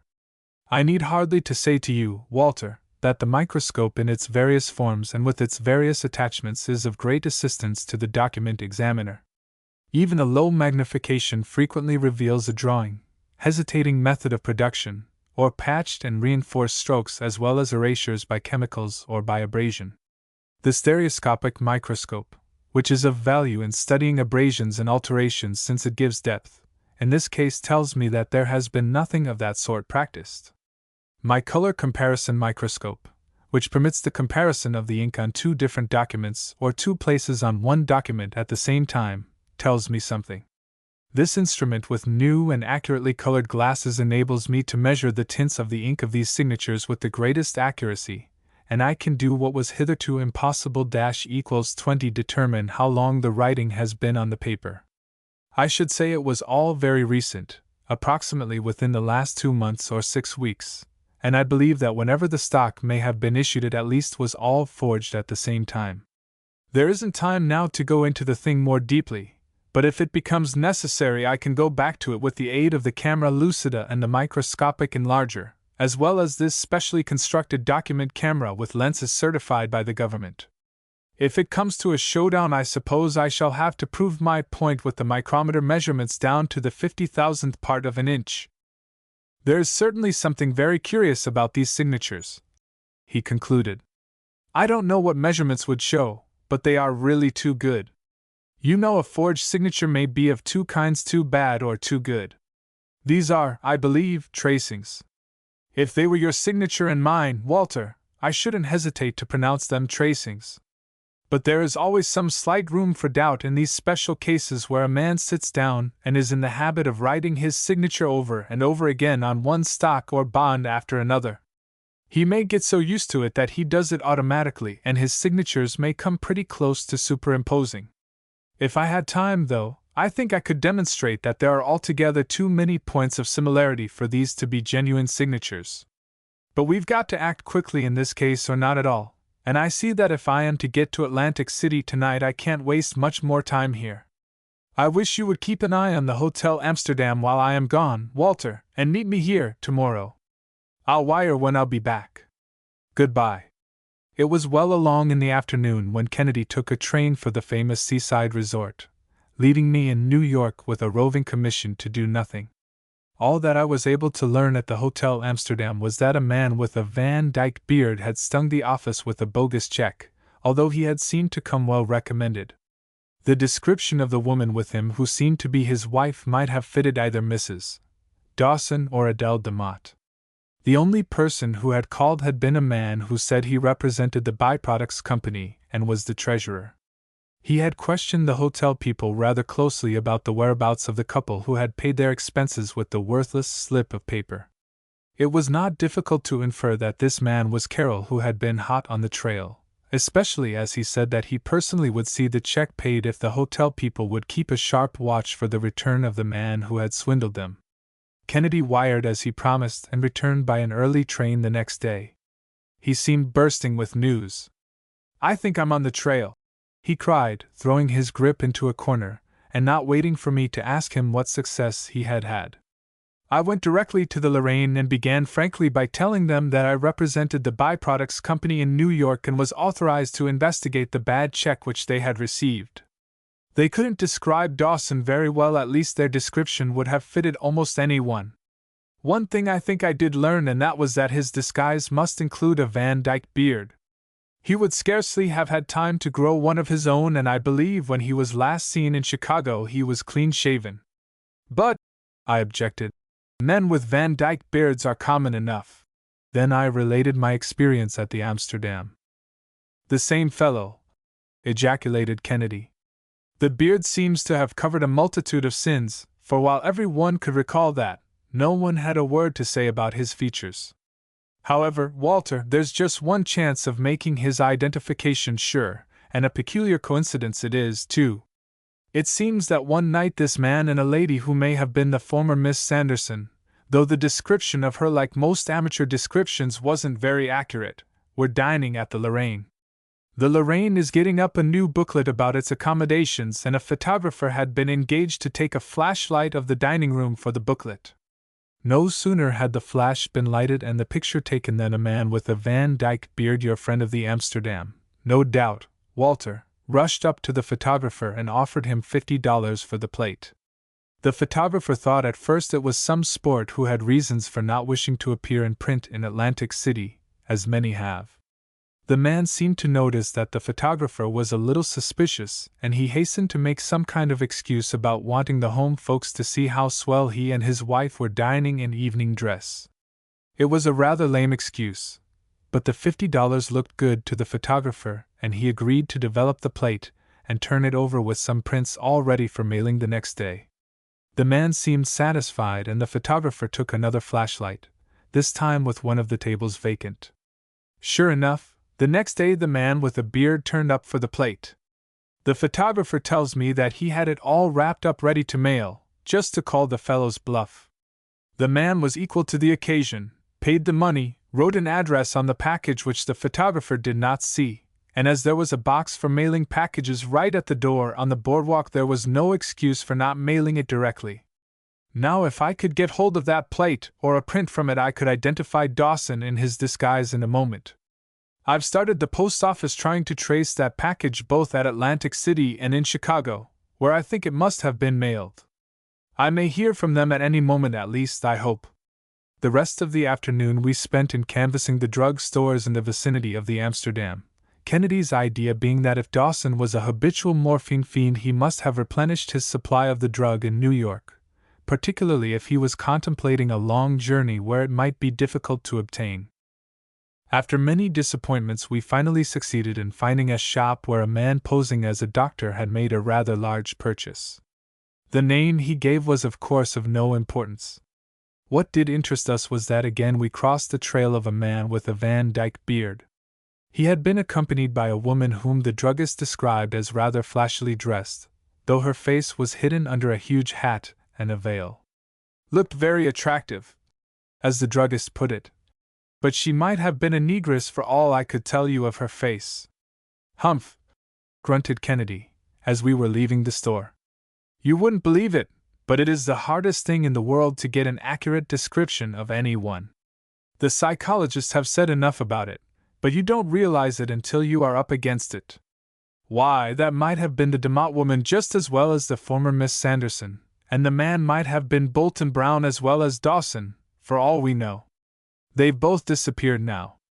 I wish we could get some word about that photograph. That would settle it." In the last mail that night Kennedy received back the letter which he had addressed to Michael Dawson. On it was stamped, "Returned to sender." Owner not found. Kennedy turned the letter over slowly and looked at the back of it carefully. On the contrary, he remarked, half to himself, the owner was found. Only he returned the letter back to the postman after he had opened it, and found that it was just a note of no importance which I scribbled just to see if he was keeping in touch with things from his hiding place, wherever it is. How do you know he opened it? I asked. Do you see those blots on the back? I had several of these envelopes prepared ready for use when I needed them. I had some tannin placed on the flap and then covered thickly with gum. On the envelope itself was some iron sulfate under more gum. I carefully sealed the letter, using very little moisture. The gum then separated the two prepared parts. Now if that letter were steamed open, the tannin and the sulfate would come together, run, and leave a smudge. You see the blots? The inference is obvious. Clearly, then, our chase was getting warmer. Dawson had been in Atlantic City at least within a few days. The fruit company steamer to South America on which Carol believed he was booked to sail under an assumed name, and with an assumed face, was to sail the following noon. And still we had no word from Chicago as to the destination of the photograph, or the identity of the man in the Van Dyke beard who had been so particular to disarm suspicion in the purchase of the plate from the photographer a few days before. The mail also contained a message from Williams of the Surety Company with the interesting information that Bolton Brown's attorney had refused to say where his client had gone since he had been released on bail, but that he would be produced when wanted. Adele DeMott had not been seen for several days in Chicago, and the police there were of the opinion that she had gone to New York, where it would be pretty easy for her to pass unnoticed. These facts further complicated the case and made the finding of the photograph even more imperative. If we were going to do anything, it must be done quickly. There was no time to lose. The last of the fast trains for the day had left, and the photograph, even though it were found, could not possibly reach us in time to be of use before the steamer sailed from Brooklyn. It was an emergency such as Kennedy had never yet faced, apparently physically insuperable. But, as usual, Craig was not without some resource, though it looked impossible to me to do anything but make a hit or miss arrest at the boat. It was late in the evening when he returned from a conference with an officer of the telegraph and telephone company to whom Williams had given him a card of introduction. The upshot had been that he had called up Chicago and talked for a long time with Professor Clark, a former classmate of ours who was now in the technology school of the university out there. Kennedy and Clark had been in correspondence for some time, I knew, about some technical matters, though I had no idea what it was they concerned. "There's one thing we can always do," I remarked as we walked slowly over to the laboratory from our apartment. "What's that?" he asked absent-mindedly, more from politeness than anything else. "Arrest everyone with a Van Dyke beard who goes on the boat tomorrow," I replied. Kennedy smiled.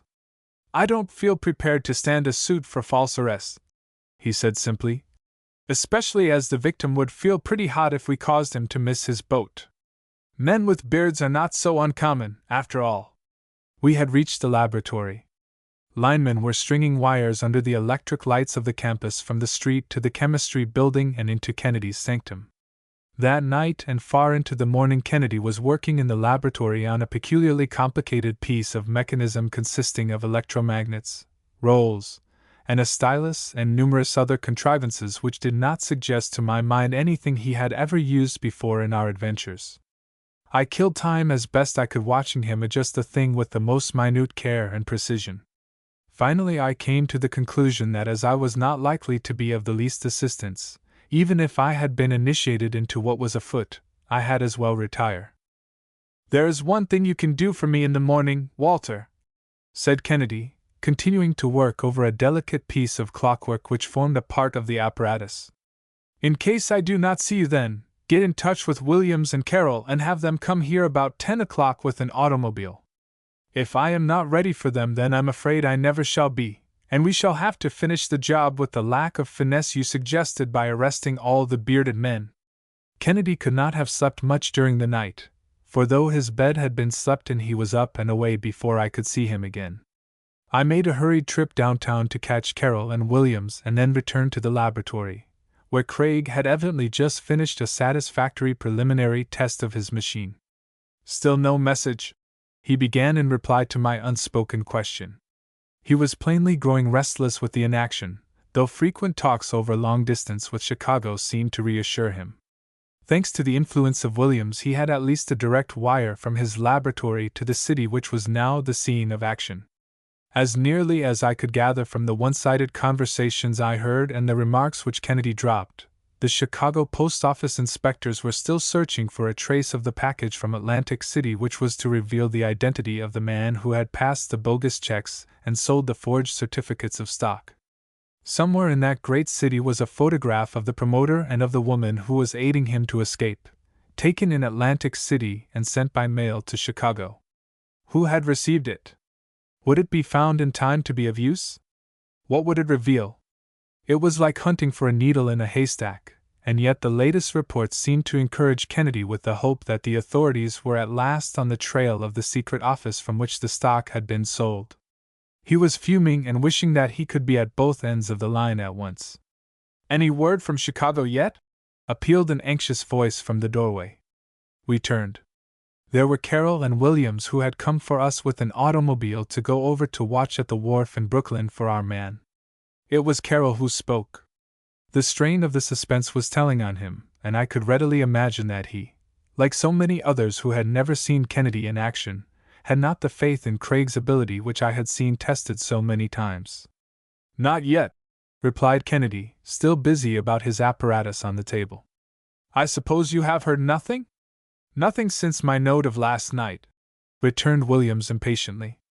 "Our detectives still insist that Bolton Brown is the man to watch, and the disappearance of Adele DeMott at this time certainly looks bad for him." "It does, I admit," said Carroll reluctantly. "What's all this stuff on the table?" he asked, indicating the magnets, rolls, and clockwork. Kennedy did not have time to reply, for the telephone bell was tinkling insistently. "I've got Chicago on the wire," Craig informed us, placing his hand over the transmitter as he waited for long distance to make the final connection. "I'll try to repeat as much of the conversation as I can so that you can follow it. Hello, yes, this is Kennedy. Is that you, Clark? It's all arranged at this end. How's your end of the line? Have you a good connection? Yes? My synchronizer is working fine here, too.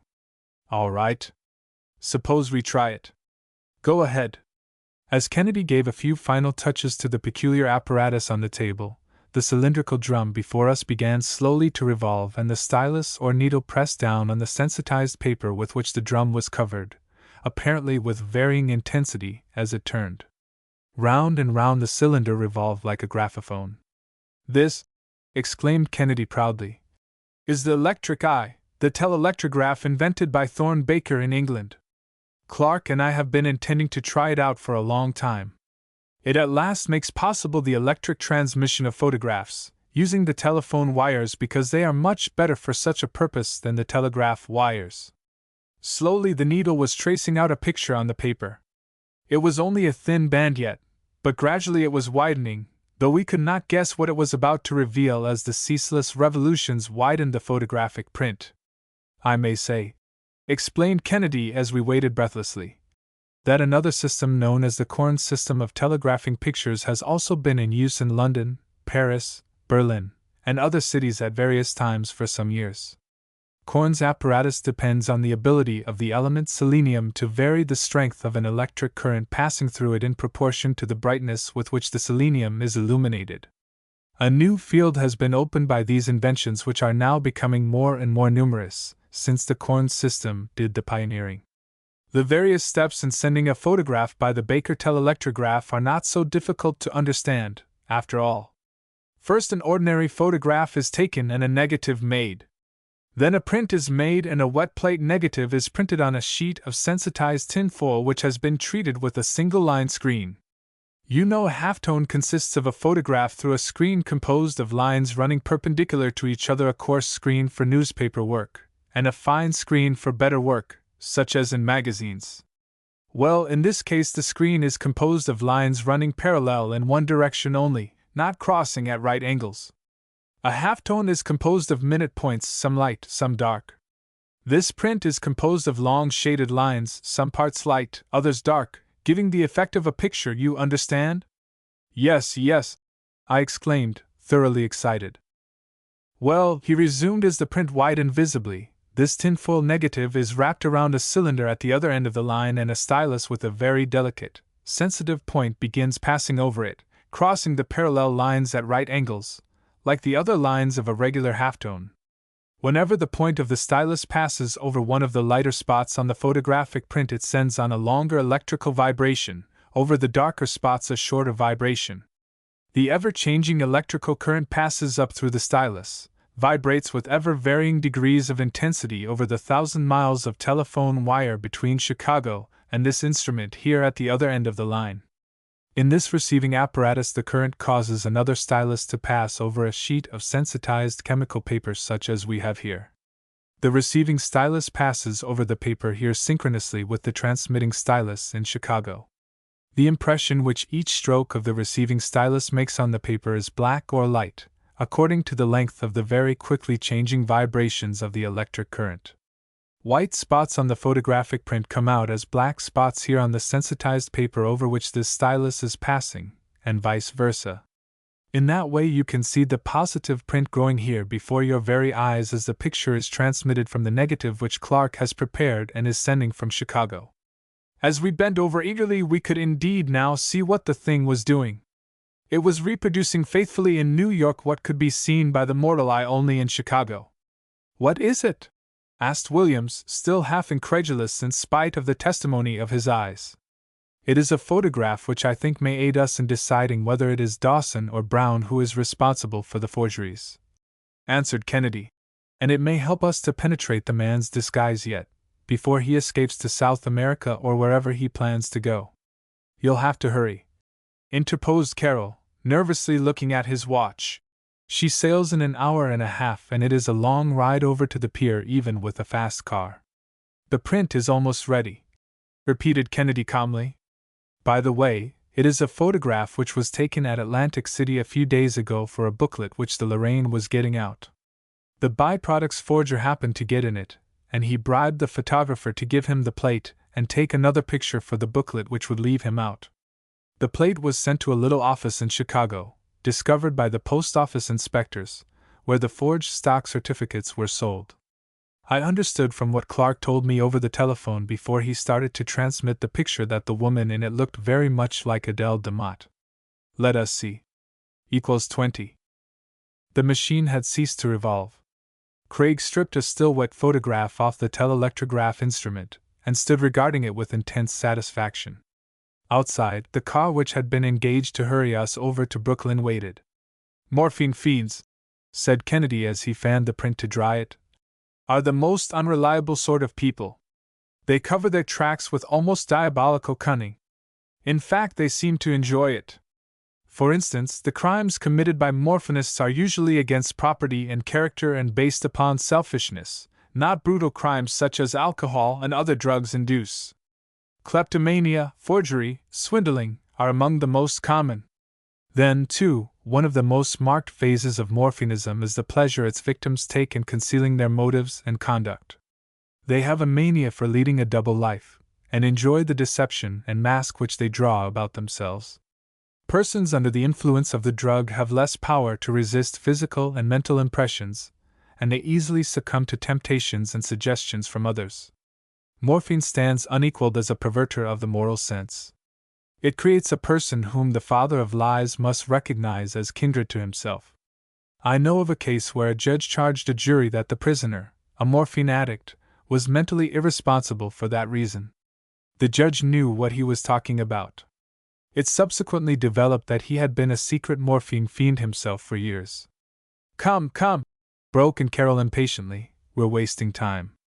The ship sails in an hour, and unless you want to go down the bay on a tug, you've got to catch Dawson now or never.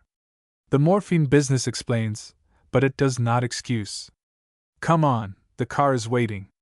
How long do you think it will take us to get over to police headquarters? Interrupted Craig. About 15 minutes. This photograph shows, as I had hoped, the real forger. John Carroll, this is a peculiar case.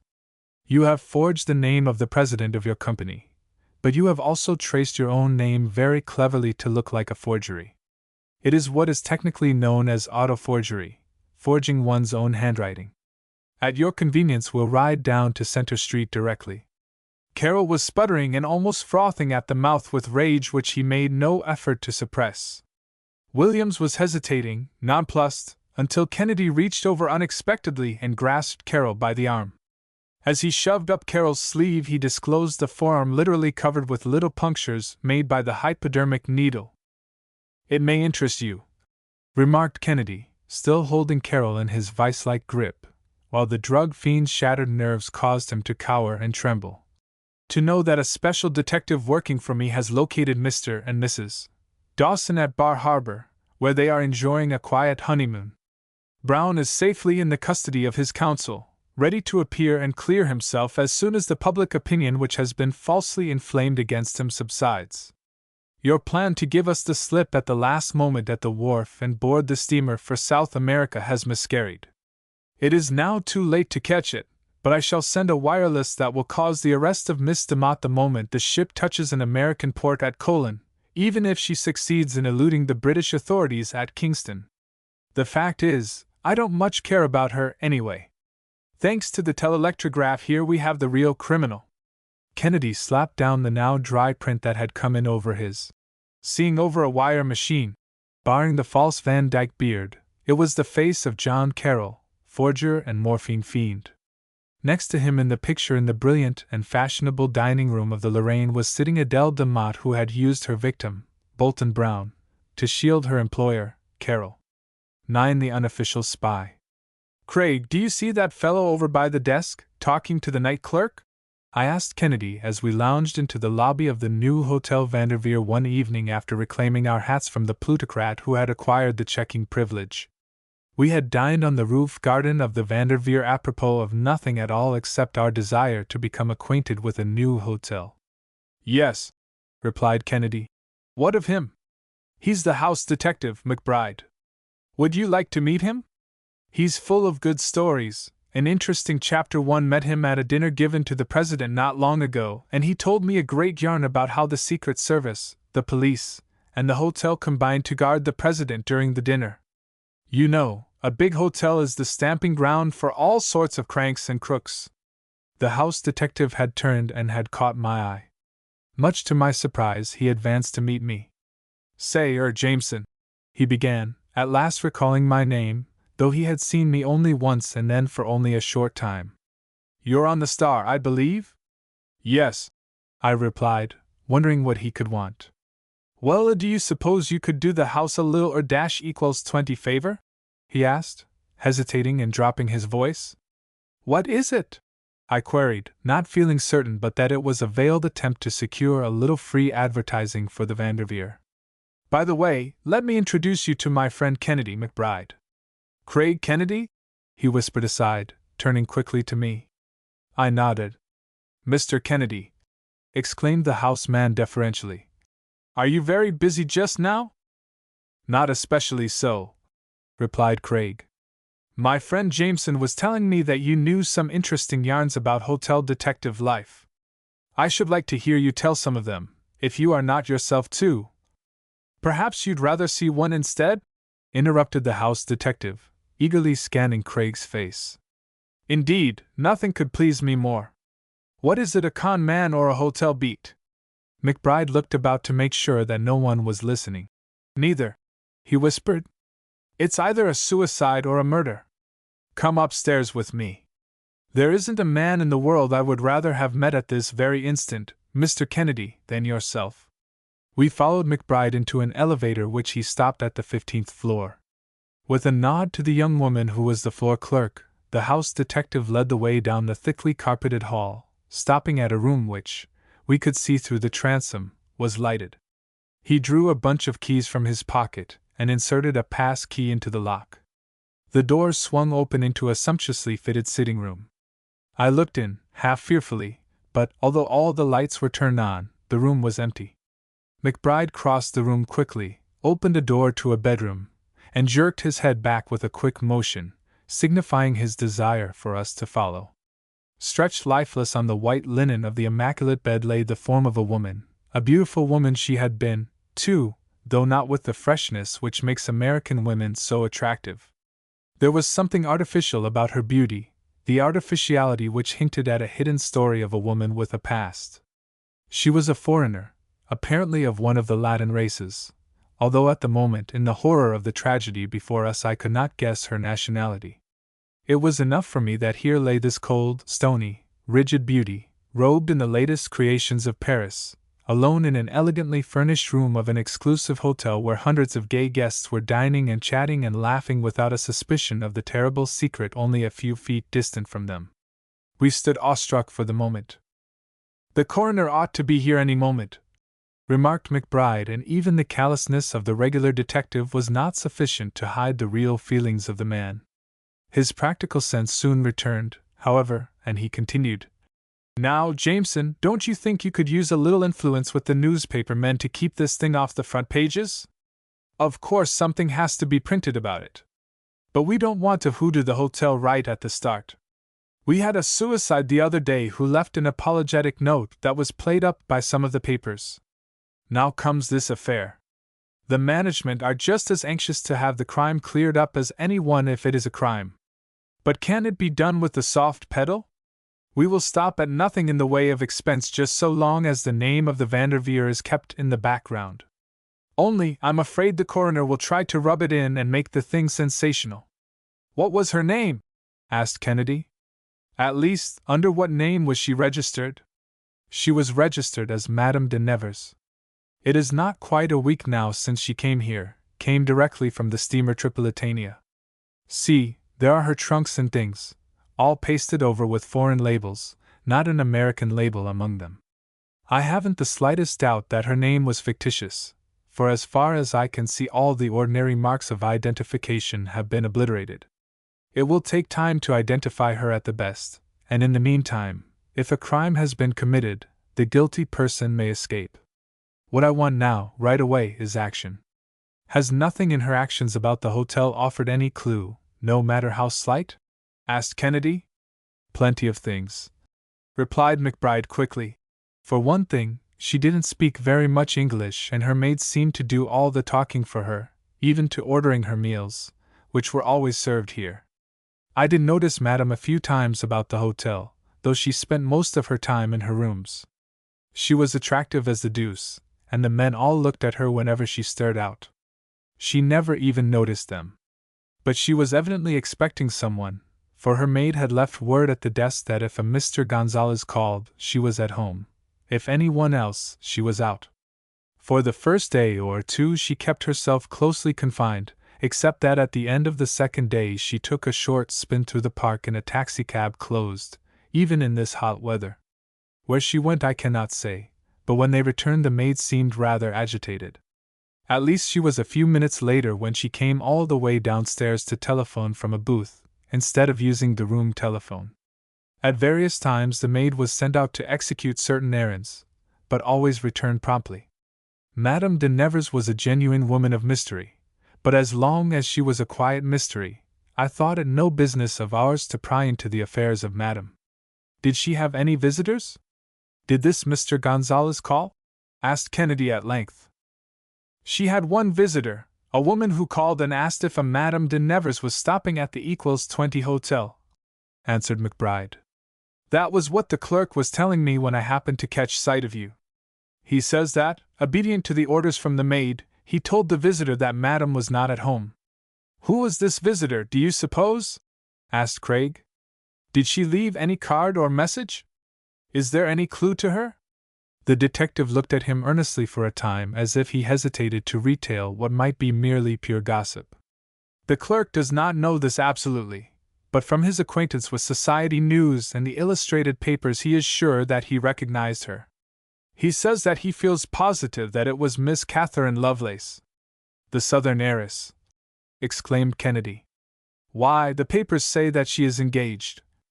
Exactly, cut in McBride. The heiress who is rumored to be engaged to the Duc de Chateau Rouge. Kennedy and I exchanged glances.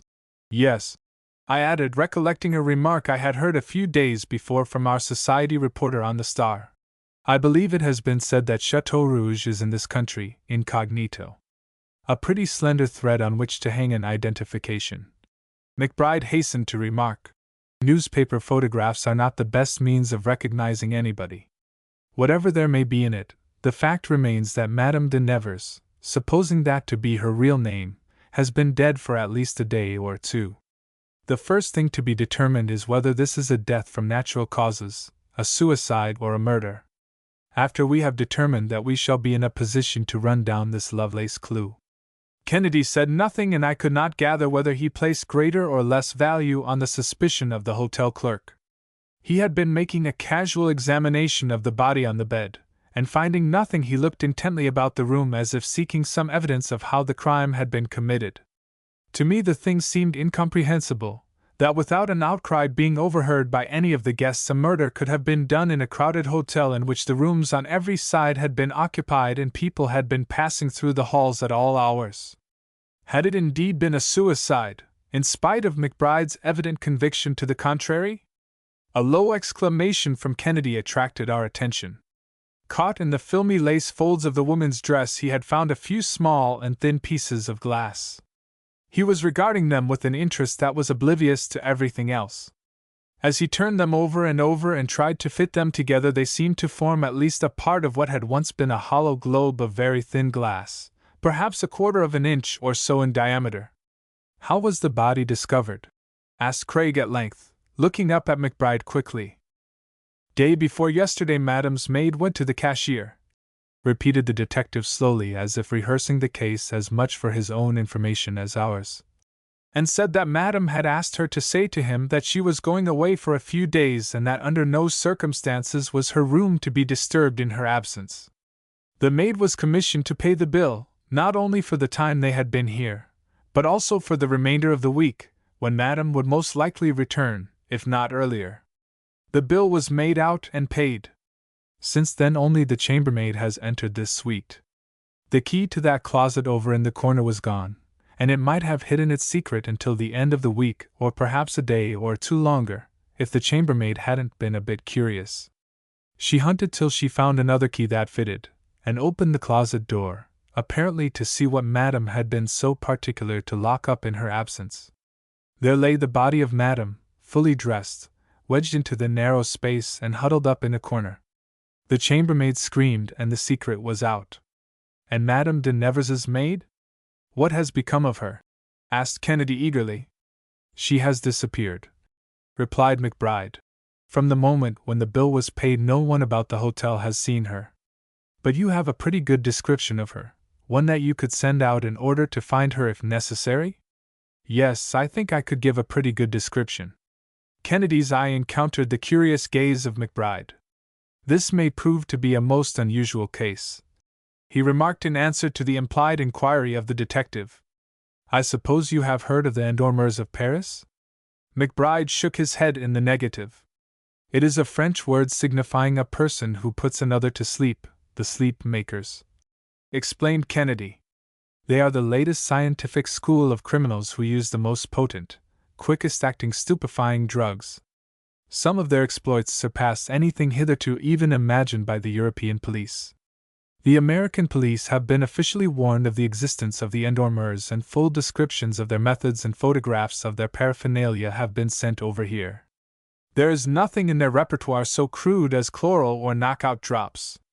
All the derivatives of opium, such as morphine, codeine, heroin, dianine, narceine, and narcotine, to say nothing of bromure-diethyl, bromoform, nitrite diamyl, and amyline, are known to be utilized by the endormeurs to put their victims to sleep, and the skill which they have acquired in the use of these powerful drugs establishes them as one of the most dangerous groups of criminals in existence. The men are all of superior intelligence and daring. The chief requisite of the women is extreme beauty as well as unscrupulousness. They will take a little thin glass ball of one of these liquids, for instance, hold it in a pocket handkerchief, crush it, shove it under the nose of their victim, and whiff. The victim is unconscious. But ordinarily the endormer does not kill. He is usually satisfied to stupefy, rob, and then leave his victim. There is something more to this case than a mere suicide or murder, McBride. Of course, she may have committed suicide with the drugs of the endormeurs. Then again, she may merely have been rendered unconscious by those drugs and some other poison may have been administered. Depend on it, there is something more back of this affair than appears on the surface. Even as far as I have gone, I do not hesitate to say that we have run across the work of one or perhaps a band of the most up-to-date and scientific criminals. Kennedy had scarcely finished when McBride brought his right fist down with a resounding smack into the palm of his left hand. "Say," he cried in great excitement, "here's another thing which may or may not have some connection with the case. The evening after Madame arrived, I happened to be walking through the CAF=82, where I saw a face that looked familiar to me. It was that of a dark-haired, olive-skinned man, a fascinating face, but a face to be afraid of. I remembered him, I thought, from my police experience, as a notorious crook who had not been seen in New York for years, a man who in the old days used to gamble with death in South American revolutions, a soldier of fortune. Well, I gave the waiter, Charlie, the wink and he met me in the rear of the CAF=82, around a corner. You know we have a regular system in the hotel by which I can turn all the help into amateur sleuths. I told him to be very careful about the dark-faced man and the younger man who was with him, to be particular to wait on them well, and to pick up any scraps of conversation he could. Charlie knows his business, and the barest perceptible sign from me makes him an obsequious waiter.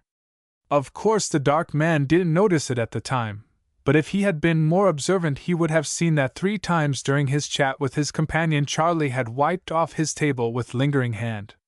Twice he had put fresh seltzer in his drink. Like a good waiter always working for a big tip, he had hovered near, his face blank and his eyes unobservant. But that waiter was an important link in my chain of protection of the hotel against crooks. He was there to listen and to tip me off, which he did between orders. There wasn't much that he overheard, but what there was of it was so suspicious that I did not hesitate to conclude that the fellow was an undesirable guest. It was something about the Panama Canal, and a coaling station of a steamship and fruit concern on the shore of one of the Latin American countries. It was, he said, in reality to be the coaling station of a certain European power which he did not name but which the younger man seemed to understand. They talked of wharves and tracts of land, of sovereignty and blueprints, the Monroe Doctrine, value in case of war, and a lot of other things. Then they talked of money, and though Charlie was most assiduous at the time, all he overheard was something about 10,000 francs and buying her off, and finally a whispered confidence of which he caught the words, just a blind to get her over here, away from Paris. Finally the dark man in an apparent burst of confidence said something about the other plans being the real thing after all, and that the whole affair would bring him in 50,000 francs, with which he could afford to be liberal. Charlie could get no inkling about what that other thing was, but I felt sure that he had heard enough to warrant the belief that some kind of confidence game was being discussed. To tell the truth, I didn't care much what it was, at the time. It might have been an attempt of the dark-visaged fellow to sell the canal to a come-on. What I wanted was to have it known that the Vanderveer was not to be a resort of such gentry as this. But I'm afraid it was much more serious than I thought at the time. Well, the dark man finally excused himself and sauntered into the lobby and up to the desk, with me after him around the opposite way. He was looking over the day's arrivals on the register when I concluded that it was about time to do something. I was standing directly beside him lighting a cigar. I turned quickly on him and deliberately trod on the man's patent leather shoe. He faced me furiously at not getting any apology. "Saker," he exclaimed, "what the—" But before he could finish I moved still closer and pinched his elbow. A dull red glow of suppressed anger spread over his face, but he cut his words short. He knew and I knew he knew. That is the sign in the Continental hotels when they find a crook, and quietly asked him to move on. The man turned on his heel and stalked out of the hotel. By and by the young man in the CAF=82, considerably annoyed at the sudden inattention of the waiter who acted as if he wasn't satisfied with his tip, strolled through the lobby and not seeing his dark-skinned friend, also disappeared. I wished to heaven I had had them shadowed. The young fellow wasn't a come-on at all. There was something afoot between these two, mark my words. But why do you connect that incident with this case of Madame de Nevers? Asked Kennedy, a little puzzled. Because the next day, and the day that Madame's maid disappeared, I happened to see a man bidding goodbye to a woman at the rear carriage entrance of the hotel. The woman was Madame's maid and the man was the dark man who had been seated in the CAF equals 82. You said a moment ago that you had a good description of the maid or could write one. Do you think you could locate her? The hotel detective thought a minute or two. If she has gone to any of the other hotels in the city, I could, he answered slowly. You know, we have recently formed a sort of clearing house, we hotel detectives, and we are working together now very well, though secretly. It is barely possible that she has gone to another hotel. The very brazenness of that would be its safeguard, she might think. Then I can leave that part of it to you, McBride? Asked Kennedy thoughtfully, as if laying out a program of action in his mind. You will set the hotel detectives on the trail as well as the police of the city, and of other cities, will make the inquiries at the steamships and railroads, and all that sort of thing? Try to find some trace of the two men whom you saw in the CAF equals 82 at the same time. But for the present I should say spare no effort to locate that girl. Trust it to me, agreed McBride confidently. A heavy tap sounded at the door and McBride opened it. It was the coroner. I shall not go into the lengthy investigation which the coroner conducted, questioning one servant and employee after another without eliciting any more real information than we had already obtained so concisely from the house man. The coroner was, of course, angry at the removal of the body from the closet to the bed because he wanted to view it in the position in which it had been found, but as that had been done by the servants before McBride could stop them, there was nothing to do about it but accept the facts. A very peculiar case, remarked the coroner at the conclusion of his examination, with the air of a man who could shed much light on it from his wide experience if he chose. There is just one point that we shall have to clear up, however. What was the cause of the death of the deceased? There is no gas in the room. It couldn't have been illuminating gas, then. No, it must have been a poison of some kind. Then as to the motive, he added, trying to look confident but really shooting a tentative remark at Craig and the house detective, who said nothing. It looks a good deal like that other suicide, at least a suicide which someone has endeavored to conceal, he added, hastily recollecting the manner in which the body had been found and his criticisms of the removal from the closet. Didn't I tell you? Rejoined McBride dolefully after we had left the coroner downstairs a few minutes later. I knew he would think the hotel was hiding something from him. We can't help what he thinks yet, remarked Craig. All we can do is to run down the clues which we have. I will leave the maid to be found by your organization, McBride. Let me see, the theaters and roof gardens must be letting out by this time. I will see if I can get any information from Miss Lovelace. Find her address, Walter, and call a cab. The southern heiress, who had attracted more attention by her beauty than by her fortune, which was only moderate as American fortunes go nowadays, lived in an apartment facing the park, with her mother, a woman whose social ambitions it was commonly known had no bounds and were often sadly imposed upon. Fortunately, we arrived at the apartment not very many minutes after the mother and daughter, and although it was late, Kennedy sent up his card with an urgent message to see them. They received us in a large drawing room and were plainly annoyed by our visit, though that of course was susceptible of a natural interpretation. What is it that you wish to see me about? Began Mrs. Lovelace in a tone which was intended to close the interview almost before it was begun.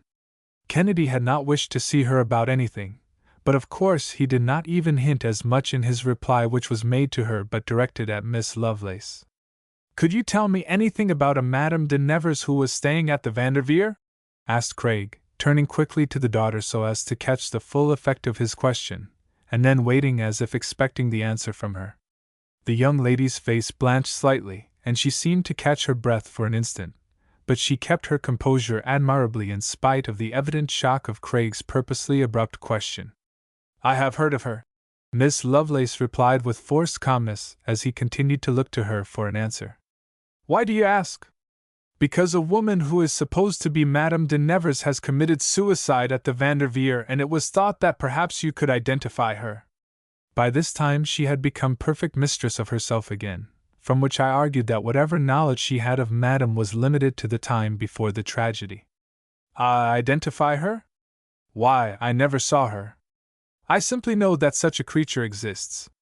She said it defiantly and with an iciness which showed more plainly than in mere words that she scorned even an acquaintance with the demi-mondaine. Do you suppose the Duc de Chateaurouge would be able to identify her? Asked Kennedy mercilessly. One moment, please, he added, anticipating the blank look of amazement on her face. I have reason to believe that the Duke is in this country incognito, is he not? Instead of speaking, she merely raised her shoulders a fraction of an inch. Either in New York or in Washington, pursued Kennedy. Why do you ask me? She said at length. Isn't it enough that some of the newspapers have said so? If you see it in the newspapers, it's so perhaps, isn't it? We were getting nowhere in this interview, at least so I thought. Kennedy cut it short, especially as he noted the evident restlessness of Mrs. Lovelace. However, he had gained his point. Whether or not the Duke was in New York or Washington or Spitzbergen, he now felt sure that Miss Lovelace knew of, and perhaps something about, Madame de Nevers. In some way the dead woman had communicated with her, and Miss Lovelace had been the woman whom the hotel clerk had seen at the Vanderveer. We withdrew as gracefully as our awkward position permitted. As there was nothing else to be done at that late hour, Craig decided to sleep soundly over the case, his infallible method of taking a fresh start after he had run up a cul-de-sac. Imagine our surprise in the morning at being waited on by the coroner himself, who in a few words explained that he was far from satisfied with the progress his own office was making with the case. You understand, he concluded after a lengthy statement of confession and avoidance. We have no very good laboratory facilities of our own to carry out the necessary chemical, pathological, and bacteriological investigations in cases of homicide and suicide. We are often forced to resort to private laboratories, as you know in the past when I have had to appeal to you. Now, Professor Kennedy, if we might turn over that research part of the case to you, sir, I will engage to see that a reasonable bill for your professional services goes through the office of my friend the city comptroller promptly. Craig snapped at the opportunity, though he did not allow the coroner to gain that impression. Very well, agreed that official. I shall see that all the necessary organs for a thorough test as to the cause of the death of this woman are sent up to the chemistry building right away. The coroner was as good as his word, and we had scarcely breakfasted and arrived at Craig's scientific workshop before that official appeared, accompanied by a man who carried in uncanny jars the necessary materials for an investigation following an autopsy. Kennedy was now in his element. The case had taken an unexpected turn which made him a leading factor in its solution. Whatever suspicions he may have entertained unofficially the night before he could now openly and quickly verify. He took a little piece of lung tissue and with sharp sterilized knife cut it up. Then he made it slightly alkaline with a little sodium carbonate, talking half to us and half to himself as he worked. The next step was to place the matter in a glass flask in a water bath where it was heated. From the flask a Bohemian glass tube led into a cool jar, and on a part of the tube a flame was playing which heated it to redness for 2 or 3 inches. Several minutes we waited in silence. Finally, when the process had gone far enough, Kennedy took a piece of paper which had been treated with iodized starch, as he later explained. He plunged the paper into the cool jar. Slowly it turned a strong blue tint. Craig said nothing, but it was evident that he was more than gratified by what had happened. He quickly reached for a bottle on the shelves before him, and I could see from the label on the brown glass that it was nitrate of silver. As he plunged a little in a test tube into the jar, a strong precipitate was gradually formed. It is the decided reaction for chloroform, he exclaimed simply in reply to our unspoken questions. Chloroform, repeated the coroner, rather doubtfully, and it was evident that he had expected a poison and had not anticipated any result whatever from an examination of the lungs instead of the stomach, to which he had confined his own work so far. Could chloroform be discovered in the lungs or viscera after so many days? There was one famous chloroform case for which a man is now serving a life term in Sing Sing, which I have understood there was grave doubt in the minds of the experts. Mind, I am not trying to question the results of your work except as they might naturally be questioned in court. It seems to me that the volatility of chloroform might very possibly preclude its discovery after a short time. Then again, might not other substances be generated in a dead body which would give a reaction very much like chloroform? We must consider all these questions before we abandon the poison theory, sir. Remember, this is the summer time too, and chloroform would evaporate very much more rapidly now than in winter. Kennedy smiled, but his confidence remained unshaken. I am in a position to meet all of your objections, he explained simply. I think I could lay it down as a rule that by proper methods chloroform may be discovered in the viscera much longer after death than is commonly supposed in summer, from 6 days to 3 weeks, with a practical working range of say 12 days, while in winter it may be found even after several months by the right method. Certainly this case comes within the average length of time. More than that, no substance is generated by the process of decomposition which will vitiate the test for chloroform which I have just made. Chloroform has an affinity for water and is also a preservative, and hence from all these facts I think it safe to conclude that sometimes traces of it may be found for 2 weeks after its administration, certainly for a few days. And Madame de Nevers? Queried the coroner, as if the turn of events was necessitating a complete reconstruction of his theory of the case. Was murdered, completed Kennedy in a tone that left nothing more to be said on the subject. But, persisted the coroner, if she was murdered by the use of chloroform, how do you account for the fact that it was done without a struggle? There were no marks of violence, and I, for one, do not believe that under ordinary circumstances anyone will passively submit to such an administration without a hard fight. From his pocket Kennedy drew a small pasteboard box filled with tiny globes, some bonbons and lozenges, a small hypodermic syringe, and a few cigars and cigarettes. He held it out in the palm of his hand so that we could see it. This, he remarked, is the standard equipment of the endormer. Whoever obtained admittance to Madame's rooms, either as a matter of course or secretly, must have engaged her in conversation, disarmed suspicion, and then suddenly she must have found a pocket handkerchief under her nose. The criminal crushed a globe of liquid in the handkerchief, the victim lost consciousness, the chloroform was administered without a struggle, all marks of identification were obliterated, the body was placed in the closet, and the maid, either as principal or accessory, took the most likely means of postponing discovery by paying the bill in advance at the office, and then disappeared. Kennedy slipped the box back into his pocket. The coroner had, I think, been expecting Craig's verdict, although he was loath to abandon his own suicide theory and had held it to the last possible moment. At any rate, so far he had said little, apparently preferring to keep his own counsel as to his course of action and to set his own machinery in motion. He drew a note from his pocket, however. I suppose, he began tentatively, shaking the note as he glanced doubtfully from it to us, that you have heard that among the callers on this unfortunate woman was a lady of high social position in this city? I have heard a rumor to that effect, replied Kennedy as he busied himself cleaning up the apparatus he had just used. There was nothing in his manner even to hint at the fact that we had gone further and interviewed the young lady in question. Well, resumed the coroner, in view of what you have just discovered, I don't mind telling you that I believe it was more than a rumor. I have had a man watching the woman, and this is a report I received just before I came up here. We read the note which he now handed to us. It was just a hasty line. Miss Lovelace left hurriedly for Washington this morning. What was the meaning of it?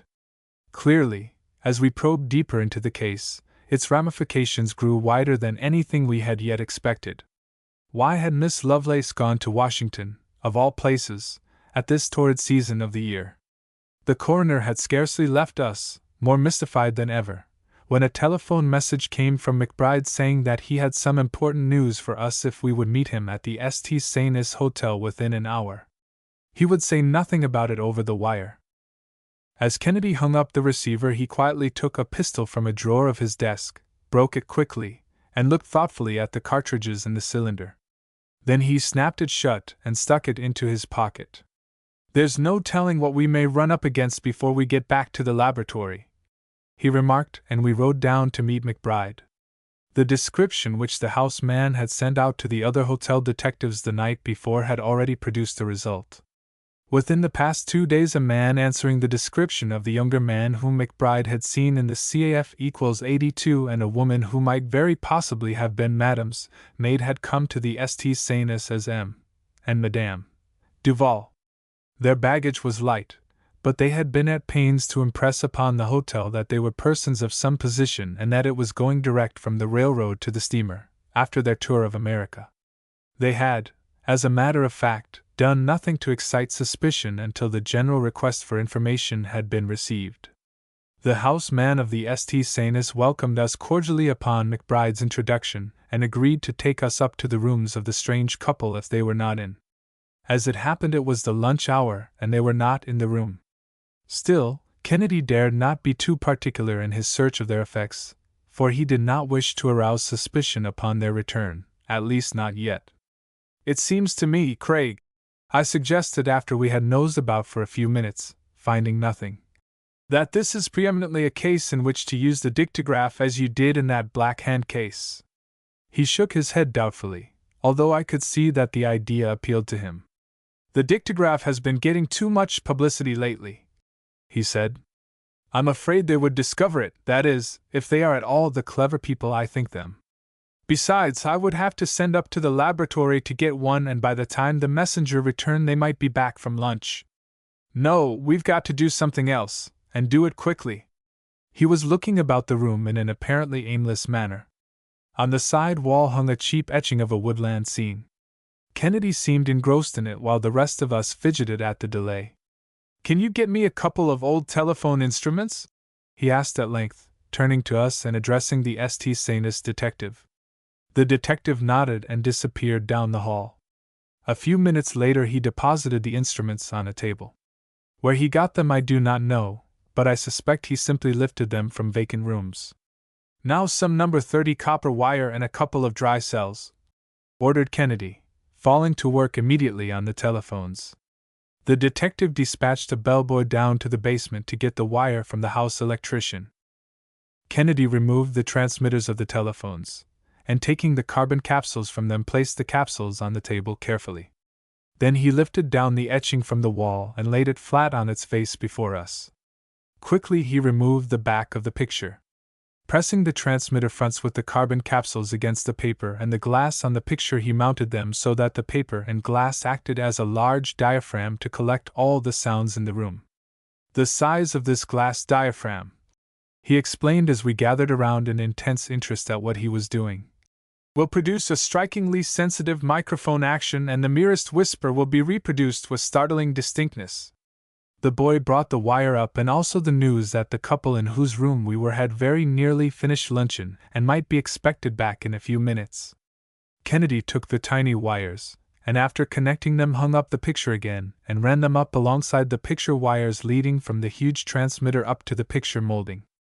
Along the top of the molding and out through the transom it was easy enough to run the wires, and so down the hall to a vacant room, where Craig attached them quickly to one of the old telephone receivers. Then we sat down in this room to await developments from our hastily improvised picture frame microphone detective. At last we could hear the elevator door close on our floor. A moment later it was evident from the expression of Kennedy's face that someone had entered the room which we had just left. He had finished not a moment too soon. "It's a good thing that I didn't wait to put a dictograph there," he remarked to us. "I thought I wasn't reckoning without reason.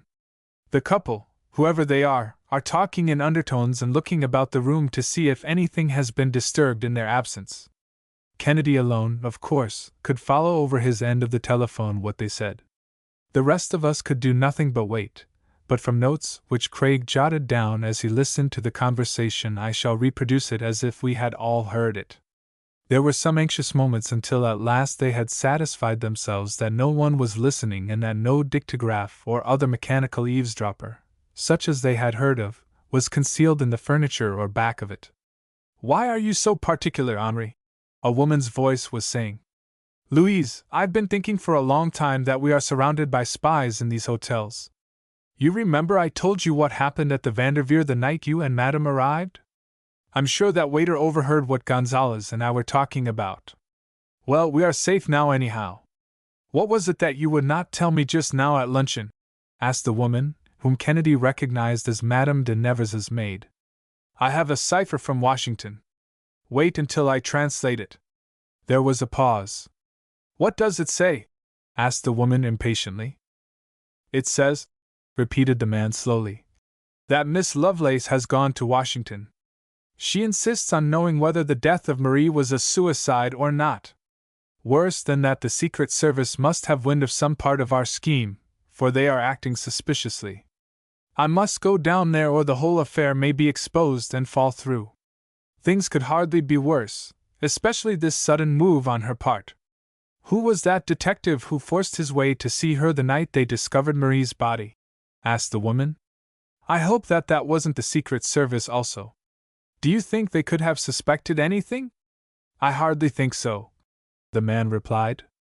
Beyond the death of Madame, they suspect nothing here in New York, I am convinced. You are sure that all her letters were secured, that all clues to connect her with the business in hand were destroyed, and particularly that the package she was to deliver is safe? The package? You mean the plans for the coaling station on the Pacific near the canal? You see, Henri, I know. Ha ha, yes, replied the man. Louise, shall I tell you a secret? Can you keep it? You know I can, Henri. Well, Louise, the scheme is deeper than even you think.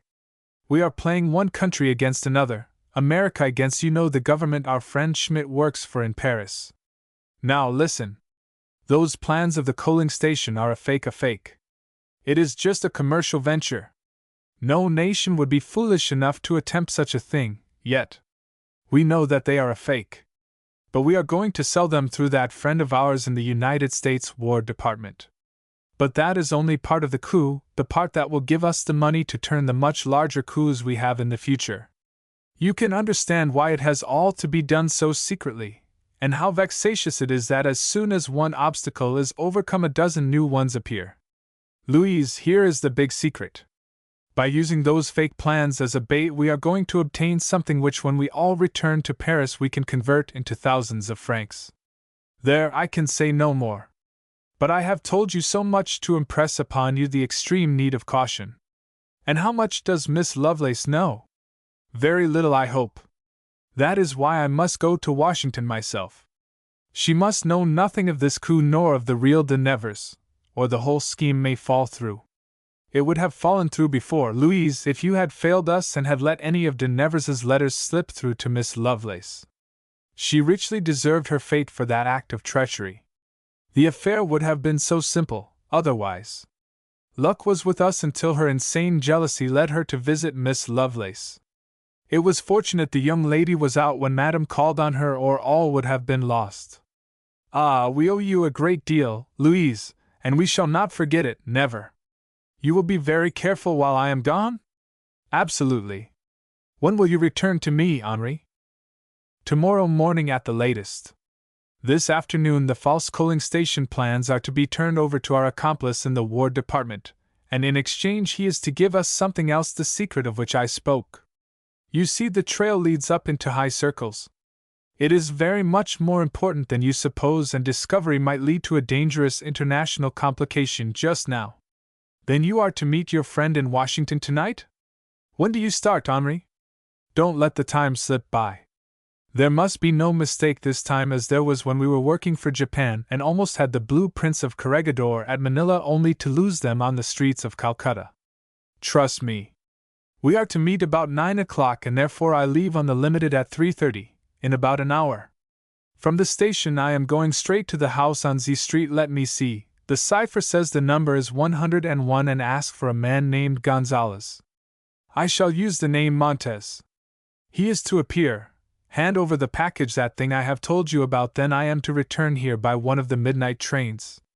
At any cost we must allow nothing to happen which will reach the ears of Miss Lovelace.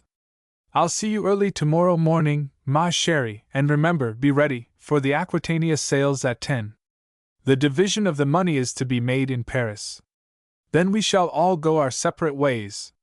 Kennedy was telephoning frantically through the regular hotel service to find out how the trains ran for Washington. The only one that would get there before 9 was the 3:30. The next, leaving an hour later, did not arrive until nearly 11. He had evidently had some idea of causing some delay that would result in our friend down the hall missing the limited, but abandoned it. Any such scheme would simply result in a message to the gang in Washington putting them on their guard and defeating his purpose. "At all costs we must beat this fellow to it," exclaimed Craig, waiting to hear no more over his improvised dictograph. "Come, Walter, we must catch the limited for Washington immediately. McBride, I leave you and the regular house man to shadow this woman. Don't let her get out of your sight for a moment." As we rode across the city to the new railroad terminus, Craig hastily informed me of what he had overheard.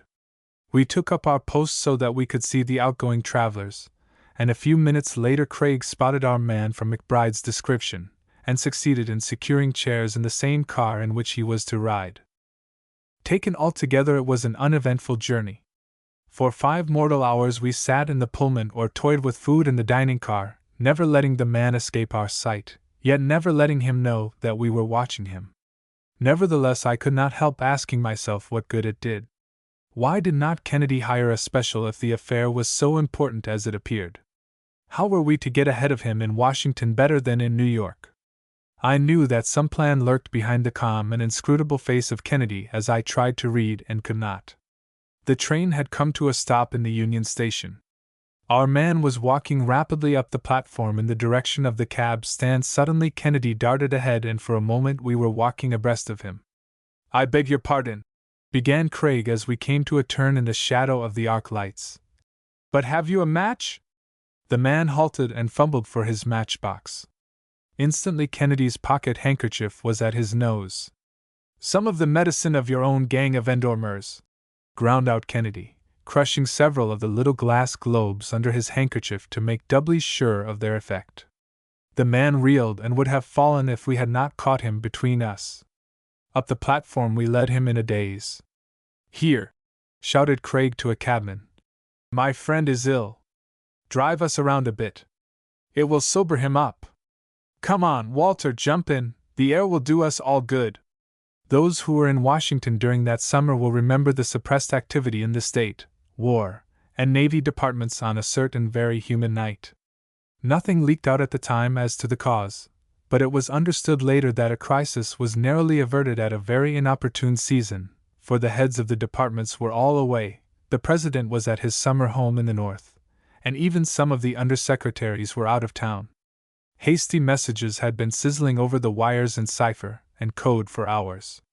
I recall that as we rode a little out of our way past the Army building, merely to see if there was any excitement, we found it a blaze of lights. Something was plainly afoot even at this usually dull period of the year. There equals 20 was treachery of some kind, and some trusted employee was involved, I felt instinctively. As for Craig, he merely glanced at the insensible figure between us and remarked sententiously that to his knowledge there was only one nation that made a practice of carrying out its diplomatic and other coups in the hot weather, a remark which I understood to mean that our mission was more than commonly important. The man had not recovered when we arrived within several blocks of our destination, nor did he show signs of recovery from his profound stupor. Kennedy stopped the cab in a side street, pressed a bill into the cabman's hand, and bade him wait until we returned. We had turned the corner of Z Street and were approaching the house when a man walking in the opposite direction eyed us suspiciously, turned, and followed us a step or two. "Kennedy!" he exclaimed. If a 14-inch gun had exploded behind us, I could not have been more startled. Here, in spite of all our haste and secrecy, we were followed, watched, and beaten. Craig wheeled about suddenly. Then he took the man by the arm. "Come," he said quickly, and we 3 dove into the shadow of an alley. As we paused, Kennedy was the first to speak. "By Jove, Walter, it's Burke of the Secret Service!" he exclaimed. "Good," repeated the man with some satisfaction. "I see that you still have that memory for faces." He was evidently referring to our experiences together some months before with the portrait parle and identification in the counterfeiting case which Craig cleared up for him. For a moment or two Burke and Kennedy spoke in whispers. Under the dim light from the street I could see Kennedy's face intent and working with excitement. "No wonder the War Department is a blaze of lights," he exclaimed as we moved out of the shadow again, leaving the Secret Service man. Burke, I had no idea when I took up this case that I should be doing my country a service also. We must succeed at any hazard.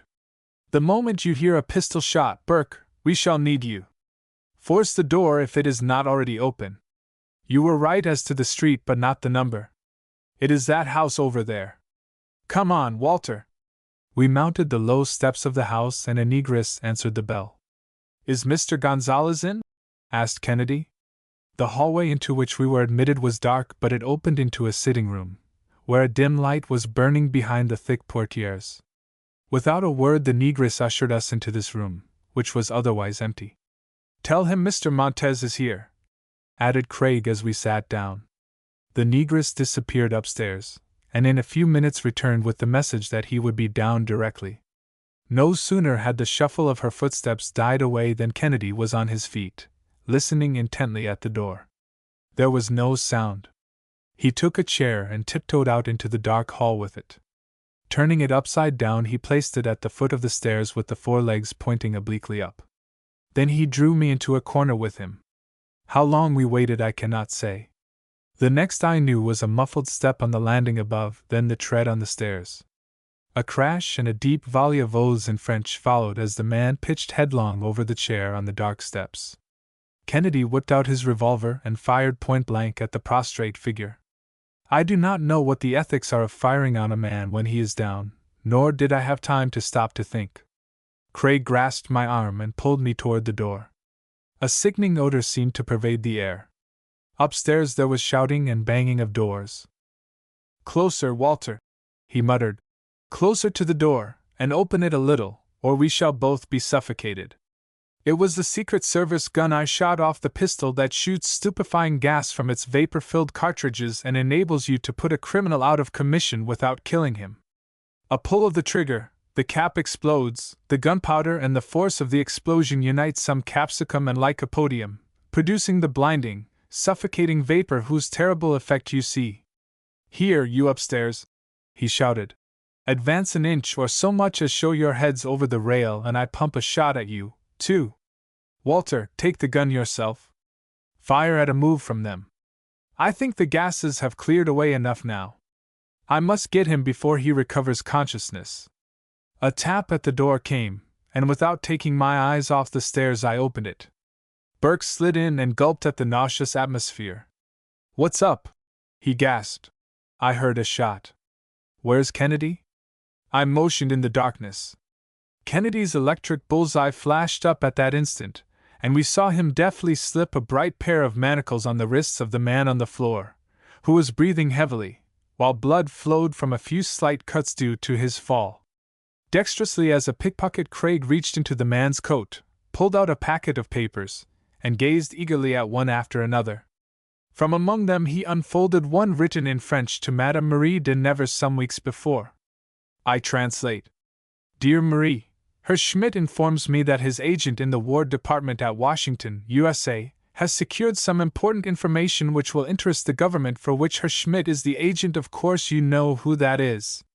It is necessary that you should carry the packet which will be handed to you, if you agree to my proposal, to New York by the steamer Tripolitania. Go to the Vandiver Hotel and in a few days, as soon as a certain exchange can be made, either our friend in Washington or myself will call on you, using the name Gonzalez. In return for the package which you carry he will hand you another. Lose no time in bringing the second package back to Paris. I have arranged that you will receive 10,000 francs and your expenses for your services in this matter. Under no conditions betray your connection with Herr Schmidt.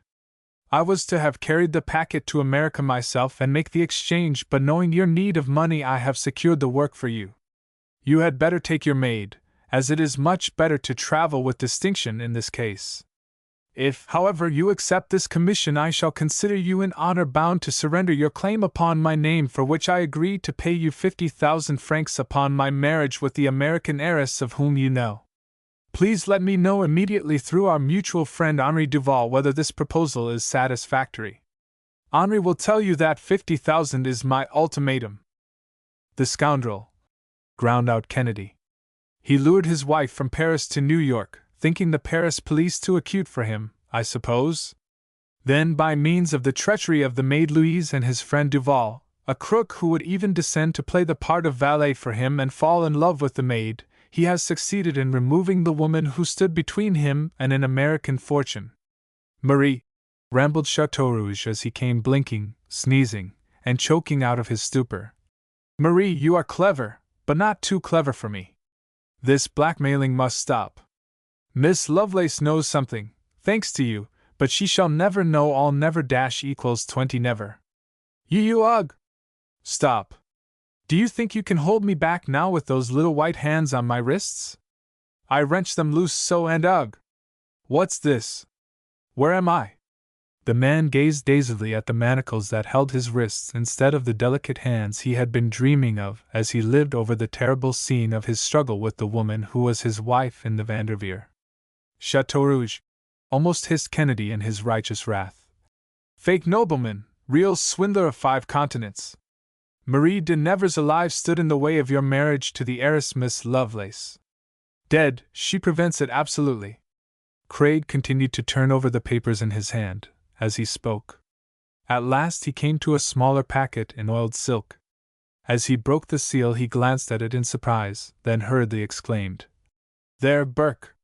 Take these to the War Department, and tell them they can turn out their lights and stop their telegrams. This seems to be a copy of our government's plans for the fortification of the Panama Canal, heights of guns, location of searchlights, fire control stations, everything from painstaking search of official and confidential records. That is what this fellow obtained in exchange for his false blueprints of the supposed coaling station on the Pacific. I leave the Secret Service to find the leak in the War Department. What I am interested in is not the man who played spy for 2 nations and betrayed one of them. To me, this adventurer who calls himself Chateau Rouge is merely the murderer of Madame de Nevers. X. The smuggler. It was a rather sultry afternoon in the late summer when people who had calculated by the calendar rather than by the weather were returning to the city from the seashore, the mountains, and abroad. Except for the weekends, Kennedy and I had been pretty busy, though on this particular day there was a lull in the succession of cases which had demanded our urgent attention during the summer. We had met at the public library, where Craig was doing some special research at odd moments in criminology. Fifth Avenue was still half deserted, though the few pedestrians who had returned or remained in town like ourselves were, as usual, to be found mostly on the west side of the street. Nearly everybody, I have noticed, walks on the one side of Fifth Avenue, winter or summer. As we stood on the corner waiting for the traffic man's whistle to halt the crush of automobiles, a man on the top of a bus waved to Kennedy. I looked up and caught a glimpse of Jack Herndon, an old college mate, who had had some political aspirations and had recently been appointed to a position in the Customs House of New York. Herndon, I may add, represented the younger and clean-cut generation which is entering official life with great advantage to both themselves and politics. The bus pulled up to the curb, and Jack tore down the breakneck steps hurriedly. I was just thinking of you, Craig. He beamed as we all shook hands. And wondering whether you and Walter were in town. I think I should have come up to see you tonight anyhow. Why, what's the matter? More sugar frauds? Laughed Kennedy. Or perhaps you have caught another art dealer red-handed? No, not exactly, replied Herndon, growing graver for the moment.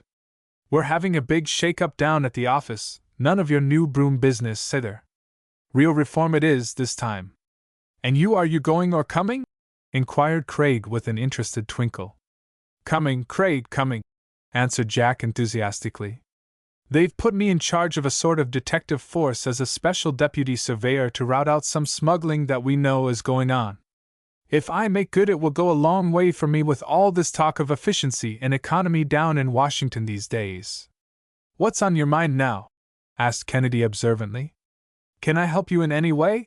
Herndon had taken each of us by an arm and walked us over to a stone bench in the shade of the library building. You have read the accounts in the afternoon papers of the peculiar death of Mademoiselle Violette, the little French modiste, up here on 46th Street? He inquired. Yes, answered Kennedy. What has that to do with customs reform? A good deal, I fear, Herndon continued. It's part of a case that has been bothering us all summer. It's the first really big thing I've been up against, and it's as ticklish a bit of business as even a veteran Treasury agent could wish. Herndon looked thoughtfully at the passing crowd on the other side of the balustrade and continued. It started, like many of our cases, with the anonymous letter writer. Early in the summer the letters began to come into the deputy surveyor's office, all unsigned, though quite evidently written in a woman's hand, disguised of course, and on rather dainty notepaper. They warned us of a big plot to smuggle gowns and jewelry from Paris. Smuggling jewelry is pretty common because jewels take up little space and are very valuable.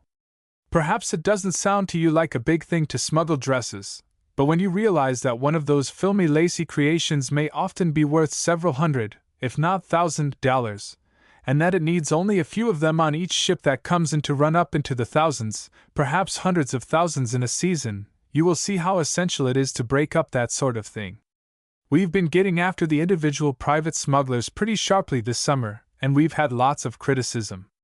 If we could land a big fellow and make an abject lesson of the extent of the thing, I believe it would leave our critics of the press without a leg to stand on.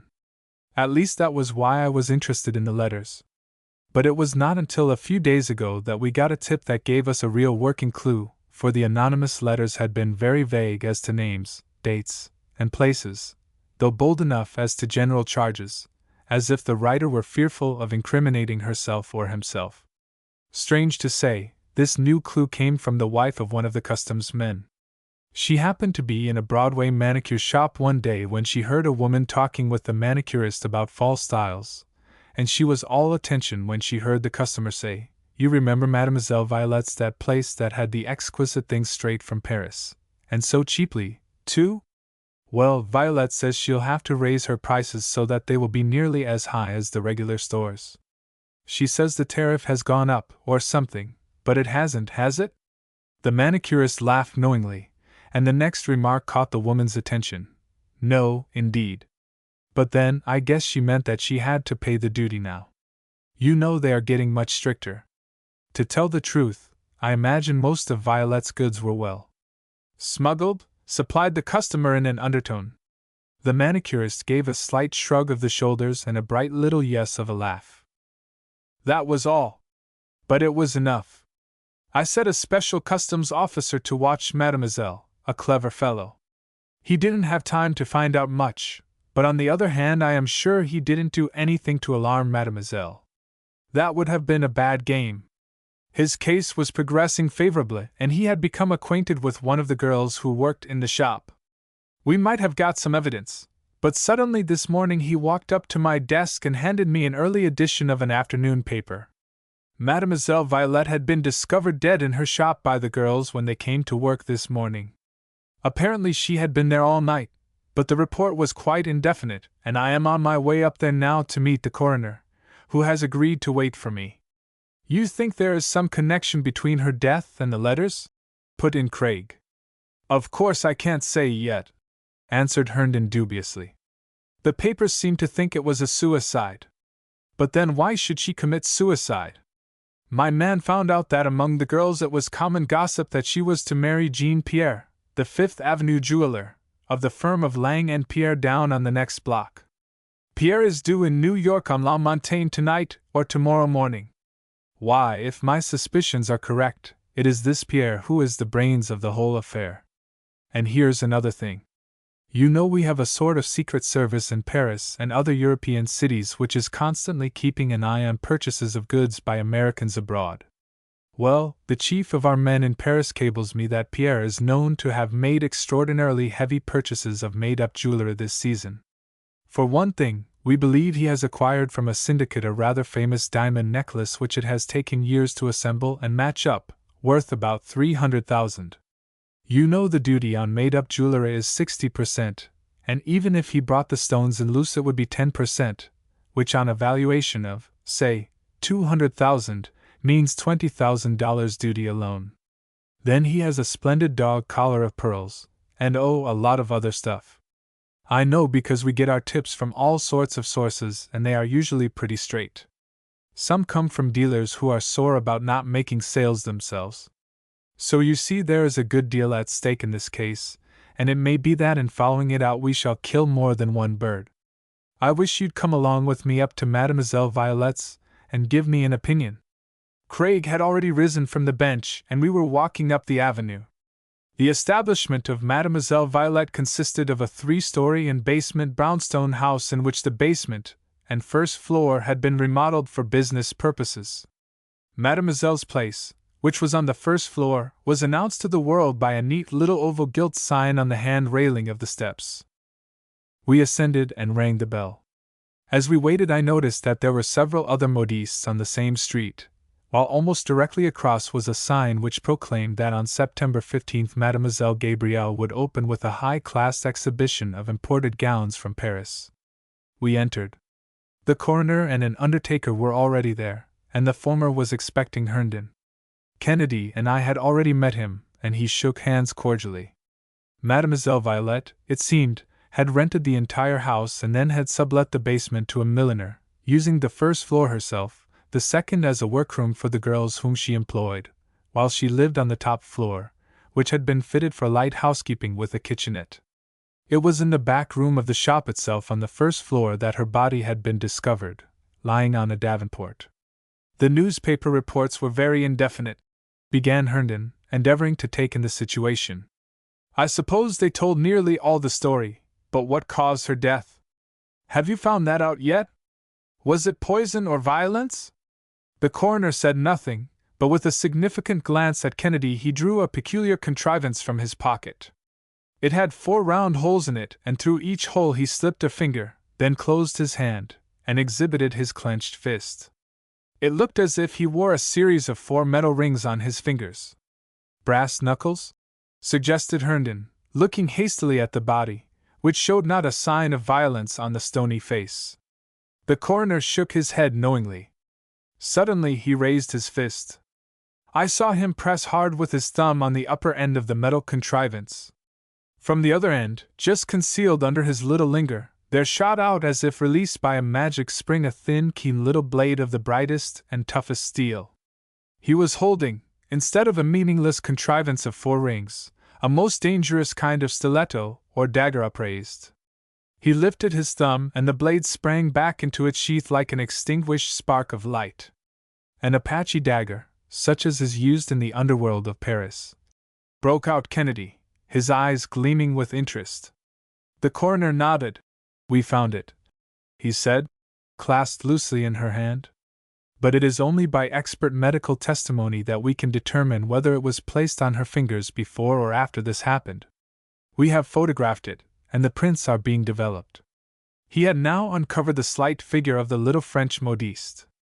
On the dress, instead of the profuse flow of blood which we had expected to see, there was a single round spot. And in the white marble skin of her breast was a little, nearly microscopic puncture, directly over the heart. She must have died almost instantly, commented Kennedy, glancing from the Apache weapon to the dead woman and back again. Internal hemorrhage. I suppose you have searched her effects. Have you found anything that gives a hint among them? No, replied the coroner doubtfully. I can't say we have unless it is the bundle of letters from Pierre, the jeweler. They seem to have been engaged, and yet the letters stopped abruptly, and well, from the tone of the last one from him I should say there was a quarrel brewing. An exclamation from Herndon followed. The same notepaper and the same handwriting as the anonymous letters, he cried. But that was all. Go over the ground as Kennedy might, he could find nothing further than the coroner and Herndon had already revealed. About these people, Lang and Pierre? Asked Craig thoughtfully when we had left Mademoiselle's and were riding downtown to the customs house with Herndon. What do you know about them? I presume that Lang is in America, if his partner is abroad. Yes, he is here in New York. I believe the firm has a rather unsavory reputation. They have to be watched, I am told. Then, too, one or the other of the partners makes frequent trips abroad, mostly Pierre. Pierre, as you see, was very intimate with Mademoiselle, and the letters simply confirm what the girls told my detective. He was believed to be engaged to her, and I see no reason now to doubt that. The fact is, Kennedy, it wouldn't surprise me in the least to learn that it was he who engineered the smuggling for her as well as himself. What about the partner? What role does he play in your suspicions? That's another curious feature. Lang doesn't seem to bother much with the business. He is a sort of silent partner, although nominally the head of the firm. Still, they both seem always to be plentifully supplied with money and to have a good trade. Lang lives most of the time up on the west shore of the Hudson, and seems to be more interested in his position as Commodore of the Riverledge Yacht Club than in his business down here. He is quite a sport, a great motorboat enthusiast, and has lately taken to hydroplanes. I meant, repeated Kennedy. What about Lang and Mademoiselle Violette? Were they all friendly? Oh, replied Herndon, seeming to catch the idea. I see. Of course, Pierre abroad and Lang here. I see what you mean. Why, the girl told my man that Mademoiselle Violette used to go motorboating with Lang, but only when her fiancé equals 82, Pierre, was along. No, I don't think she ever had anything to do with Lang, if that's what you are driving at.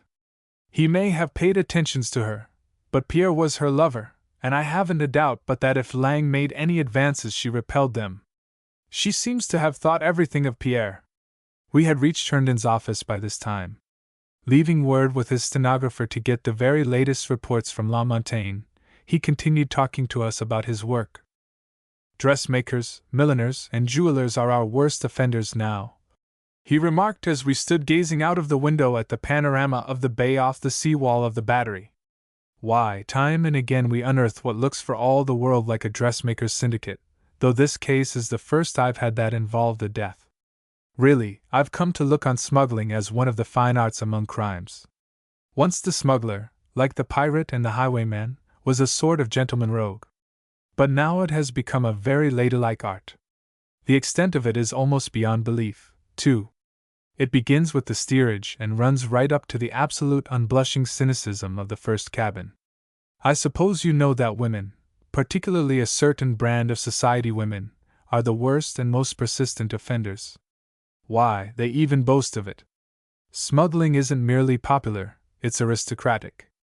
But we're going to take some of the flavor out of it before we finish. He tore open a cable message which a boy had brought in. Now take this, for instance. He continued. You remember the sign across the street from Mademoiselle Violette's, announcing that a Mademoiselle Gabrielle was going to open a salon or whatever they call it? Well, here's another cable from our Paris Secret Service with a belated tip. They tell us to look out for a Mademoiselle Gabrielle on La Montaigne, too. That's another interesting thing. You know the various lines are all ranked, at least in our estimation, according to the likelihood of such offenses being perpetrated by their passengers. We watch ships from London, Liverpool, and Paris most carefully. Scandinavian ships are the least likely to need watching. Well, Miss Roberts? We have just had a wireless about La Montaigne, reported his stenographer, who had entered while he was speaking, and she is 300 miles east of Sandy Hook. She won't dock until tomorrow. Thank you. Well, fellows, it is getting late and that means nothing more doing tonight. Can you be here early in the morning? We'll go down the bay and bring in the ship, as our men call it when the deputy surveyor and his acting deputies go down to meet it at quarantine. I can't tell you how much I appreciate your kindness in helping me. If my men get anything connecting Lang with Mademoiselle Violette's case, I'll let you know immediately. It was a bright, clear, snappy morning, in contrast with the heat of the day before, when we boarded the revenue tug at the barge office. The waters of the harbor never looked more blue as they danced in the early sunlight, flecked here and there by a foaming white cap as the conflicting tides eddied about. The shores of Staten Island were almost as green as in the spring, and even the haze over the Brooklyn factories had lifted. It looked almost like a stage scene, clear and sharp, new and brightly colored. Perhaps the least known and certainly one of the least recognized of the government services is that which includes the vigilant ships of the Revenue Service. It was not a revenue cutter, however, on which we were plowing down the bay. The cutter lay, white and gleaming in the morning sun, at anchor off Stapleton, like a miniature warship, saluting as we passed. The revenue boats, which steam down to quarantine and make fast to the incoming ocean greyhounds, are revenue tugs. Down the bay we puffed and buffeted for about 40 minutes before we arrived at the little speck of an island that is quarantine. Long before we were there we sighted the great La Montaigne near the group of buildings on the island, where she had been waiting since early morning for the tide and the customs officials. The tug steamed alongside, and quickly up the high ladders swarmed the boarding officer and the deputy collectors. We followed Herndon straight to the main saloon, where the collectors began to receive the declarations which had been made out on blanks furnished to the passengers on the voyage over. They had had several days to write them out, the less excuse for omissions.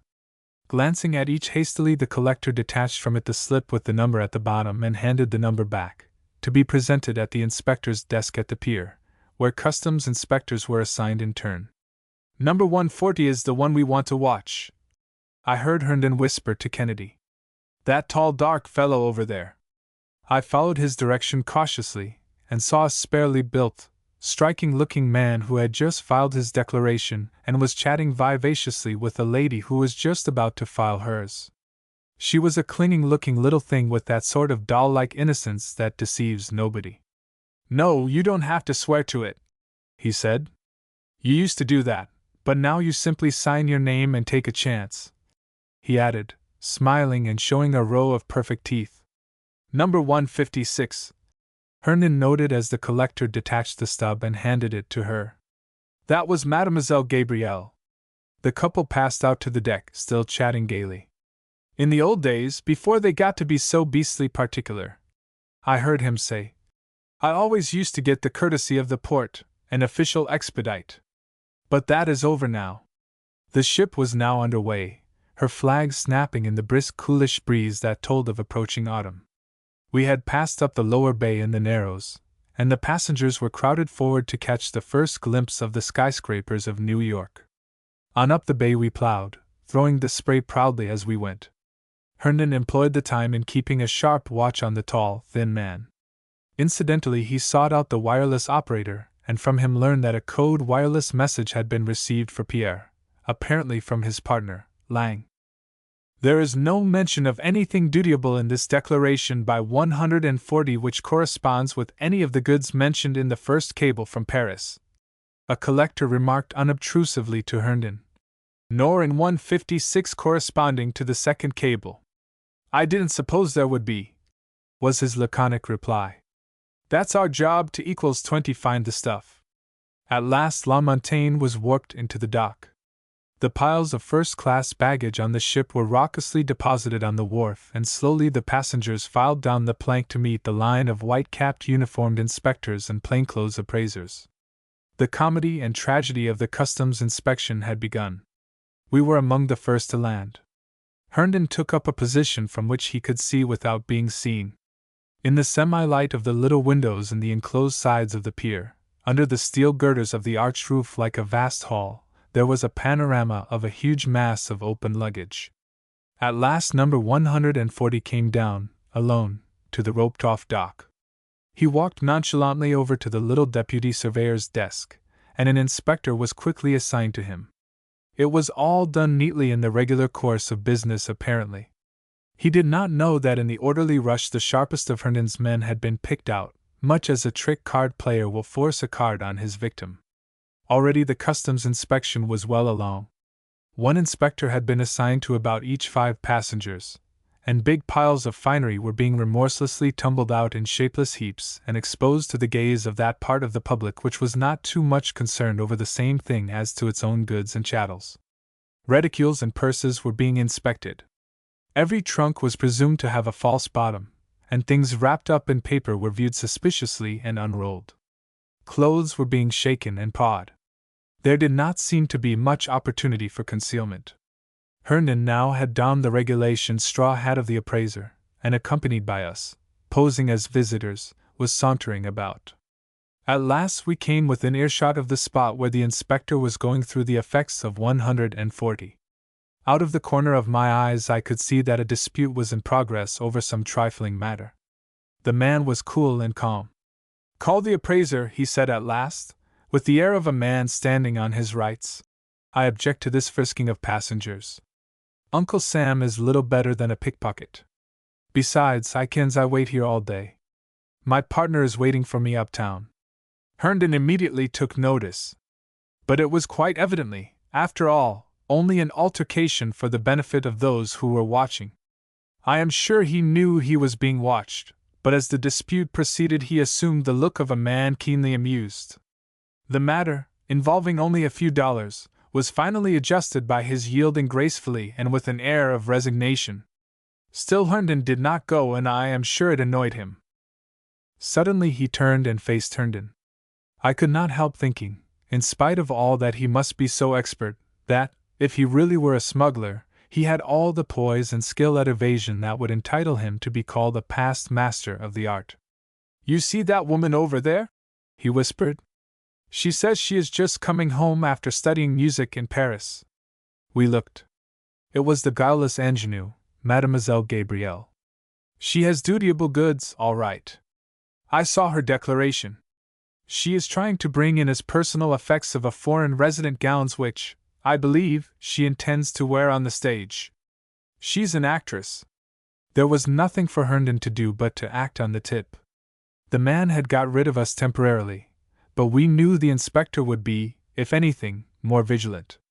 I think he took even longer than usual. Mademoiselle Gabrielle and her maid pouted and fussed over the renewed examination which Herndon ordered. According to the inspector, everything was new and expensive; according to her, old, shabby, and cheap. She denied everything, raged and threatened. But when, instead of ordering the stamp, passed, to be placed on her half-dozen trunks and bags which contained in reality only a few dutiable articles, Herndon threatened to order them to the appraiser's stores and herself to go to the law division if she did not admit the points in dispute, there was a real scene. Generally, madam, he remonstrated, though I could see he was baffled at finding nothing of the goods he had really expected to find. Generally, even for a first offense, the goods are confiscated and the court or district attorney is content to let the person off with a fine. If this happens again, we'll be more severe. So you had better pay the duty on these few little matters. Without that, if he had been expecting to throw a scare into her, it did not succeed. Well, I suppose if I must, I must, she said, and the only result of the diversion was that she paid a few dollars more than had been expected and went off in a high state of mind. Herndon had disappeared for a moment, after a whisper from Kennedy, to instruct two of his men to shadow Mademoiselle Gabrielle and later, Pierre. He soon rejoined us, and we casually returned to the vicinity of our tall friend, number 140, for whom I felt even less respect than ever after his apparently ungallant action toward the lady he had been talking with. He seemed to notice my attitude, and he remarked defensively for my benefit, "Only a patriotic act." His inspector by this time had finished a most minute examination. There was nothing that could be discovered, not a false book with a secret spring that might disclose instead of reading matter a heap of almost priceless jewels, not a suspicious bulging of any garment, or of the lining of a trunk or grip. Some of the goods might have been on his person, but not much, and certainly there was no excuse for ordering a personal examination, for he could not have hidden a tenth part of what we knew he had, even under the proverbial porous plaster. He was impeccable. Accordingly, there was nothing for the inspector to do but to declare a polite armistice. So you didn't find Mona Lisa in a false bottom, and my trunks were not lined with smuggled cigars after all? He rasped savagely as the stamp, passed, was at last affixed, and he paid in cash at the little window with its sign, "Pay duty here, U.S. Custom House," some $100 instead of the thousands Herndon had been hoping to collect, if not to seize. All through the inspection, an extra close scrutiny had been kept on the other passengers as well, to prevent any of them from being in league with the smugglers, though there was no direct or indirect evidence to show that any of the others were. We were about to leave the wharf, also, when Craig's attention was called to a stack of trunks still remaining. "Whose are those?" he asked as he lifted one. It felt suspiciously light. "Some of them belong to a Mr. Pierre and the rest to a Miss Gabrielle," answered an inspector. "Bonded for Troy and waiting to be transferred by the express company."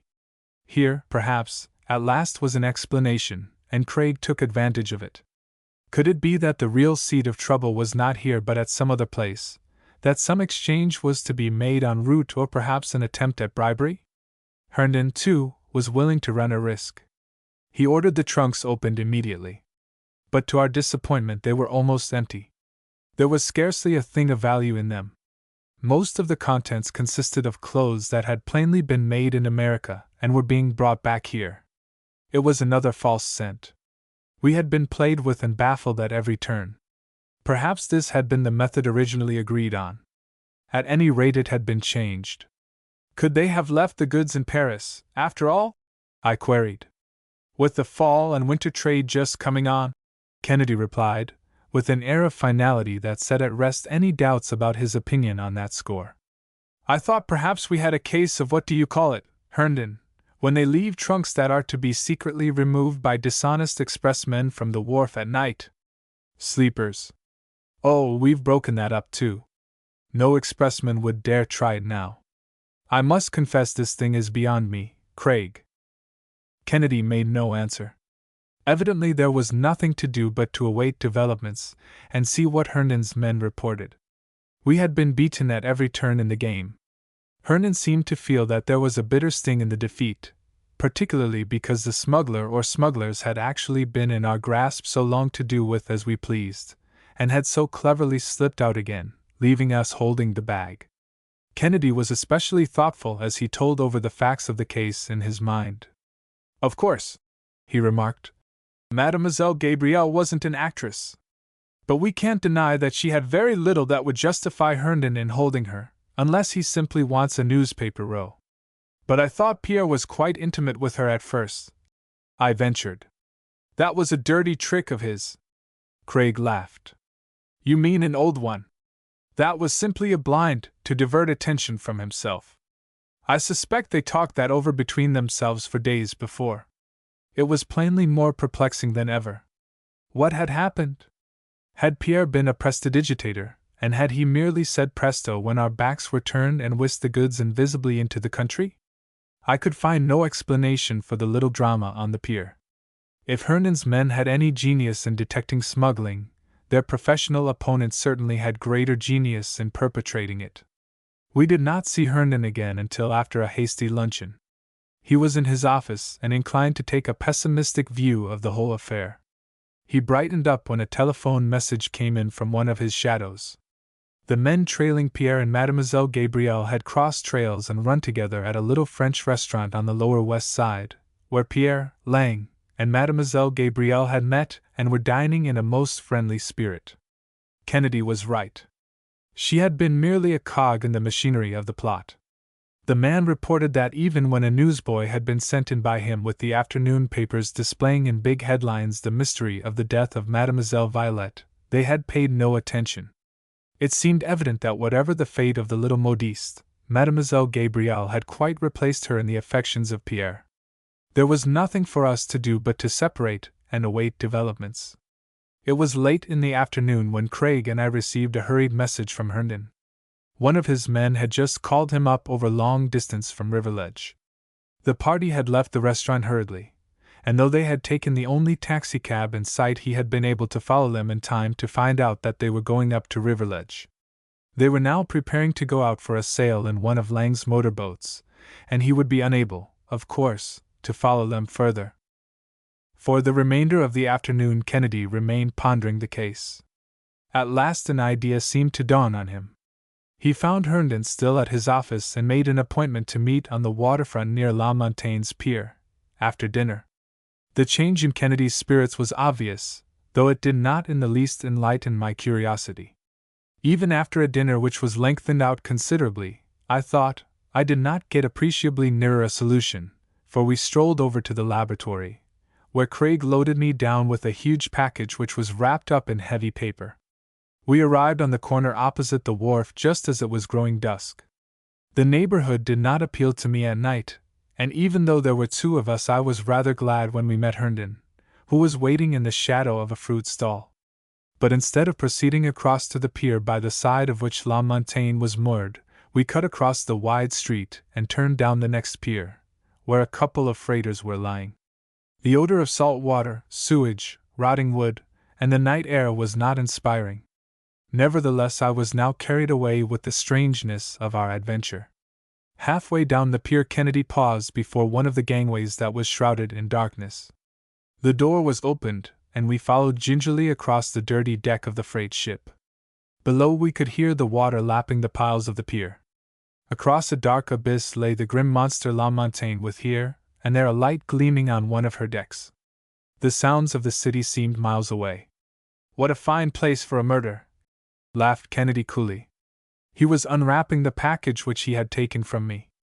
It proved to be a huge reflector in front of which was placed a little arrangement which, under the light of a shaded lantern carried by Herndon, looked like a coil of wire of some kind.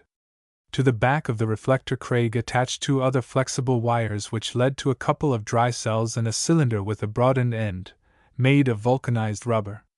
It might have been a telephone receiver, for all I could tell in the darkness.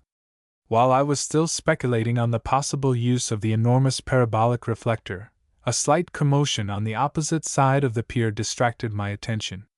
A ship was coming in and was being carefully and quietly berthed alongside the other big iron freighter on that side. Herndon had left us. "The Mohican is here," he remarked as he rejoined us. To my look of inquiry he added, "The revenue cutter." Kennedy had now finished and had pointed the reflector full at La Montaigne. With a whispered hasty word of caution and advice to Herndon, he drew me along with him down the wharf again. At the little door which was cut in the barrier guarding the shore end of La Montaigne's wharf, Kennedy stopped. The customs service night watchman. There is always a watchman of some kind aboard every ship, passenger or freighter, all the time she is in port, seemed to understand, for he admitted us after a word with Kennedy. Threading our way carefully among the boxes, and bales, and crates which were piled high, we proceeded down the wharf. Under the electric lights the longshoremen were working feverishly, for the unloading and loading of a giant transatlantic vessel in the rush season is a long and tedious process at best, requiring night work and overtime, for every moment, like every cubic foot of space, counts. Once within the door, however, no one paid much attention to us. They seemed to take it for granted that we had some right there. We boarded the ship by one of the many entrances, and then proceeded down to a deck where apparently no one was working. It was more like a great house than a ship, I felt, and I wondered whether Kennedy's search was not more of a hunt for a needle in a haystack than anything else. Yet he seemed to know what he was after. We had descended to what I imagined must be the quarters of the steward. About us were many large cases and chests, stacked up and marked as belonging to the ship. Kennedy's attention was attracted to them immediately. All at once it flashed on me what his purpose was. In some of those cases were the smuggled goods.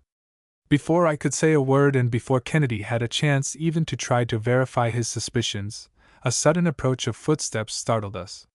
He drew me into a cabin or room full of shelves with ship's stores. "Why didn't you bring Herndon over and break into the boxes, if you think the stuff is hidden in one of them?" I whispered. "And let those higher up escape while their tools take all the blame?" he answered. SHH. The men who had come into the compartment looked about as if expecting to see someone. "Two of them came down," a gruff voice said. "Where are they?" From the noise I inferred that there must be 4 or 5 men, and from the ease with which they shifted the cases about some of them must have been pretty husky stevedores. "I don't know," a more polished but unfamiliar voice answered. The door to our hiding place was opened roughly, and then banged shut before we realized it. With a taunting laugh, someone turned the key in the lock, and before we could move a quick shift of packing cases against the door made escape impossible. Here we were marooned, shanghaied, as it were, within sight if not call of Herndon and our friends. We had run up against professional smugglers, of whom I had vaguely read, disguised as stewards, deckhands, stokers, and other workers. The only other opening to the cabin was a sort of porthole, more for ventilation than anything else. Kennedy stuck his head through it, but it was impossible for a man to squeeze out. There was one of the lower decks directly before us, while a bright arc light gleamed tantalizingly over it, throwing a round circle of light into our prison. I reflected bitterly on our shipwreck within sight of port. Kennedy remained silent, and I did not know what was working in his mind. Together we made out the outline of the freighter at the next wharf and speculated as to the location where we had left Herndon with the huge reflector. There was no moon and it was as black as ink in that direction, but if we could have got out I would have trusted to luck to reach it by swimming. Below us, from the restless water lapping on the sides of the hulk of La Montagne, we could now hear muffled sounds. It was a motorboat which had come crawling up the riverfront, with lights extinguished, and had pushed a cautious nose into the slip where our ship lay at the quay. None of your romantic low-lying, rakish craft of the old smuggling yarns was this, ready for deeds of desperation in the dark hours of midnight. It was just a modern little motorboat, up-to-date and swift. Perhaps we'll get out of this finally, I grumbled as I understood now what was afoot.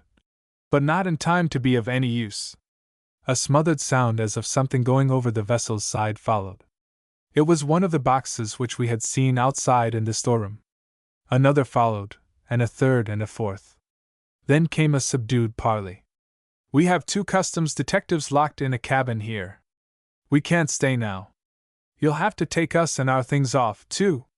"Can't do it," called up another muffled voice. "Make your things into a little bundle." "We'll take that, but you'll have to get past the night watchman yourselves and meet us at Riverledge."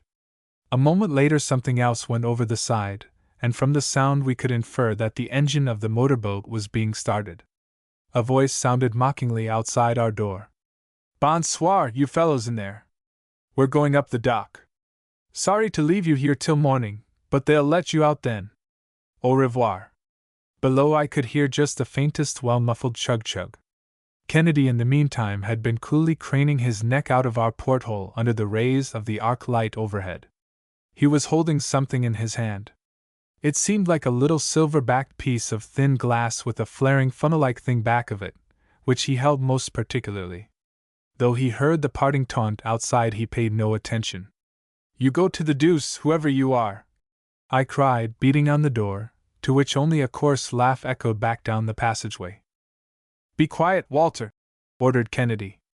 "We have located the smuggled goods in the storeroom of the steward, 4 wooden cases of them. I think the stuff must have been brought on the ship in the trunks, and then transferred to the cases, perhaps after the code wireless message was received. But we have been overpowered and locked in a cabin with a port too small to crawl through. The cases have been lowered over the side of the ship to a motorboat that was waiting below. The lights on the boat are out, but if you hurry you can get it. The accomplices who locked us in are going to disappear up the wharf. If you could only get the night watchman quickly enough you could catch them, too, before they reach the street." I had turned, half expecting to see Kennedy talking to a ship's officer who might have chanced on the deck outside. There was no one. The only thing of life was the still sputtering arc light. Had the man gone crazy? "What of it?" I growled. "Don't you suppose I know all that? What's the use of repeating it now?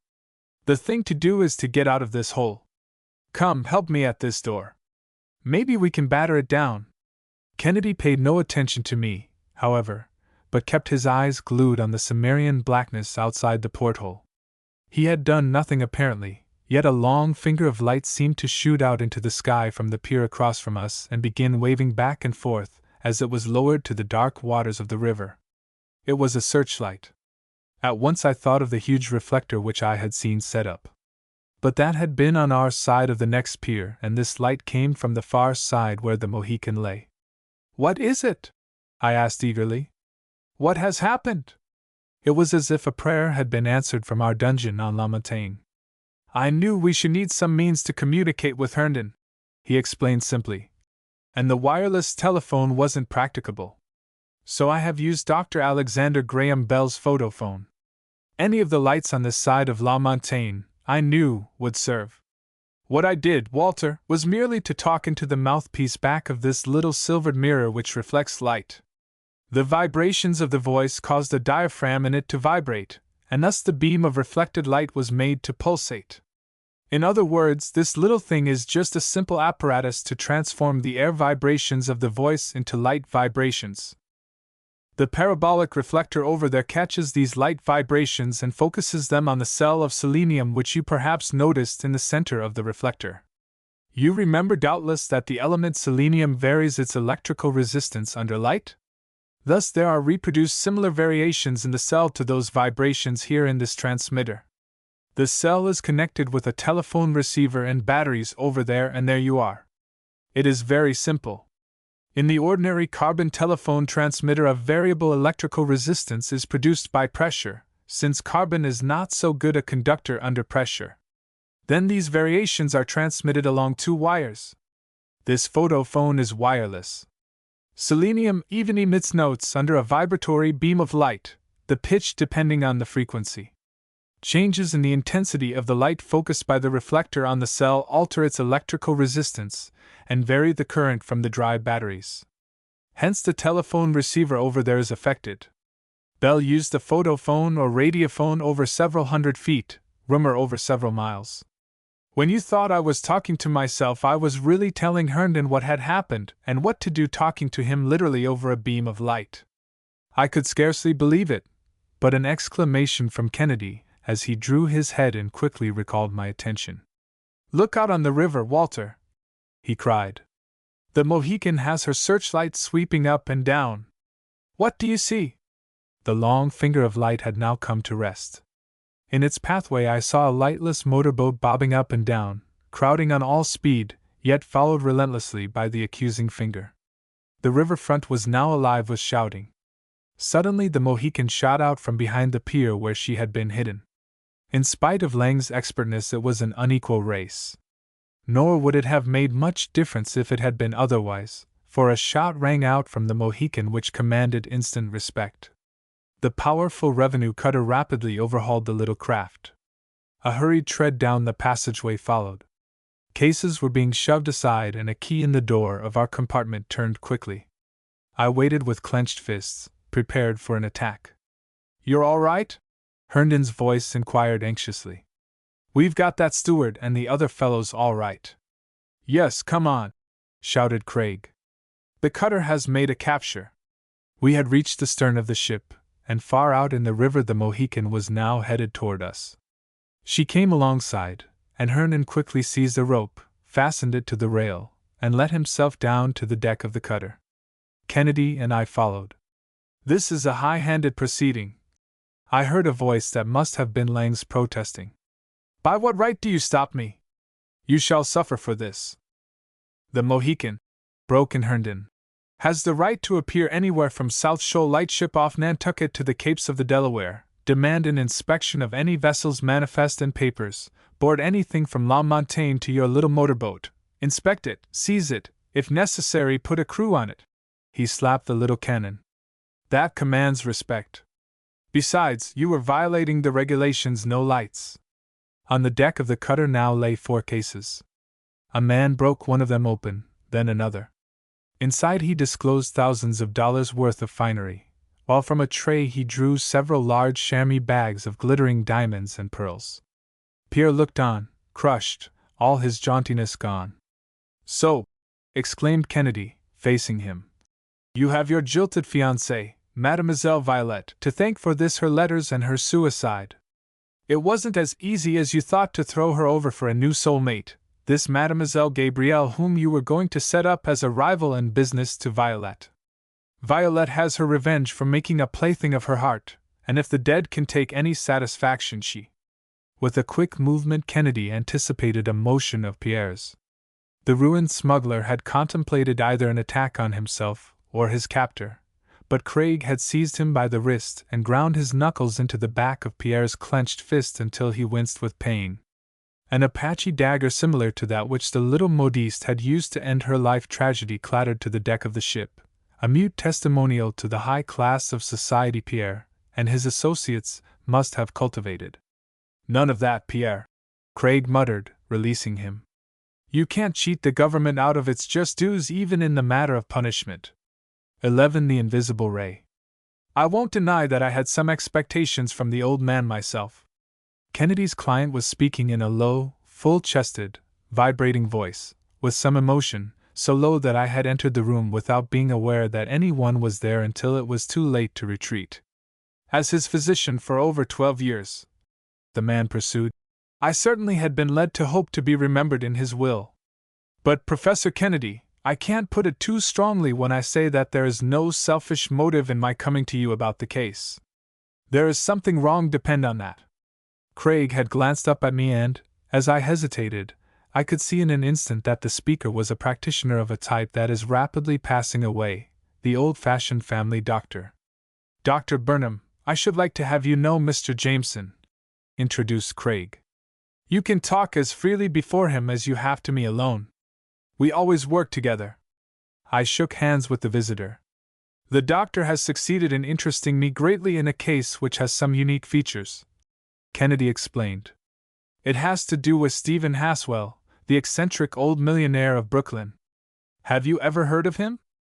"Yes, indeed," I replied, recalling an occasional article which had appeared in the newspapers regarding a dusty and dirty old house in that part of the Heights in Brooklyn whence all that is fashionable had not yet taken flight, a house of mystery, yet not more mysterious than its owner in his secretive comings and goings in the affairs of men of a generation beyond his time. Further than the facts that he was reputed to be very wealthy and led, in the heart of a great city, what was as nearly like the life of a hermit as possible, I knew little or nothing. "What has he been doing now?" I asked. "About a week ago," repeated the doctor, in answer to a nod of encouragement from Kennedy. "I was summoned in the middle of the night to attend Mr. Haswell, who, as I have been telling Professor Kennedy, had been a patient of mine for over 12 years. He had been suddenly stricken with total blindness. Since then he appears to be failing fast, that is, he appeared so the last time I saw him, a few days ago, after I had been superseded by a younger man. It is a curious case and I have thought about it a great deal. But I didn't like to speak to the authorities. There wasn't enough to warrant that, and I should have been laughed out of court for my pains. The more I have thought about it, however, the more I have felt it my duty to say something to somebody, and so, having heard of Professor Kennedy, I decided to consult him.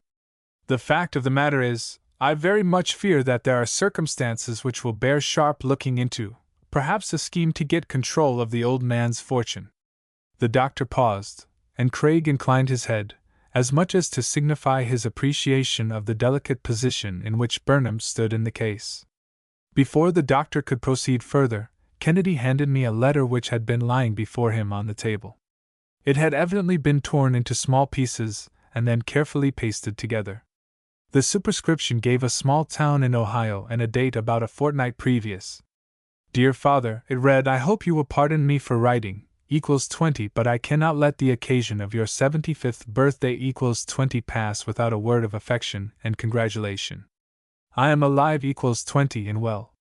Time has dealt leniently with me in that respect, if equals 20 not in money matters.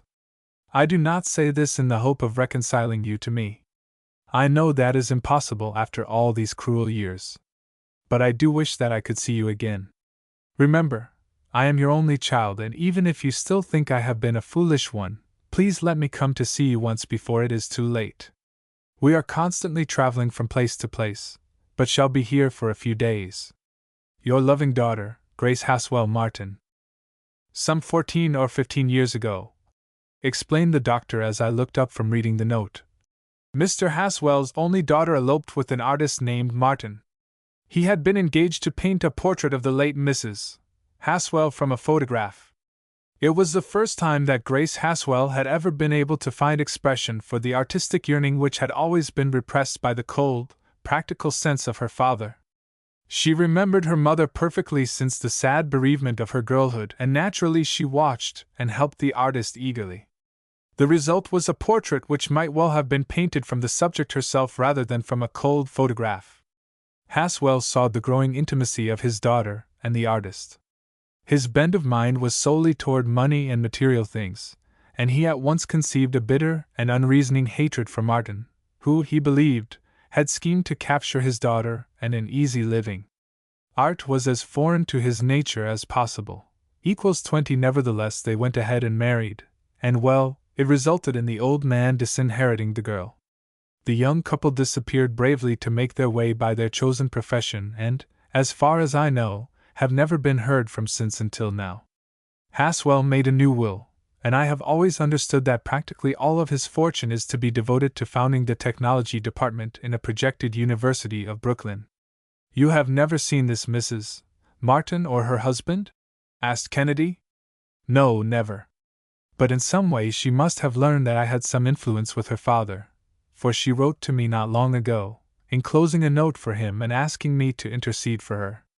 I did so. I took the letter to him as diplomatically as I could.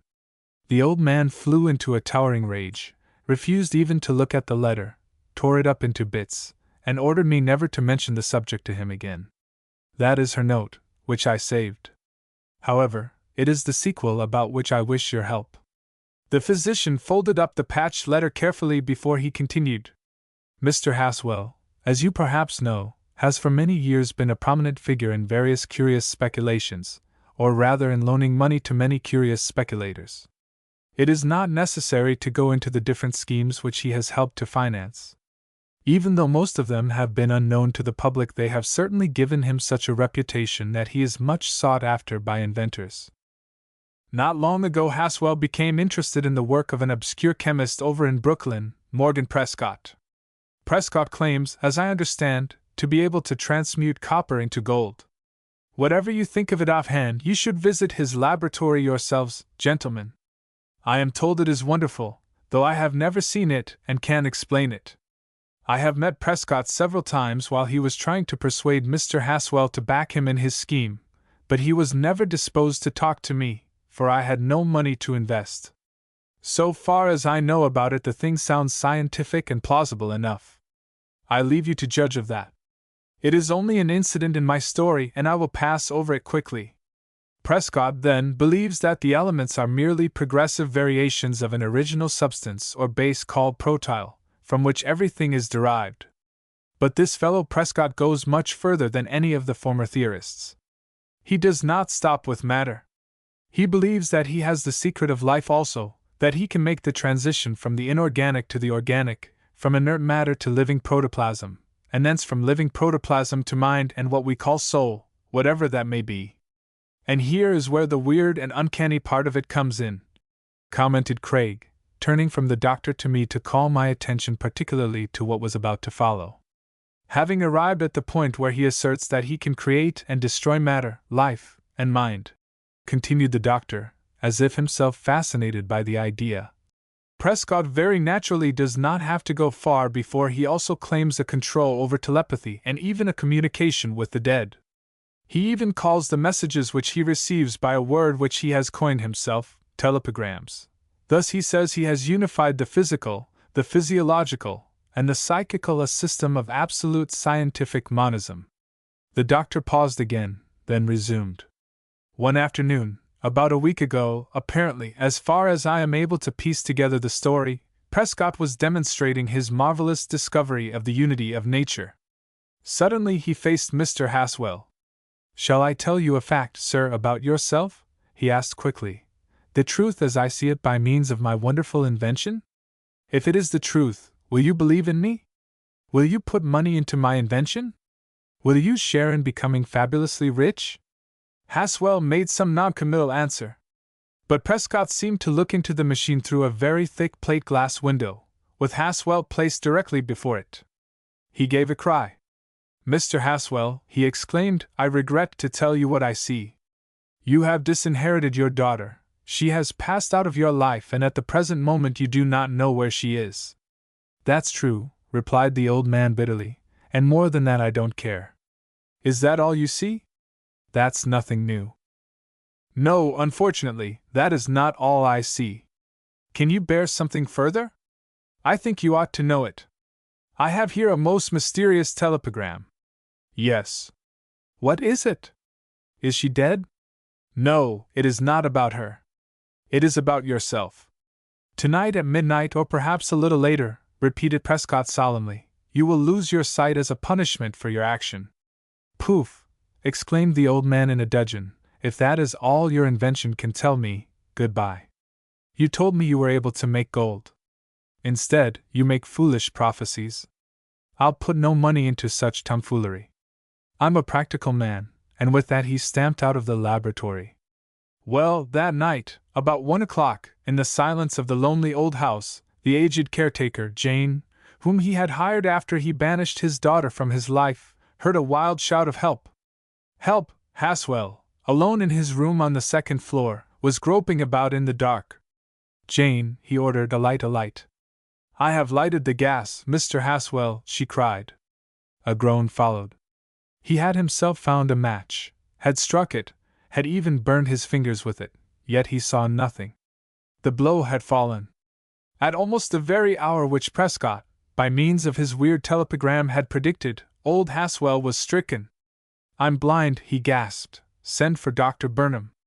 I went to him immediately when the maid roused me, but there was nothing I could do except prescribe perfect rest for his eyes and keeping in a dark room in the hope that his sight might be restored as suddenly and miraculously as it had been taken away. The next morning, with his own hand, trembling and scrawling in his blindness, he wrote the following on a piece of paper: Mrs. Grace Martin. Information wanted about the present whereabouts of Mrs. Grace Martin, formerly Grace Haswell of Brooklyn. Stephen Haswell, Pierpont St. Brooklyn. This advertisement he caused to be placed in all the New York papers and to be wired to the leading Western papers.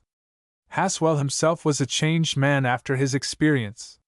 He spoke bitterly of Prescott, yet his attitude toward his daughter was completely reversed. Whether he admitted to himself a belief in the prediction of the inventor, I do not know. Certainly he scouted such an idea in telling me about it. A day or two after the advertisements appeared, a telegram came to the old man from a little town in Indiana. It read simply, "Dear Father, am starting for Brooklyn today. Grace." The upshot was that Grace Haswell, or rather Grace Martin, appeared the next day, forgave and was forgiven with much weeping, although the old man still refused resolutely to be reconciled with and receive her husband. Mrs. Martin started in to clean up the old house. A vacuum cleaner sucked a ton or two of dust from it. Everything was changed. Jane grumbled a great deal, but there was no doubt a great improvement. Meals were served regularly. The old man was taken care of as never before. Nothing was too good for him. Everywhere the touch of a woman was evident in the house. The change was complete. It even extended to me. Some friend had told her of an eye and ear specialist, a Dr. Scott, who was engaged. Since then, I understand, a new will has been made, much to the chagrin of the trustees of the projected school. Of course I am cut out of the new will, and that with the knowledge at least of the woman who once appealed to me, but it does not influence me in coming to you. But what has happened since to arouse suspicion? Asked Kennedy, watching the doctor furtively. Why, the fact is that, in spite of all this added care, the old man is failing more rapidly than ever. He never goes out except attended, and not much even then. The other day I happened to meet Jane on the street. The faithful old soul poured forth a long story about his growing dependence on others and ended by mentioning a curious red discoloration that seems to have broken out over his face and hands. More from the way she said it than from what she said, I gained the impression that something was going on which should be looked into. Then you perhaps think that Prescott and Mrs. Martin are in some way connected in this case? I hazarded. I had scarcely framed the question before he replied in an emphatic negative. On the contrary, it seems to me that if they know each other at all, it is with hostility. With the exception of the first stroke of blindness. Here he lowered his voice earnestly. Practically every misfortune that has overtaken Mr. Haswell has been since the advent of this new Dr. Scott. Mind, I do not wish even to breathe that Mrs. Martin has done anything except what a daughter should do. I think she has shown herself a model of forgiveness and devotion. Nevertheless, the turn of events under the new treatment has been so strange that almost it makes one believe that there might be something occult about it or wrong with the new doctor. Would it be possible, do you think, for us to see Mr. Haswell? Asked Kennedy, when Dr. Burnham had come to a full stop after pouring forth his suspicions. I should like to see this Dr. Scott. But first I should like to get into the old house without exciting hostility. The doctor was thoughtful. You'll have to arrange that yourself, he answered. Can't you think up a scheme? For instance, go to him with a proposal like the old schemes he used to finance. He is very much interested in electrical inventions. He made his money by speculation in telegraphs and telephones in the early days when they were more or less dreams. I should think a wireless system of television might at least interest him and furnish an excuse for getting in, although I am told his daughter discourages all tangible investment in the schemes that used to interest his active mind. An excellent idea! Exclaimed Kennedy. It is worth trying anyway.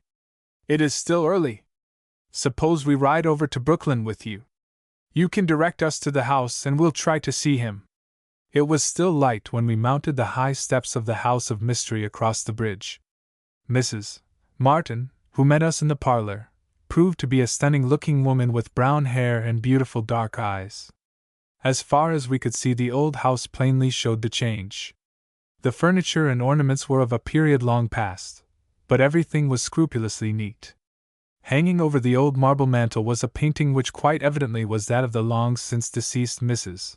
Haswell, the mother of Grace. In spite of the hideous style of dress of the period after the war, she had evidently been a very beautiful woman with large masses of light chestnut hair and blue eyes which the painter had succeeded in catching with almost lifelikeness for a portrait. It took only a few minutes for Kennedy, in his most engaging and plausible manner, to state the hypothetical reason of our call. Though it was perfectly self-evident from the start that Mrs. Martin would throw cold water on anything requiring an outlay of money, Craig accomplished his full purpose of securing an interview with Mr. Haswell. The invalid lay propped up in bed, and as we entered he heard us and turned his sightless eyes in our direction almost as if he saw. Kennedy had hardly begun to repeat and elaborate the story which he had already told regarding his mythical friend who had at last a commercial wireless teleview, as he called it on the spur of the moment, when Jane, the aged caretaker, announced Dr. Scott. The new doctor was a youthfully dressed man, clean-shaven, but with an undefinable air of being much older than his smooth face led one to suppose. As he had a large practice, he said, he would beg our pardon for interrupting, but would not take long.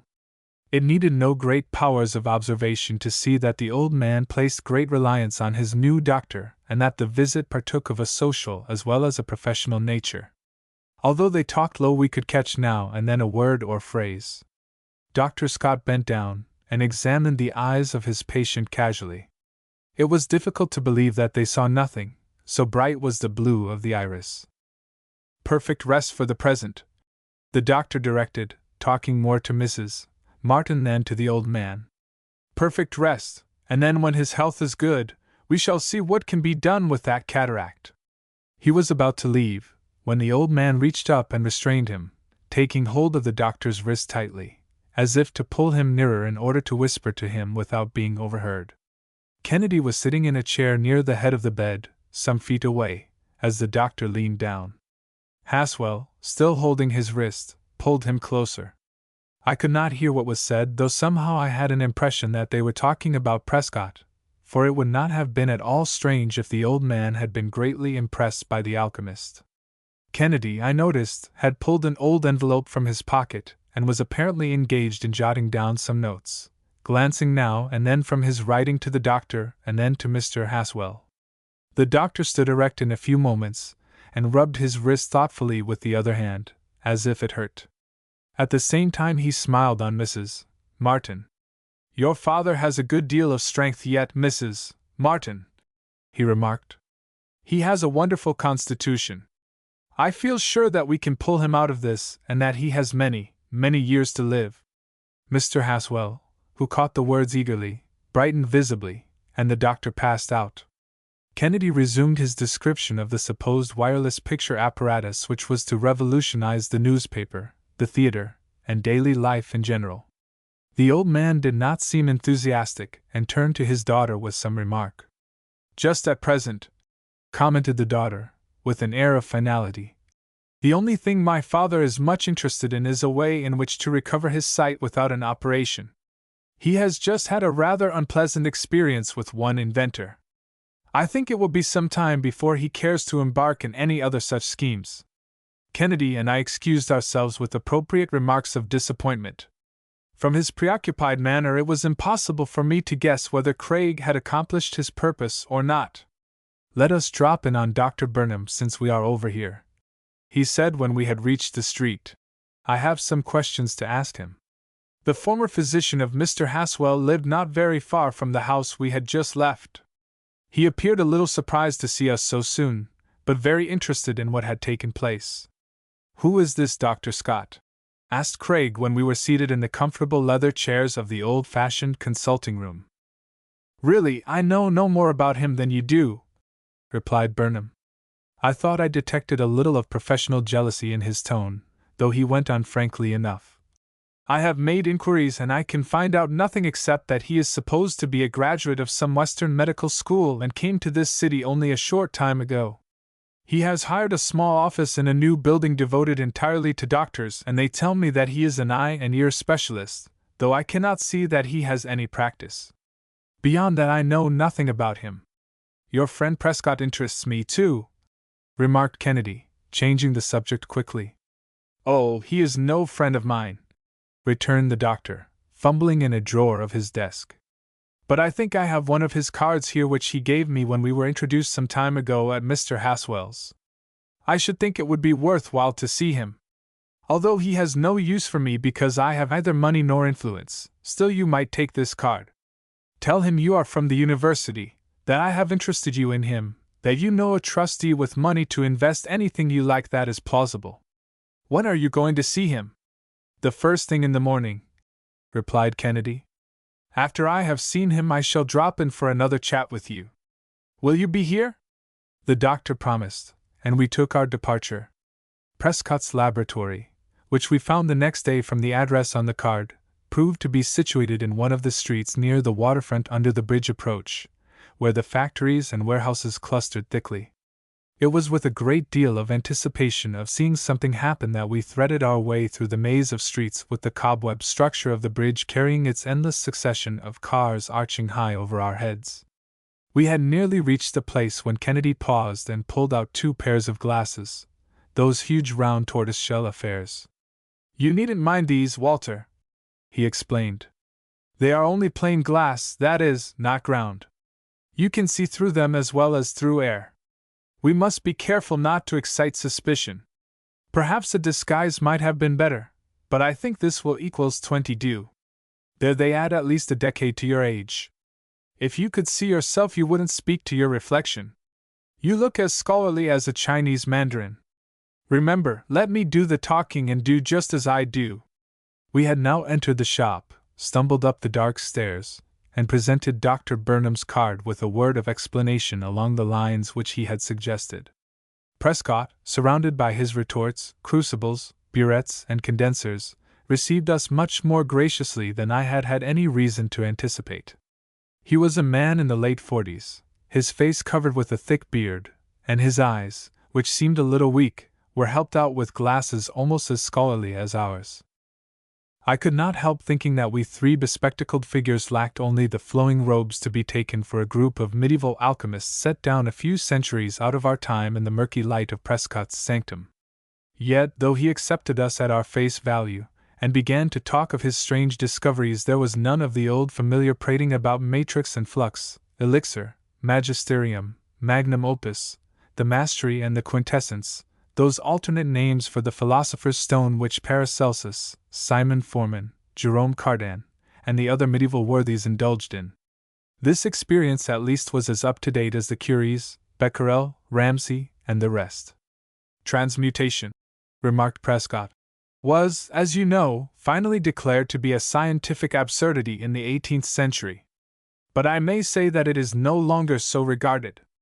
I do not ask you to believe anything until you have seen. All I ask is that you maintain the same open mind which the most progressive scientists of today exhibit in regard to the subject." Kennedy had seated himself some distance from a curious piece, or rather collection of apparatus over which Prescott was working. It consisted of numerous coils and tubes. "It may seem strange to you, gentlemen," Prescott proceeded, "that a man who is able to produce gold from, say, copper should be seeking capital from other people. My best answer to that old objection is that I am not seeking capital, as such. The situation with me is simply this. Twice I have applied to the Patent Office for a patent on my invention. They not only refuse to grant it, but they refuse to consider the application or even to give me a chance to demonstrate my process to them. On the other hand, suppose I try this thing secretly. How can I prevent anyone from learning my trade secret, leaving me, and making gold on his own account. Men will desert as fast as I educate them. Think of the economic result of that. It would turn the world topsy-turvy. I am looking for someone who can be trusted to the last limit to join with me, furnish the influence and standing while I furnish the brains and the invention. Either we must get the government interested and sell the invention to it, or we must get government protection and special legislation. I am not seeking capital, I am seeking protection. First, let me show you something. He turned a switch, and a part of the collection of apparatus began to vibrate. You are undoubtedly acquainted with the modern theories of matter, he began, plunging into the explanation of his process. Starting with the atom, we believe no longer that it is indivisible. Atoms are composed of thousands of ions, as they are called, really little electric charges. Again, you know that we have found that all the elements fall into groups. Each group has certain related atomic weights and properties which can be and have been predicted in advance of the discovery of missing elements in the group. I started with the reasonable assumption that the atom of one element in a group could be modified so as to become the atom of another element in the group, that one group could perhaps be transformed into another, and so on, if only I knew the force that would change the number or modify the vibrations of these ions composing the various atoms. Now, for years I have been seeking that force or combination of forces that would enable me to produce this change in the elements, raising or lowering them in the scale, so to speak. I have found it. I am not going to tell you or any other man whom you may interest the secret of how it is done until I find someone I can trust as I trust myself. But I am none the less willing that you should see the results. If they are not convincing, then nothing can be. He appeared to be debating whether to explain further, and finally resumed. Matter thus being in reality a manifestation of force or ether in motion, it is necessary to change and control that force and motion. This assemblage of machines here is for that purpose. Now a few words as to my theory. He took a pencil and struck a sharp blow on the table. There you have a single blow, he said. Just one isolated noise. Now if I strike this tuning fork you have a vibrating note. In other words, a succession of blows or wave vibrations of a certain kind affects the ear and we call it sound, just as a succession of other wave vibrations affects the retina and we have sight. If a moving picture moves slower than a certain number of pictures a minute you see the separate pictures. Faster it is one moving picture. Now, as we increase the rapidity of wave vibration and decrease the wavelength we pass from sound waves to heat waves or what are known as the infrared waves, those which lie below the red in the spectrum of light. Next we come to light, which is composed of the 7 colors as you know from seeing them resolved in a prism. After that are what are known as the ultraviolet rays, which lie beyond the violet of white light. We also have electric waves, the waves of the alternating current, and shorter still we find the Hertzian waves, which are used in wireless. We have only begun to know of X-rays and the alpha, beta, and gamma rays from them, of radium, radioactivity, and finally of this new force which I have discovered and call protodyne, the original force. In short, we find in the universe matter, force, and ether. Matter is simply ether in motion, is composed of corpuscles, electrically charged ions, or electrons, moving units of negative electricity about 1/1000th part of the hydrogen atom.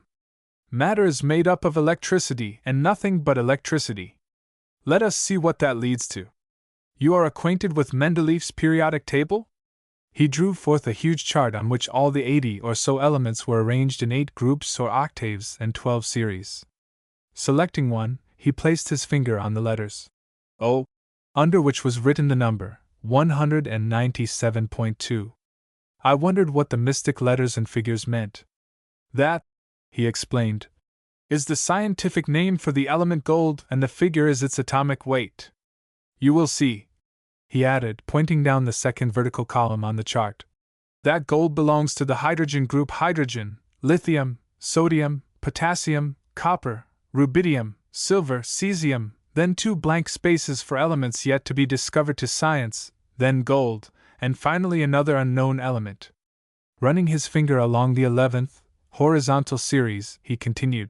The gold series, not the group, reads gold, mercury, thallium, lead, bismuth, and other elements known only to myself. For the known elements, however, These groups and series are now perfectly recognized by all scientists. They are determined by the fixed weight of the atom, and there is a close approximation to regularity. This 12th series is interesting. So far only radium, thorium, and uranium are generally known. We know that the radioactive elements are constantly breaking down, and one often hears uranium, for instance, called the parent of radium. Radium also gives off an emanation, and among its products is helium, quite another element. Thus the transmutation of matter is well known within certain bounds to all scientists today like yourself, Professor Kennedy. It has even been rumored but never proved that copper has been transformed into lithium, both members of the hydrogen-gold group, you will observe. Copper to lithium is going backward, so to speak.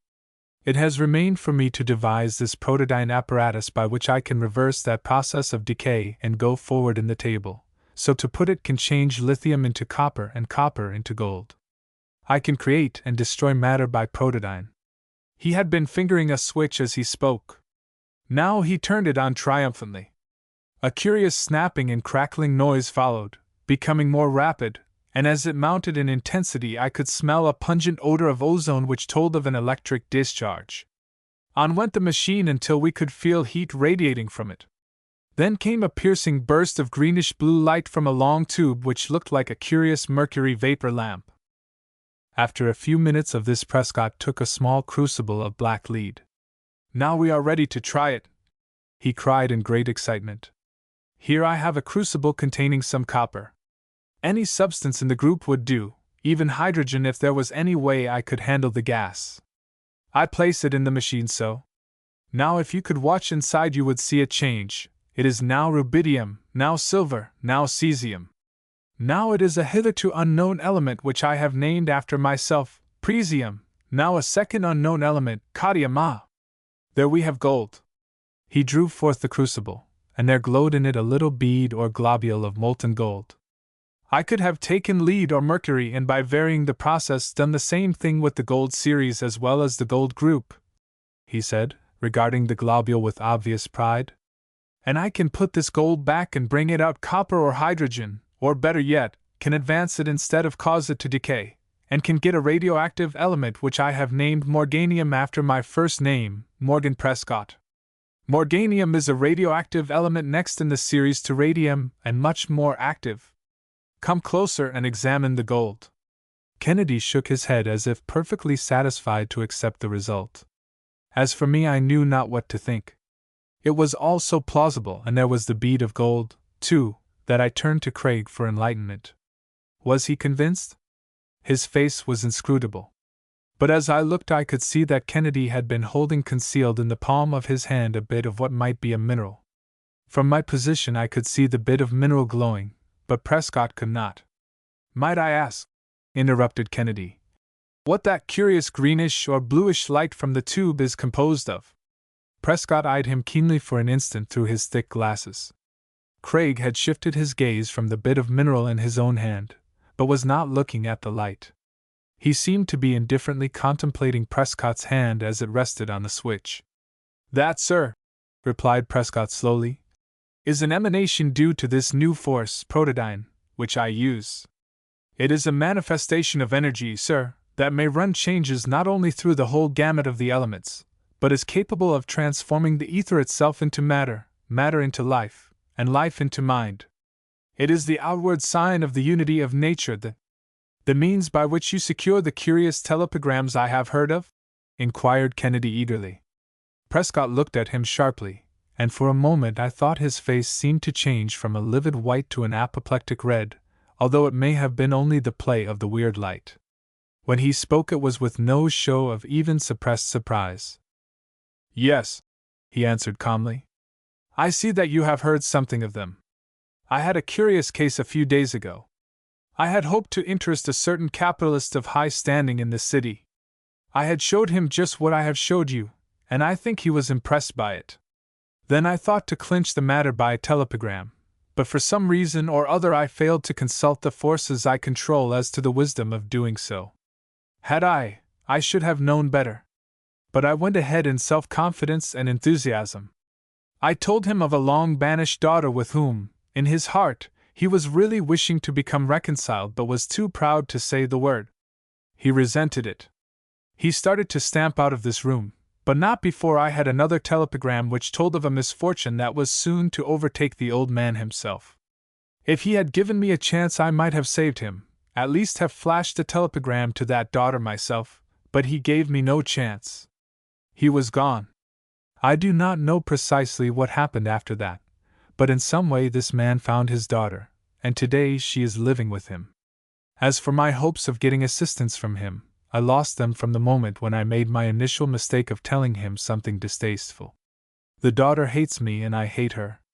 I have learned that she never ceases advising the old man against all schemes for investment except those bearing moderate interest and readily realized on. Dr. Burnham, I see you know him, has been superseded by another doctor, I believe. Well, I am through with that incident. I must get assistance from other sources. The old man, I think, would have tricked me out of the fruits of my discovery anyhow. Perhaps I am fortunate. Who knows? A knock at the door cut him short. Prescott opened it, and a messenger boy stood there. Is Professor Kennedy here? He inquired. Craig motioned to the boy, signed for the message, and tore it open. It is from Dr. Burnham, he exclaimed, handing the message to me. Mr. Haswell is dead. I read. Looks to me like asphyxiation by gas or some other poison. Come immediately to his house. Burnham. You will pardon me, broke in Craig to Prescott, who was regarding us without the slightest trace of emotion. But Mr. Haswell, the old man to whom I know you referred, is dead, and Dr. Burnham wishes to see me immediately. It was only yesterday that I saw Mr. Haswell, and he seemed in pretty good health and spirits. Prescott, though there was no love lost between you and the old man, I would esteem it a great favor if you would accompany me to the house. You need not take any responsibility unless you desire. His words were courteous enough, but Craig spoke in a tone of quiet authority which Prescott found it impossible to deny. Kennedy had already started to telephone to his own laboratory, describing a certain suitcase to one of his students and giving his directions. It was only a moment later that we were panting up the sloping street that led from the riverfront. In the excitement, I scarcely noticed where we were going until we hurried up the steps to the Haswell house. The aged caretaker met us at the door. She was in tears. Upstairs in the front room where we had first met the old man, we found Dr. Burnham working frantically over him. It took only a minute to learn what had happened. The faithful Jane had noticed an odor of gas in the hall, had traced it to Mr. Haswell's room, had found him unconscious, and instinctively, forgetting the new Dr. Scott, had rushed forth for Dr. Burnham. Near the bed stood Grace Martin, pale but anxiously watching the efforts of the doctor to resuscitate the blue-faced man who was stretched cold and motionless on the bed. Dr. Burnham paused in his efforts as we entered. He is dead, all right, he whispered aside. I have tried everything I know to bring him back, but he is beyond help. There was still a sickening odor of illuminating gas in the room, although the windows were now all open. Kennedy, with provoking calmness in the excitement, turned from and ignored Dr. Burnham. Have you summoned Dr. Scott? He asked Mrs. Martin. No, she replied, surprised. Should I have done so? Yes. Send James immediately. Mr. Prescott, will you kindly be seated for a few moments? Taking off his coat, Kennedy advanced to the bed where the emaciated figure lay, cold and motionless. Craig knelt down at Mr. Haswell's head and took the inert arms, raising them up until they were extended straight. Then he brought them down, folded upward at the elbow at the side. Again and again he tried this Sylvester method of inducing respiration, but with no more result than Dr. Burnham had secured. He turned the body over on its face and tried the new Schaefer method. There seemed to be not a spark of life left. Dr. Scott is out, reported the maid breathlessly. But they are trying to locate him from his office, and if they do, they will send him around immediately. A ring at the doorbell caused us to think that he had been found, but it proved to be the student to whom Kennedy had telephoned at his own laboratory. He was carrying a heavy suitcase and a small tank. Kennedy opened the suitcase hastily and disclosed a little motor, some long tubes of rubber fitting into a small rubber cap, forceps, and other paraphernalia. The student quickly attached one tube to the little tank, while Kennedy grasped the tongue of the dead man with the forceps, pulled it up off the soft palate, and fitted the rubber cap snugly over his mouth and nose. "This is the Draeger pulmotor," he explained as he worked. "Devised to resuscitate persons who have died of electric shock, but actually found to be of more value in cases of asphyxiation. Start the motor." The pulmotor began to pump. One could see the dead man's chest rise as it was inflated with oxygen forced by the accordion bellows from the tank through one of the tubes into the lungs. Then it fell as the oxygen and the poisonous gas were slowly sucked out through the other tube. Again and again the process was repeated, about 10 times a minute. Dr. Burnham looked on in undisguised amazement. He had long since given up all hope. The man was dead, medically dead as ever was any gas victim at this stage on whom all the usual methods of resuscitation had been tried and had failed. Still, minute after minute, Kennedy worked faithfully on, trying to discover some spark of life and to fan it into flame. At last, after what seemed to be a half-hour of unremitting effort, when the oxygen had long since been exhausted and only fresh air was being pumped into the lungs and out of them, there was a first faint glimmer of life in the heart, and a touch of color in the cheeks. Haswell was coming to. Another half-hour found him muttering and rambling weakly. The letter, he moaned, rolling his glazed eyes about. "Where is the letter?" "Send for Grace." The moan was so audible that it was startling. It was like a voice from the grave. What did it all mean? Mrs. Martin was at his side in a moment. Father, here I am, Grace." "What do you want?" The old man moved restlessly, feverishly, and pressed his trembling hand to his forehead as if trying to collect his thoughts. He was weak, but it was evident that he had been saved. The pulmotor had been stopped. Craig threw the cap to his student to be packed up, and as he did so he remarked quietly, "I could wish that Dr. Scott had been found. There are some matters here that might interest him." He paused and looked slowly from the rescued man lying dazed on the bed toward Mrs. Martin. It was quite apparent even to me that she did not share the desire to see Dr. Scott, at least not just then. She was flushed and trembling with emotion.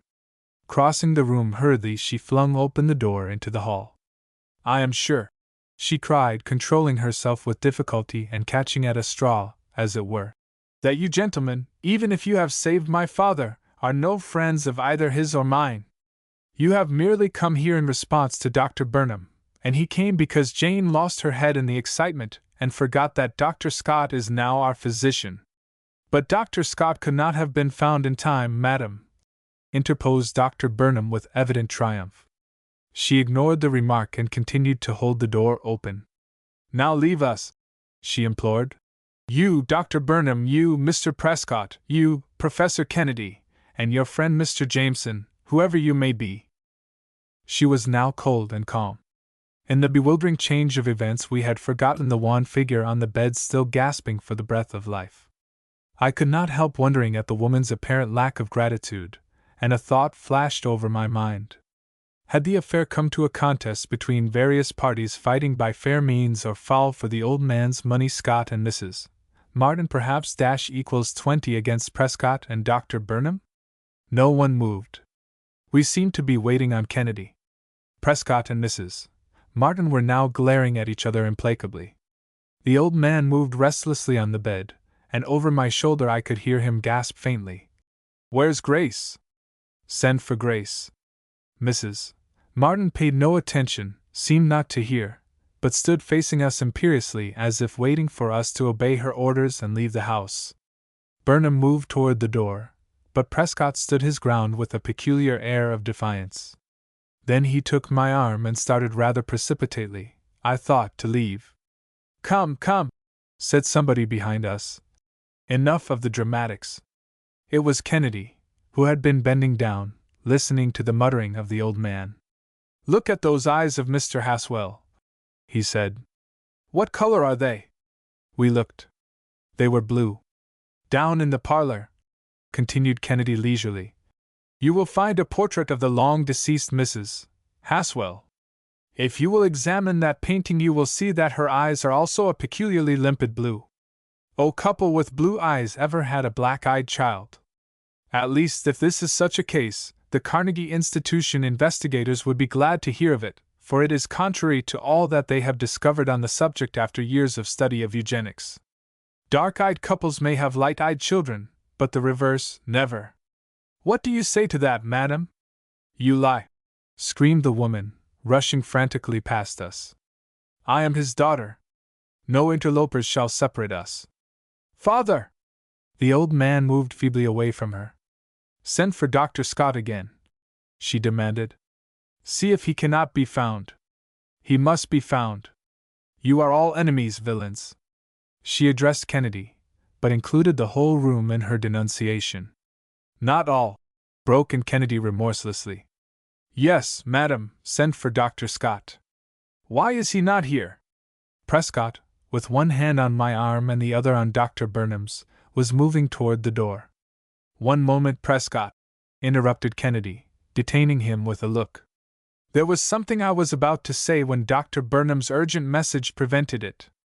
I did not take the trouble even to find out how you obtained that little globule of molten gold from the crucible of alleged copper. There are so many tricks by which the gold could have been salted and brought forth at the right moment that it was hardly worthwhile. Besides, I had satisfied myself that my first suspicions were correct. See that? He held out the little piece of mineral I had already seen in his hand in the alchemist's laboratory. That is a piece of willemite. It has the property of glowing or fluorescing under a certain kind of rays which are themselves invisible to the human eye. Prescott, your story of the transmutation of elements is very clever, but not more clever than your real story. Let us piece it together. I had already heard from Dr. Burnham how Mr. Haswell was induced by his desire for gain to visit you and how you had most mysteriously predicted his blindness. Now, there is no such thing as telepathy, at least in this case. How then was I to explain it? What could cause such a catastrophe naturally? Why, only those rays invisible to the human eye, but which make this piece of willemite glow, the ultraviolet rays. Kennedy was speaking rapidly and was careful not to pause long enough to give Prescott an opportunity to interrupt him. These ultraviolet rays, he continued, are always present in an electric arc light, though not to a great degree unless the carbons have metal cores. They extend for 2 octaves above the violet of the spectrum and are too short to affect the eye as light, although they affect photographic plates. They are the friend of man when he uses them in moderation, as Finson did in the famous blue light treatment. But they tolerate no familiarity. To let them dash equals 20, particularly the shorter of the rays enter the eye, is to invite trouble. There is no warning sense of discomfort, but from 6 to 18 hours after exposure to them the victim experiences violent pains in the eyes and headache. Sight may be seriously impaired, and it may take years to recover. Often prolonged exposure results in blindness, though a moderate exposure acts like a tonic. The rays may be compared in this double effect to drugs such as strychnine. Too much of them may be destructive even to life itself. Prescott had now paused and was regarding Kennedy contemptuously. Kennedy paid no attention, but continued. Perhaps these mysterious rays may shed some light on our minds, however. Now, for one thing, ultraviolet light passes readily through quartz, but is cut off by ordinary glass, especially if it is coated with chromium. Old Mr. Haswell did not wear glasses. Therefore he was subject to the rays the more so as he is a blonde, and I think it has been demonstrated by investigators that blondes are more affected by them than are brunettes. You have, as a part of your machine, a peculiarly shaped quartz mercury vapor lamp, and the mercury vapor lamp of a design such as that I saw has been invented for the especial purpose of producing ultraviolet rays in large quantity. There are also in your machine induction coils for the purpose of making an impressive noise, and a small electric furnace to heat the salted gold. I don't know what other ingenious fakes you have added. The visible bluish light from the tube is designed, I suppose, to hoodwink the credulous, but the dangerous thing about it is the invisible ray that accompanies that light. Mr. Haswell sat under those invisible rays, Prescott, never knowing how deadly they might be to him, an old man. You knew that they would not take effect for hours, and hence you ventured the prediction that he would be stricken at about midnight. Even if it was partial or temporary, still you would be safe in your prophecy. You succeeded better than you hoped in that part of your scheme. You had already prepared the way by means of a letter sent to Mr. Haswell through Dr. Burnham. But Mr. Haswell's credulity and fear worked the wrong way. Instead of appealing to you, he hated you. In his predicament, he thought only of his banished daughter and turned instinctively to her for help. That made necessary a quick change of plans. Prescott, far from losing his nerve, turned on us bitterly. "I knew you two were spies the moment I saw you," he shouted. "It seemed as if in some way I knew you for what you were, as if I knew you had seen Mr. Haswell before you came to me. You, too, would have robbed an inventor, as I am sure he would. But have a care, both of you. You may be punished also by blindness for your duplicity. Who knows?" A shudder passed over me at the horrible thought contained in his mocking laugh. Were we doomed to blindness, too? I looked at the sightless man on the bed in alarm. "I knew that you would know us," retorted Kennedy calmly. "Therefore we came provided with spectacles of UFO's glass, precisely like those you wear. No, Prescott, we are safe, though perhaps we may have some burns like those red blotches on Mr. Haswell, light burns." Prescott had fallen back a step and Mrs. Martin was making an effort to appear stately and end the interview. "No," continued Craig, suddenly wheeling, and startling us by the abruptness of his next exposure. "It is you and your wife here, Mrs. Prescott, not Mrs. Martin, who must have a care. Stop glaring at each other. It is no use playing at enemies longer and trying to get rid of us. You overdo it. The game is up." Prescott made a rush at Kennedy, who seized him by the wrist and held him tightly in a grasp of steel that caused the veins on the back of his hands to stand out like whipcords. "This is a deep-laid plot," he went on calmly, still holding Prescott, while I backed up against the door and cut off his wife. "But it is not so difficult to see it after all. Your part was to destroy the eyesight of the old man, to make it necessary for him to call on his daughter. Your wife's part was to play the role of Mrs. Martin, whom he had not seen for years and could not see now.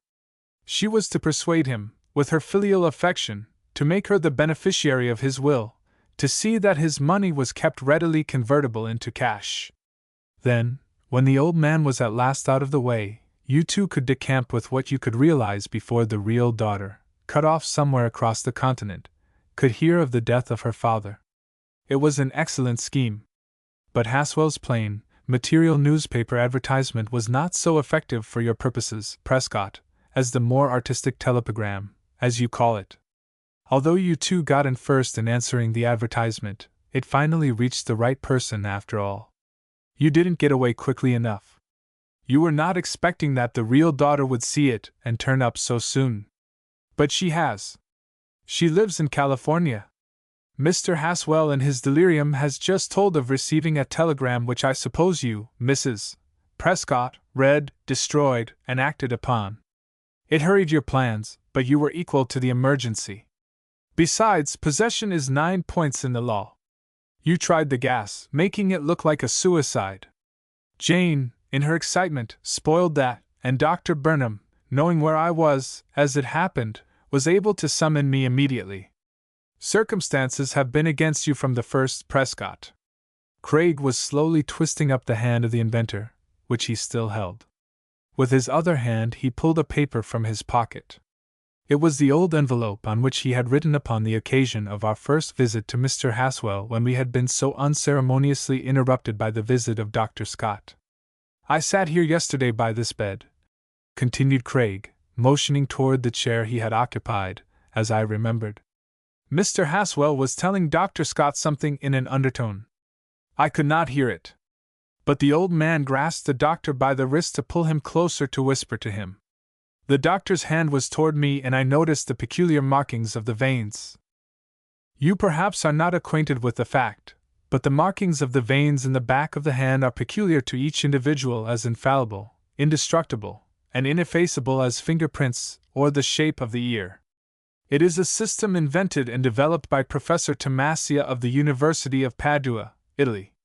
A superficial observer would say that all vein patterns were essentially similar, and many have said so, but Demacia has found each to be characteristic and all subject to almost incredible diversities. There are 6 general classes in this case before us, 2 large veins crossed by a few secondary veins forming a V with its base near the wrist. Already my suspicions had been aroused. I sketched the arrangement of the veins standing out on that hand. I noted the same thing just now on the hand that manipulated the fake apparatus in the laboratory. Despite the difference in makeup, Scott and Prescott are the same. The invisible rays of the ultraviolet light may have blinded Mr. Haswell, even to the recognition of his own daughter, but you can rest assured, Prescott, that the very cleverness of your scheme will penetrate the eyes of the blindfolded goddess of justice. Burnham, if you will have the kindness to summon the police, I will take all the responsibility for the arrest of these people. 12. The campaign grafter. What a relief it will be when this election is over and the newspapers print news again, I growled as I turned the first page of the Star with a mere glance at the headlines. Yes, observed Kennedy, who was puzzling over a note which he had received in the morning mail. This is the bitterest campaign in years. Now, do you suppose that they are after me in a professional way, or are they trying to round me up as an independent voter? The letter which had called forth this remark was headed, "The Travis Campaign Committee of the Reform League," and, as Kennedy evidently intended me to pass an opinion on it, I picked it up. It was only a few lines, requesting him to call during the morning, if convenient, on Wesley Travis, the candidate for governor, and the treasurer of his campaign committee, Dean Bennett. It had evidently been written in great haste in longhand the night before. Professional, I hazarded. There must be some scandal in the campaign for which they require your services. I suppose so, agreed Craig. Well, if it is business instead of politics, it has at least this merit: it is current business. I suppose you have no objection to going with me? Thus it came about that not very much later in the morning we found ourselves at the campaign headquarters, in the presence of 2 nervous and high-key gentlemen in frock coats and silk hats. It would have taken no great astuteness, even without seeing the surroundings, to deduce instantly that they were engaged in the annual struggle of seeking the votes of their fellow citizens for something or other, and were nearly worn out by the arduous nature of that process. Their headquarters were in a tower of a skyscraper, whence poured forth a torrent of appeal to the moral sense of the electorate, both in printed and oral form. Yet there was a different tone to the place from that which I had ordinarily associated with political headquarters in previous campaigns. There was an absence of the old-fashioned politicians and of the air of intrigue laden with tobacco. Rather, there was an air of earnestness and efficiency which was decidedly prepossessing. Maps of the state were hanging on the walls, some stuck full of various colored pins denoting the condition of the canvass. A map of the city in colors, divided into all sorts of districts, told how fared the battle in the stronghold of the boss, Billy McLaughlin. Huge systems of card indexes, loose-leaf devices, labor-saving appliances for getting out a vast mass of campaign literature, in a hurry, in short, a perfect system, such as a great, well-managed business might have been proud of, were in evidence everywhere. Wesley Travis was a comparatively young man, a lawyer who had early made a mark in politics and had been astute enough to shake off the thraldom of the bosses before the popular uprising against them. Now he was the candidate of the Reform League for governor, and a good stiff campaign he was putting up. His campaign manager, Dean Bennett, was a businessman whose financial interests were opposed to those usually understood to be behind Billy McLaughlin, of the regular party to which both Travis and Bennett might naturally have been supposed to belong in the old days. Indeed, the Reform League owed its existence to a fortunate conjunction of both moral and economic conditions demanding progress. "Things have been going our way up to the present," began Travis confidentially, when we were seated democratically with our campaign cigars lighted. "Of course we haven't such a big barrel as our opponents, for we are not frying the fat out of the corporations. But the people have supported us nobly, and I think the opposition of the vested interests has been a great help. We seem to be winning, and I say seem only because one can never be certain how anything is going in this political game nowadays. You recall, Mr. Kennedy, reading in the papers that my country house out on Long Island was robbed the other day? Some of the reporters made much of it. To tell the truth, I think they had become so satiated with sensations that they were sure that the thing was put up by some muckrakers and that there would be an expose of some kind. For the thief, whoever he was, seems to have taken nothing from my library but a sort of scrap book or album of photographs. It was a peculiar robbery, but as I had nothing to conceal it didn't worry me. Well, I had all but forgotten it when a fellow came into Bennett's office here yesterday and demanded to tell us what it was. Bennett. You saw him. Bennett cleared his throat. You see, it was this way. He gave his name as Harris Hanford and described himself as a photographer. I think he has done work for Billy McLaughlin. At any rate, his offer was to sell us several photographs, and his story about them was very circumstantial. He hinted that they had been evidently among those stolen from Mr. Travis, and that in a roundabout way they had come into the possession of a friend of his without his knowing who the thief was. He said that he had not made the photographs himself, but had an idea by whom they were made, that the original plates had been destroyed, but that the person who made them was ready to swear that the pictures were taken after the nominating convention this fall which had named Travis. At any rate, the photographs were out, and the price for them was $25,000. What are they that he should set such a price on them? Asked Kennedy, keenly looking from Bennett quickly to Travis. Travis met his look without flinching. They are supposed to be photographs of myself, he replied slowly. One purports to represent me in a group on McLaughlin's porch at his farm on the south shore of the island, about 20 miles from my place. As Hanford described it, I am standing between McLaughlin and J. Cadwallader Brown, the trust promoter who is backing McLaughlin to save his investments. Brown's hand is on my shoulder, and we are talking familiarly. Another is a picture of Brown, McLaughlin, and myself riding in Brown's car, and in it Brown and I are evidently on the best of terms. Oh, there are several of them, all in the same vein. Now, he added, and his voice rose with emotion as if he were addressing a cart-tail meeting which must be convinced that there was nothing criminal in riding in a motor car. I don't hesitate to admit that a year or so ago I was not on terms of intimacy with these men, but at least acquainted with them. At various times, even as late as last spring, I was present at conferences over the presidential outlook in this state, and once I think I did ride back to the city with them. But I know that there were no pictures taken, and even if there had been I would not care if they told the truth about them. I have frankly admitted in equals 20 my speeches that I knew these men, that my knowledge of them and breaking from them is my chief qualification for waging an effective war on them if I am elected. They hate me cordially. You know that. What I do care about is the sworn allegation that now accompanies these fakes. They were not, could not have been taken after the independent convention that nominated me. If the photographs were true, I would be a fine traitor. But I haven't even seen McLaughlin or Brown since last spring. The whole thing is a lie from start to finish, put in Bennett emphatically. Yes, Travis, we all know that. I'd quit right now if I didn't believe in you. But let us face the facts. Here is this story, sworn to as Hanford says and apparently acquiesced in by Billy McLaughlin and Cad. Brown. What do they care anyhow as long as it is against you? And there, too, are the pictures themselves. At least they will be in print or suppressed, according as we act. Now, you know that nothing could hurt the reform ticket worse than to have an issue like this raised at this time. We were supposed at least to be on the level, with nothing to explain away. There may be just enough people to believe that there is some basis for this suspicion to turn the tide against us. If it were earlier in the campaign, I'd say accept the issue, fight it out to a finish, and in the turn of events we should really have the best campaign material. But it is too late now to expose such a knavish trick of theirs on the Friday before election. Frankly, I believe discretion is the better part of valor in this case, and without abating a jot of my faith in you, Travis, well, I'd pay first and expose the fraud afterward, after the election, at leisure. No, I won't, persisted Travis, shutting his square jaw doggedly. I won't be held up. The door had opened and a young lady in a very stunning street dress, with a huge hat and a tantalizing veil, stood in it for a moment, hesitated, and then was about to shut it with an apology for intruding on a conference.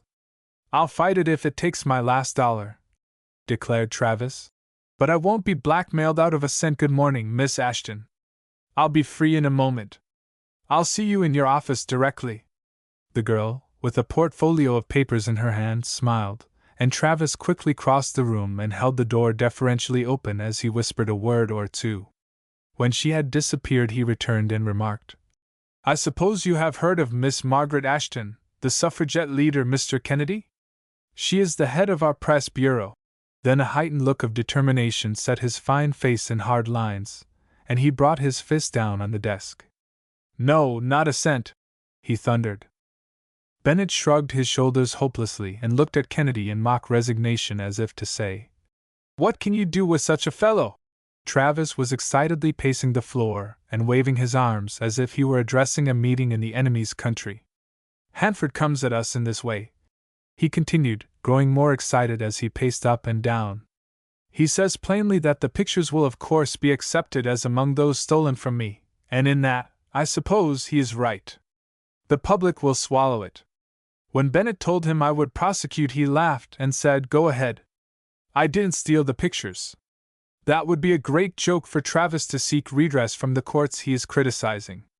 I guess he'd want to recall the decision if it went against him. Hey, Hanford says that 100 copies have been made of each of the photographs and that this person, whom we do not know, has them ready to drop into the mail to the 100 leading papers of the state in time for them to appear in the Monday editions just before Election Day.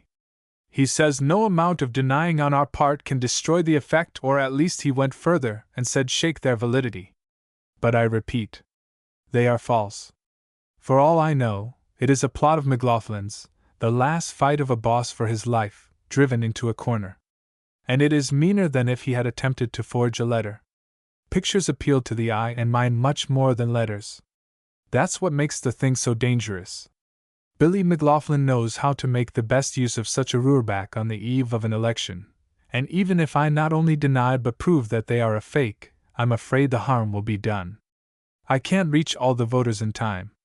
10 see such a charge to one who sees the denial. Just so, persisted Bennett coolly.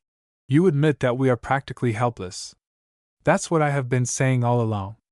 Get control of the prince first, Travis, for God's sake. Then raise any kind of a howl you want before election or after. As I say, if we had a week or two it might be all right to fight. But we can make no move without making fools of ourselves until they are published Monday as the last big thing of the campaign. The rest of Monday and the Tuesday morning papers do not give us time to reply. Even if they were published today, we should hardly have time to expose the plot, hammer it in, and make the issue an asset instead of a liability. No, you must admit it yourself. There isn't time.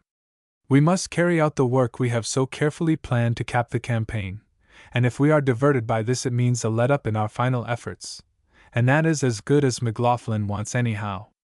Now, Kennedy, don't you agree with me?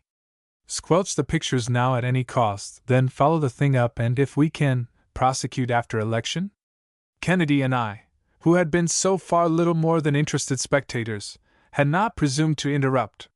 Finally Craig asked, You have copies of the pictures? No, replied Bennett. This Hanford is a brazen fellow, but he was too astute to leave them. I saw them for an instant. They look bad. And the affidavits with them look worse. Considered Kennedy, turning the crisis over in his mind. We've had alleged stolen and forged letters before, but alleged stolen and forged photographs are new. I'm not surprised that you are alarmed, Bennett, nor that you want to fight, Travis. Then you will take up the case? Urged the latter eagerly, forgetting both his campaign manager and his campaign manners, and leaning forward almost like a prisoner in the dock to catch the words of the foreman of the jury. You will trace down the forger of those pictures before it is too late? I haven't said I'll do that yet, answered Craig measuredly. I haven't even said I'd take up the case. Politics is a new game to me, Mr. Travis. If I go into this thing I want to go into it and stay in it well, you know how you lawyers put it, with clean hands. On one condition I'll take the matter up, and on only one. Name it, cried Travis anxiously. Of course, having been retained by you, continued Craig with provoking slowness. It is not reasonable to suppose that if I find, how shall I put it bluntly, yes? If I find that the story of Hanford has some foundation, It is not reasonable to suppose that I should desert you and go over to the other side. Neither is it to be supposed that I will continue and carry such a thing through for you regardless of truth. What I ask is to have a free hand, to be able to drop the case the moment I cannot proceed further in justice to myself, drop it, and keep my mouth shut. You understand? These are my conditions and no less. And you think you can make good? Questioned Bennett rather skeptically. You are willing to risk it? You don't think it would be better to wait until after the election is won? You have heard my conditions, reiterated Craig. Done, broke in Travis. I'm going to fight it out, Bennett. If we get in wrong by dickering with them at the start, it may be worse for us in the end. Paying amounts to confession. Bennett shook his head dubiously. I'm afraid this will suit McLaughlin's purpose just as well. Photographs are like statistics. They don't lie unless the people who make them do. But it's hard to tell what a liar can accomplish with either in an election. Say, Dean, you're not going to desert me? Reproached Travis. You're not offended at my kicking over the traces, are you? Bennett rose, placed a hand on Travis's shoulder, and grasped his other. Wesley, he said earnestly, I wouldn't desert you even if the pictures were true. I knew it, responded Travis heartily. Then let Mr. Kennedy have one day to see what he can do. Then if we make no progress, we'll take your advice, Dean. We'll pay, I suppose, and ask Mr. Kennedy to continue the case after next Tuesday. With the proviso, put in Craig. With the proviso, Kennedy, repeated Travis. Your hand on that. Say, I think I've shaken hands with half the male population of this state since I was nominated, but this means more to me than any of them. Call on us, either Bennett or myself, the moment you need aid. Spare no reasonable expense, and get the goods, no matter whom it hits higher up, even if it is Cadwallader Brown himself. Goodbye and 1,000 thanks. Oh, by the way, wait. Let me take you around and introduce you to Miss Ashton. She may be able to help you. The office of Bennett and Travis was in the center of the suite. On one side were the cashier and clerical force as well as the speaker's bureau, where spellbinders of all degrees were getting equals 20 instruction, tours were being laid out, and reports received from meetings already held. On the other side was the press bureau with a large and active force in charge of Miss Ashton, who was supporting Travis because he had most emphatically declared for votes for women, and had insisted that his party put this plank in its platform. Miss Ashton was a clever girl, a graduate of a famous women's college, and had had several years of newspaper experience before she became a leader in the suffrage cause. I recalled having read and heard a great deal about her, though I had never met her. The Ashtons were well known in New York society, and it was a sore trial to some of her conservative friends that she should reject what they considered the proper sphere for women. Among those friends, I understood, was Cadwallader Brown himself. Travis had scarcely more than introduced us, yet already I scented a romance behind the ordinarily prosaic conduct of a campaign press bureau. It is far from my intention to minimize the work or the ability of the head of the press bureau, but it struck me, both then and later, that the candidate had an extraordinary interest in the newspaper campaign, much more than in the speaker's bureau, and I am sure that it was not solely accounted for by the fact that publicity is playing a more and more important part in political campaigning. Nevertheless, such innovations as her card index system by election districts all over the state, showing the attitude of the various newspaper editors, of local political leaders, and changes of sentiment, were very full and valuable. Kennedy, who had a regular pigeonhole mind for facts, was visibly impressed by this huge mechanical memory built up by Miss Ashton. Though he said nothing to me, I knew he had also observed the state of affairs between the Reform candidate and the suffrage leader. It was at a moment when Travis had been called back to his office that Kennedy, who had been eyeing Miss Ashton with marked approval, leaned over and said in a low voice, "Miss Ashton, I think I can trust you. Do you want to do a great favor for Mr. Travis?" She did not betray even by a fleeting look on her face what the true state of her feelings was, although I fancied that the readiness of her assent had perhaps more meaning than she would have placed in a simple yes, otherwise. "I suppose you know that an attempt is being made to blackmail Mr. Travis?" added Kennedy quickly. I know something about it, she replied in a tone which left it for granted that Travis had told her before even we were called in. I felt that not unlikely Travis's set determination to fight might be traceable to her advice or at least to her opinion of him. I suppose in a large force like this it is not impossible that your political enemies may have a spy or two, observed Kennedy, glancing about at the score or more clerks busily engaged in getting out literature. I have sometimes thought that myself, she agreed. But of course I don't know. Still, I have to be pretty careful. Someone is always over here by my desk or looking over here. There isn't much secrecy in a big room like this. I never leave important stuff lying about where any of them could see it. Yes, mused Kennedy. What time does the office close? We shall finish tonight about 9, I think. Tomorrow it may be later. Well, then, if I should call here tonight at, say, 9:30, could you be here? I need hardly say that your doing so may be of inestimable value to the campaign. I shall be here, she promised, giving her hand with a peculiar straight-arm shake and looking him frankly in the face with those eyes which even the old guard in the legislature admitted were vote winners. Kennedy was not quite ready to leave yet, but sought out Travis and obtained permission to glance over the financial end of the campaign. There were few large contributors to Travis's fund, but a host of small sums ranging from $10 and $25 down to dimes and nickels. Truly it showed the depth of the popular uprising. Kennedy also glanced hastily over the items of expense: rent, salaries, stenographer and office force, advertising, printing and stationery, postage, telephone, telegraph, automobile and traveling expenses, and miscellaneous matters. As Kennedy expressed it afterwards, as against the small driblets of money coming in, large sums were going out for expenses in lumps. Campaigning in these days costs money even when done honestly. The miscellaneous account showed some large indefinite items, and after a hasty calculation Kennedy made out that if all the obligations had to be met immediately the committee would be in the hole for several $1,000s. In short, I argued as we were leaving, this will either break Travis privately or put his fund in hopeless shape. Or does it mean that he foresees defeat, and is taking this way to recoup himself under cover of being held up? Kennedy said nothing in response to my suspicions, though I could see that in his mind he was leaving no possible clue unnoted. It was only a few blocks to the studio of Harris Hanford, whom Kennedy was now bent on seeing. We found him in an old building on one of the side streets in the 30s which business had captured. His was a little place on the top floor, up 3 flights of stairs, and I noticed as we climbed up that the room next to his was vacant. Our interview with Hanford was short and unsatisfactory. He either was or at least posed as representing a third party in the affair, and absolutely refused to permit us to have even a glance at the photographs. My dealings, he asserted airily, must all be with Mr. Bennet, or with Mr. Travis direct, not with emissaries. I don't make any secret about it. The prints are not here.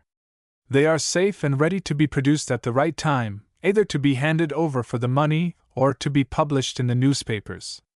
We have found out all about them. We are satisfied, although the negatives have been destroyed. As for their having been stolen from Travis, you can put 2 and 2 together. They are out and copies have been made of them, good copies. If Mr. Travis wishes to repudiate them, let him start proceedings. I told Bennet all about that. Tomorrow is the last day, and I must have Bennet's answer then, without any interlopers coming into it. If it is yes, well and good. If not, then they know what to expect. Goodbye. It was still early in the forenoon, and Kennedy's next move was to go out on Long Island to examine the library at Travis's from which the pictures were said to have been stolen. At the laboratory Kennedy and I loaded ourselves with a large oblong black case containing a camera and a tripod. His examination of the looted library was minute, taking in the window through which the thief had apparently entered, the cabinet he had forced, and the situation in general. Finally Craig set up his camera with most particular care and took several photographs of the window, the cabinet, the doors, including the room from every angle. Outside he snapped the 2 sides of the corner of the house in which the library was situated. Partly by trolley and partly by carriage we crossed the island to the south shore, and finally found McLaughlin's farm, where we had no trouble in getting half a dozen photographs of the porch and house. Altogether, the proceedings seemed tame to me, yet I knew from previous experience that Kennedy had a deep-laid purpose. We parted in the city, to meet just before it was time to visit Miss Ashton. Kennedy had evidently employed the interval in developing his plates, for he now had 10 or a dozen prints, all of exactly the same size, mounted on stiff cardboard in a space with scales and figures on all 4 sides. He saw me puzzling over them. "Those are metric photographs such as Bertillon of Paris takes," he explained. "By means of the scales and tables and other methods that have been worked out, we can determine from those pictures distances and many other things almost as well as if we were on the spot itself. Bertillon has cleared up many crimes with this help, such as the mystery of the shooting in the Hotel Quai d'Orsay and other cases. The metric photograph, I believe, will in time rank with the portrait parle, fingerprints, and the rest. For instance, in order to solve the riddle of a crime, the detective's first task is to study the scene topographically. Plans and elevations of a room or house are made. The position of each object is painstakingly noted. In addition, the all-seeing eye of the camera is called into requisition. The plundered room is photographed, as in this case. I might have done it by placing a foot rule on a table and taking that in the picture, but a more scientific and accurate method has been devised by Bertillon. His camera lens is always used at a fixed height from the ground and forms its image on the plate at an exact focus. The print made from the negative is mounted on a card in a space of definite size, along the edges of which a metric scale is printed. In the way he has worked it out, the distance between any 2 points in the picture can be determined.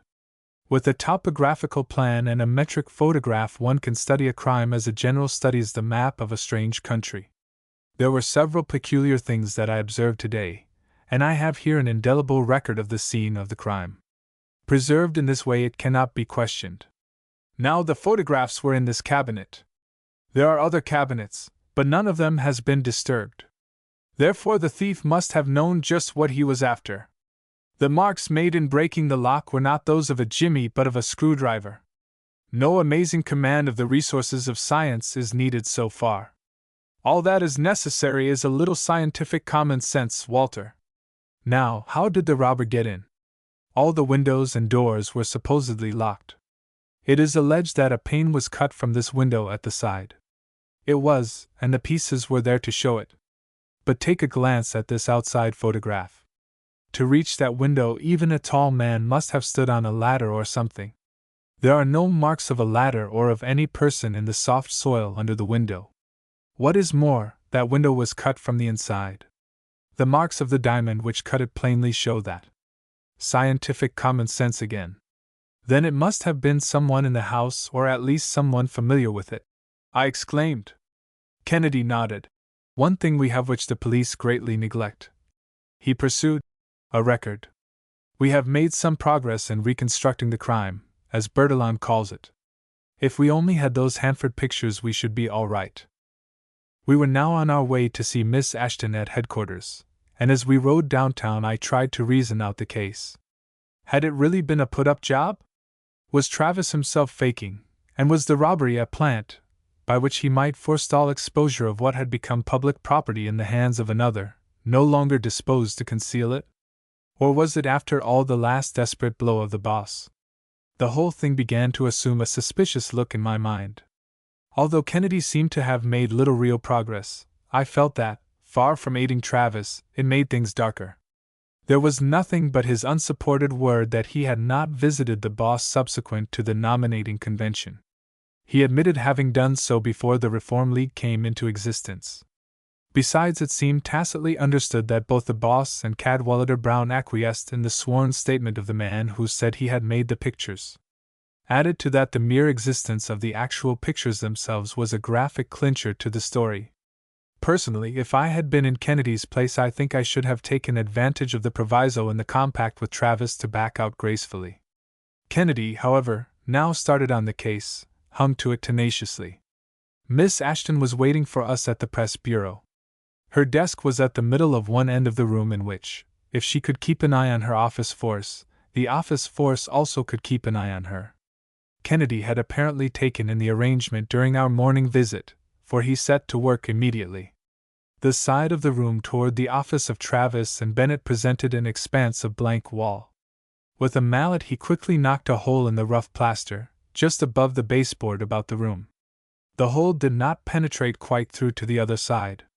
In it he placed a round disc of vulcanized rubber, with insulated wires leading down back of the baseboard, then out underneath it, and under the carpet. Some plaster quickly closed up the cavity in the wall, and he left it to dry.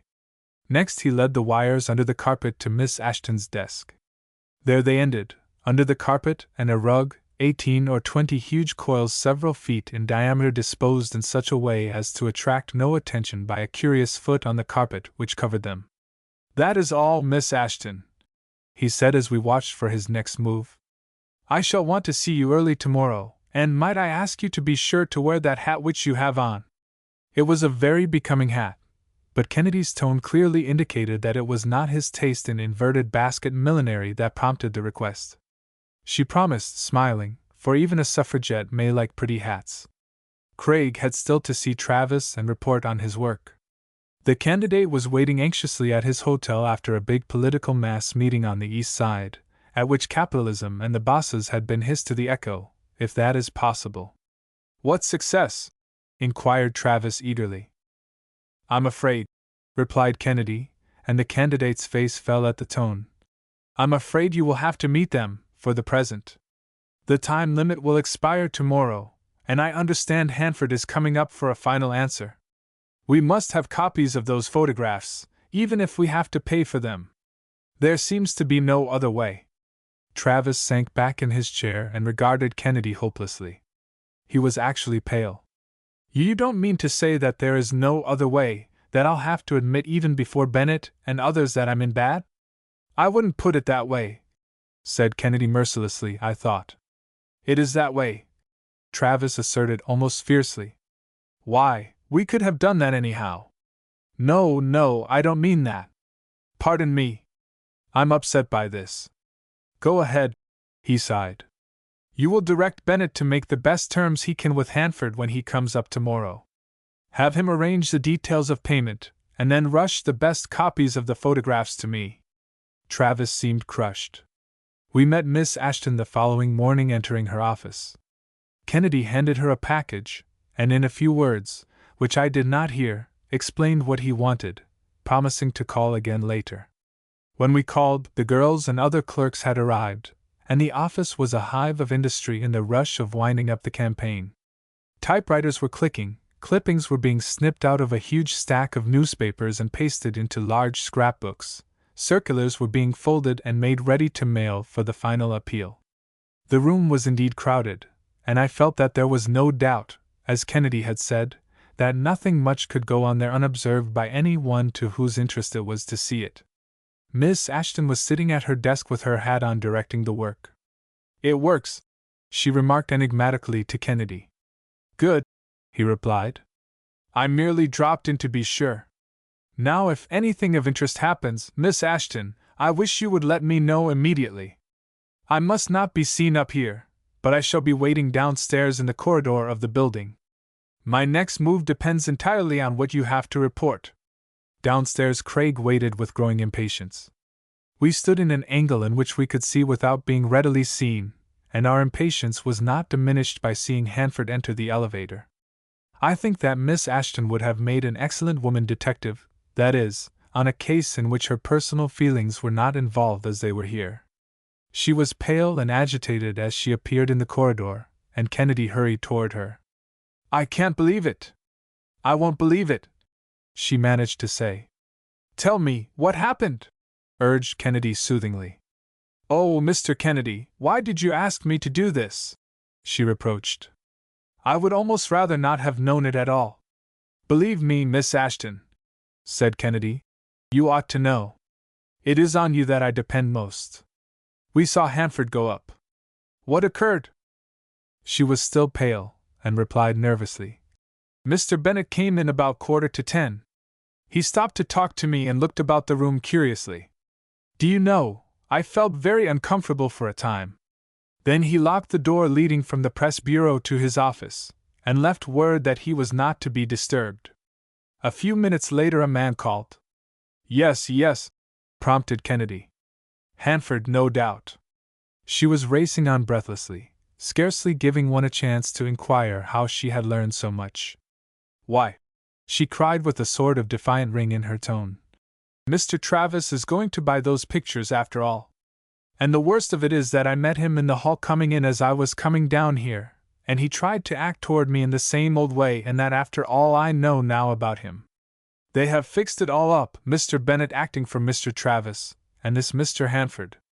They are even going to ask me to carry the money in a sealed envelope to the studio of this fellow Hanford, to be given to a third person who will be there at 2 o'clock this afternoon. You, Miss Ashton? Inquired Kennedy, a light breaking on his face as if at last he saw something. Yes, I, she repeated. Hanford insisted that it was part of the compact.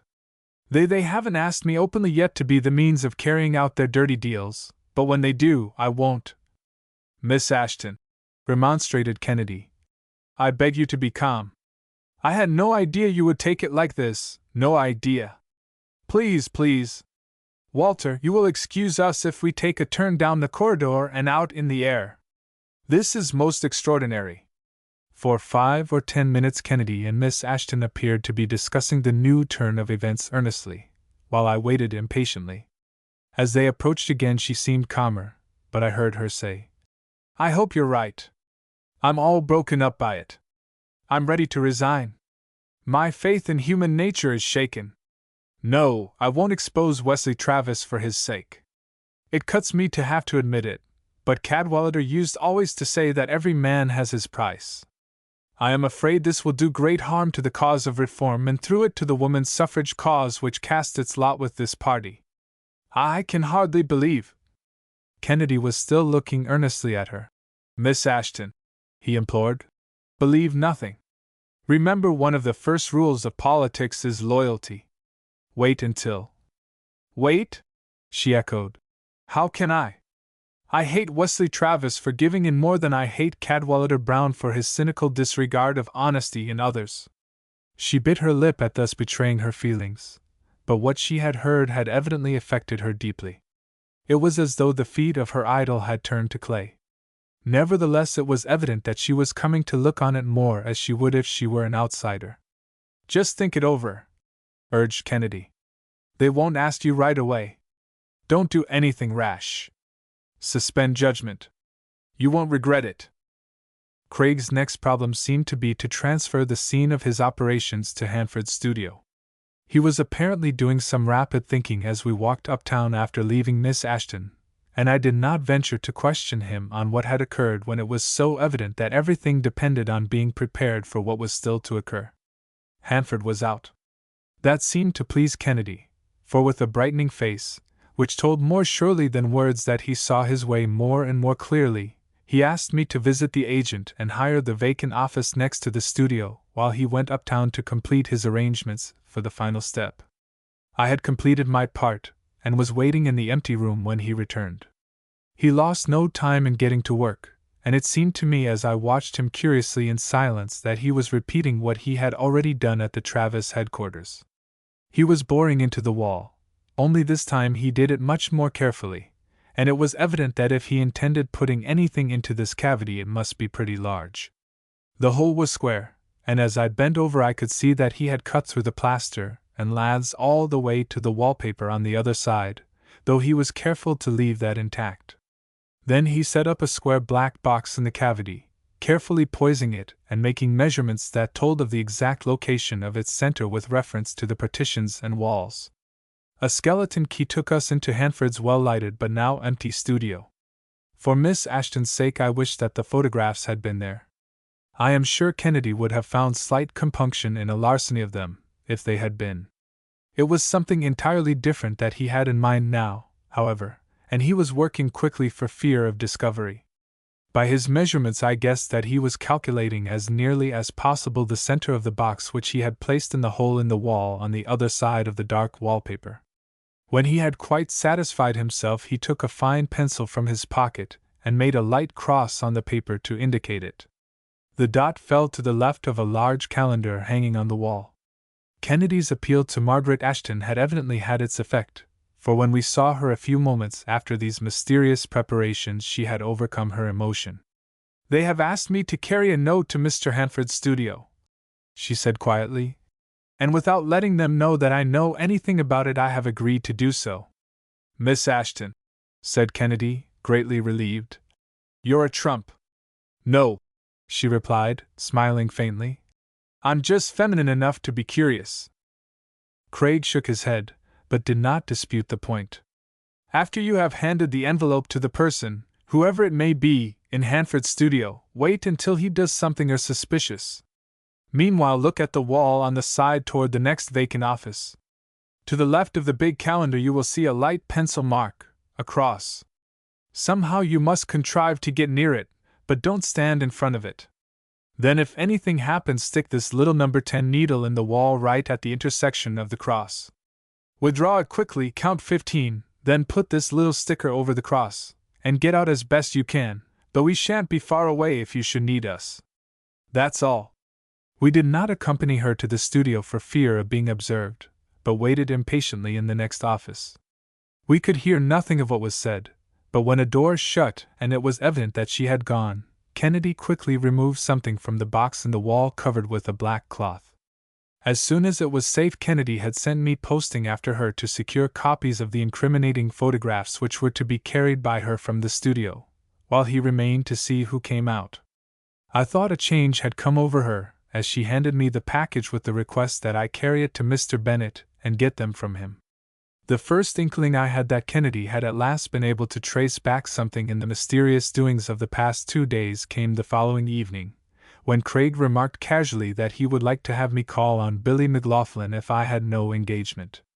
I replied that I had none and managed to squirm out of the one I really had.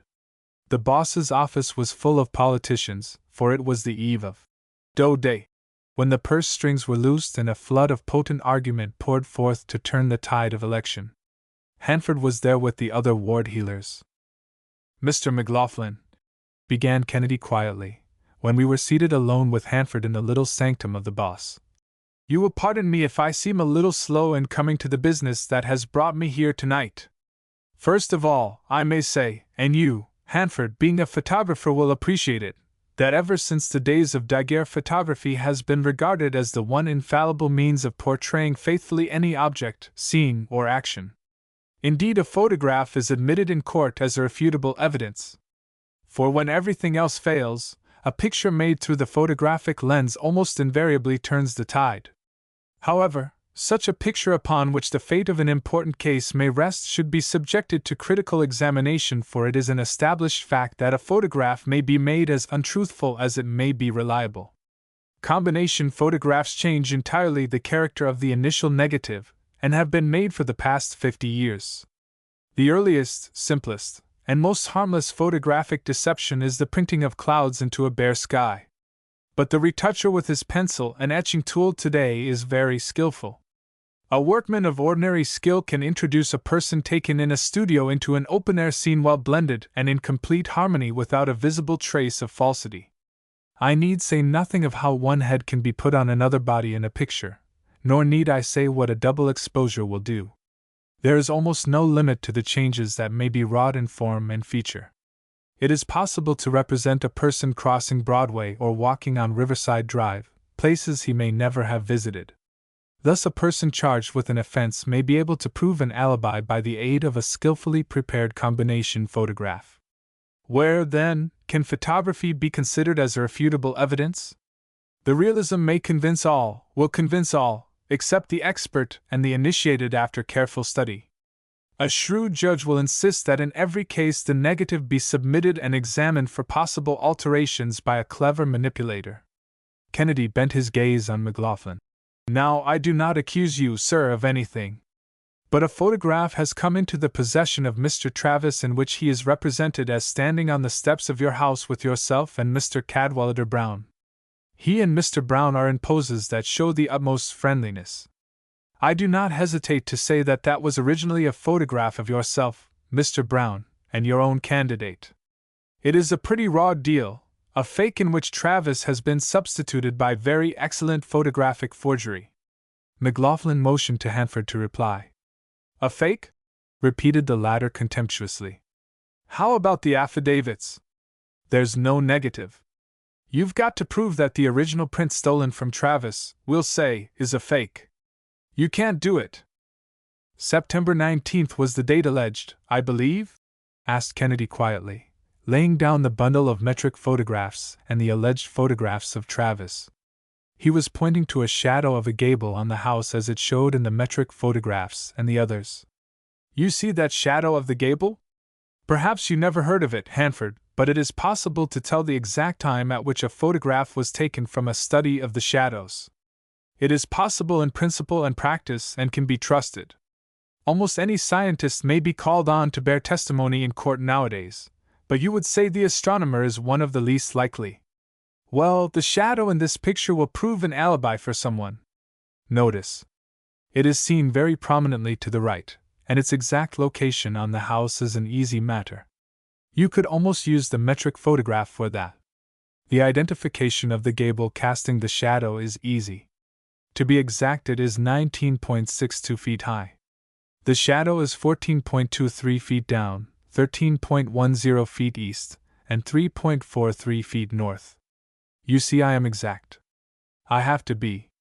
In 1 minute it moved 0.080 feet upward, 0.053 feet to the right, and 0.096 feet in its apparent path. It passes the width of a weatherboard, 0.37 foot, in 4 minutes and 37 seconds. Kennedy was talking rapidly of data which he had derived from his metric photograph, from plumb line, level, compass, and tape, astronomical triangle, vertices, zenith, pole and sun, declination, azimuth, solar time, parallactic angles, refraction, and a dozen bewildering terms. In spherical trigonometry, he concluded, to solve the problem 3 elements must be known. I knew 4. Therefore I could take each of the known, treat it as unknown, and have 4 ways to check my result. I find that the time might have been either 3 o'clock, 21 minutes and 12 seconds, in the afternoon, or 3 hours 21 minutes and 31 seconds, or 3 hours 21 minutes and 29 seconds, or 3 hours 21 minutes and 33 seconds. The average is 3 hours 21 minutes and 26 seconds, and there can therefore be no appreciable error except for a few seconds. For that date must have been one of 2 days, either May 22nd or July 22nd. Between these 2 dates we must decide on evidence other than the shadow.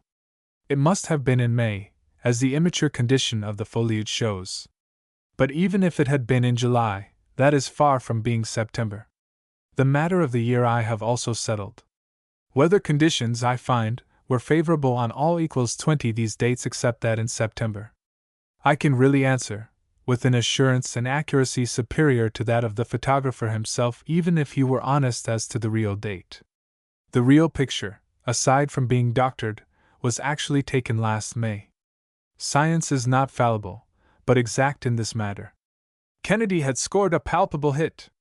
McLaughlin and Hanford were speechless. Still Craig hurried on. But you may ask, how about the automobile picture? That also is an unblushing fake. Of course I must prove that. In the first place, you know that the general public has come to recognize the distortion of a photograph as denoting speed. A picture of a car in a race that doesn't lean is rejected. People demand to see speed, more speed even in pictures. Distortion does indeed show speed, but that, too, can be faked. Hanford knows that the image is projected upside down by the lens on the plate, and that the bottom of the picture is taken before the top. The camera mechanism emits light, which makes the picture, in the manner of a roller-blind curtain. The slit travels from the top to the bottom, and the image on the plate being projected upside down, the bottom of the object appears on the top of the plate. For instance, the wheels are taken before the head of the driver. If the car is moving quickly, the image moves on the plate, and each successive part is taken a little in advance of the last. The whole leans forward. By widening the slit and slowing the speed of the shutter, there is more distortion. Now, this is what happened. A picture was taken of Cadwallader Brown's automobile, probably at rest, with Brown in it. The matter of faking Travis or anyone else by his side is simple. If with an enlarging lantern the image of this fake picture is thrown on the paper like a lantern slide, and if the right-hand side is a little further away than the left, the top further away than the bottom, you can print a fraudulent high-speed ahead picture. True, everything else in the picture, even if motionless, is distorted, and the difference between this faking and the distortion of the shutter can be seen by an expert. But it will pass. In this case, however, the faker was so sure of that he was careless. Instead of getting the plate further from the paper on the right, he did so on the left. It was further away on the bottom than on the top. He got distortion all right, enough still to satisfy the uninitiated. But it was distortion in the wrong way. The top of the wheel, which goes fastest and ought to be most indistinct, is, in the fake, as sharp as any other part. It is a small mistake, but fatal. That picture is really at high speed backwards. It is too raw, too raw. You don't think people are going to swallow all that stuff, do you? Asked Hanford coolly, in spite of the exposures. Kennedy paid no attention. He was looking at McLaughlin. The boss was regarding him surlily. Well, he said at length. What of all this? I had nothing to do with it. Why do you come to me? Take it to the proper parties. Shall I? Asked Kennedy quietly. He had uncovered another picture carefully. We could not see it, but as he looked at it, McLaughlin fairly staggered. Where did you get that? He gasped. I got it where I got it, and it is no fake, replied Kennedy enigmatically. Then he appeared to think better of it. This, he explained, is what is known as a pinhole photograph. 300 years ago Della Porta knew the camera obscura, and but for the lack of a sensitive plate would have made photographs. A box, thoroughly light-tight, slotted inside to receive plates, covered with black, and glued tight, a needle hole made by a number 10 needle in a thin sheet of paper, and you have the apparatus for lensless photography. It has a correctness such as no image-forming means by lenses can have. It is literally rectilinear, it needs no focusing, and it takes a wide angle with equal effect. Even pinhole snapshots are possible where the light is abundant, with a 10 to 15 second exposure. That picture, McLaughlin, was taken yesterday at Hanford's.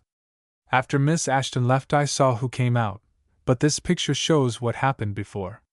At a critical moment Miss Ashton stuck a needle in the wall of the studio, counted 15, closed the needle hole, and there is the record. Walter, Hanford, leave us alone an instant. When Kennedy passed out of the boss's office there was a look of quiet satisfaction on his face which I could not fathom. Not a word could I extract from him either that night or on the following day, which was the last before the election. I must say that I was keenly disappointed by the lack of developments, however. The whole thing seemed to me to be a mess. Everybody was involved. What had Miss Ashton overheard and what had Kennedy said to McLaughlin? Above all, what was his game? Was he playing to spare the girl's feelings by allowing the election to go on without a scandal for Travis? At last election night arrived. We were all at the Travis headquarters, Kennedy, Travis, Bennett, and myself. Miss Ashton was not present, but the first returns had scarcely begun to trickle in when Craig whispered to me to go out and find her, either at her home or club. I found her at home. She had apparently lost interest in the election, and it was with difficulty that I persuaded her to accompany me. The excitement of any other night in the year paled to insignificance before this. Distracted crowds everywhere were cheering and blowing horns. Now a series of wild shouts broke forth from the dense mass of people before a newspaper bulletin board. Now came sullen groans, hisses, and catcalls, or all together with cheers as the return swung in another direction. Not even baseball could call out such a crowd as this. Lights blazed everywhere. Automobiles honked and ground their gears. The lobster palaces were thronged. Police were everywhere. People with horns and bells and all manner of noise-making devices pushed up one side of the thoroughfares and down the other. Hungrily, ravenously they were feeding on the meager bulletins of news. Yet back of all the noise and human energy I could only think of the silent, systematic gathering and editing of the news. High up in the League headquarters, when we returned, a corps of clerks was tabulating returns, comparing official and semi-official reports. As first the state swung one way, then another, our hopes rose and fell. Miss Ashton seemed cold and ill at ease, while Travis looked more worried and paid less attention to the returns than would have seemed natural. She avoided him, and he seemed to hesitate to seek her out. Would the upstate returns, I had wondered at first, be large enough to overcome the hostile city vote? I was amazed now to see how strongly the city was turning to Travis. "McLaughlin has kept his word," ejaculated Kennedy as district after district showed that the boss's pluralities were being seriously cut into. "His word? What do you mean?" we asked almost together. "I mean that he has kept his word given to me at a conference which Mr. Jameson saw but did not hear. I told him I would publish the whole thing, not caring whom or where or when it hit if he did not let up on Travis.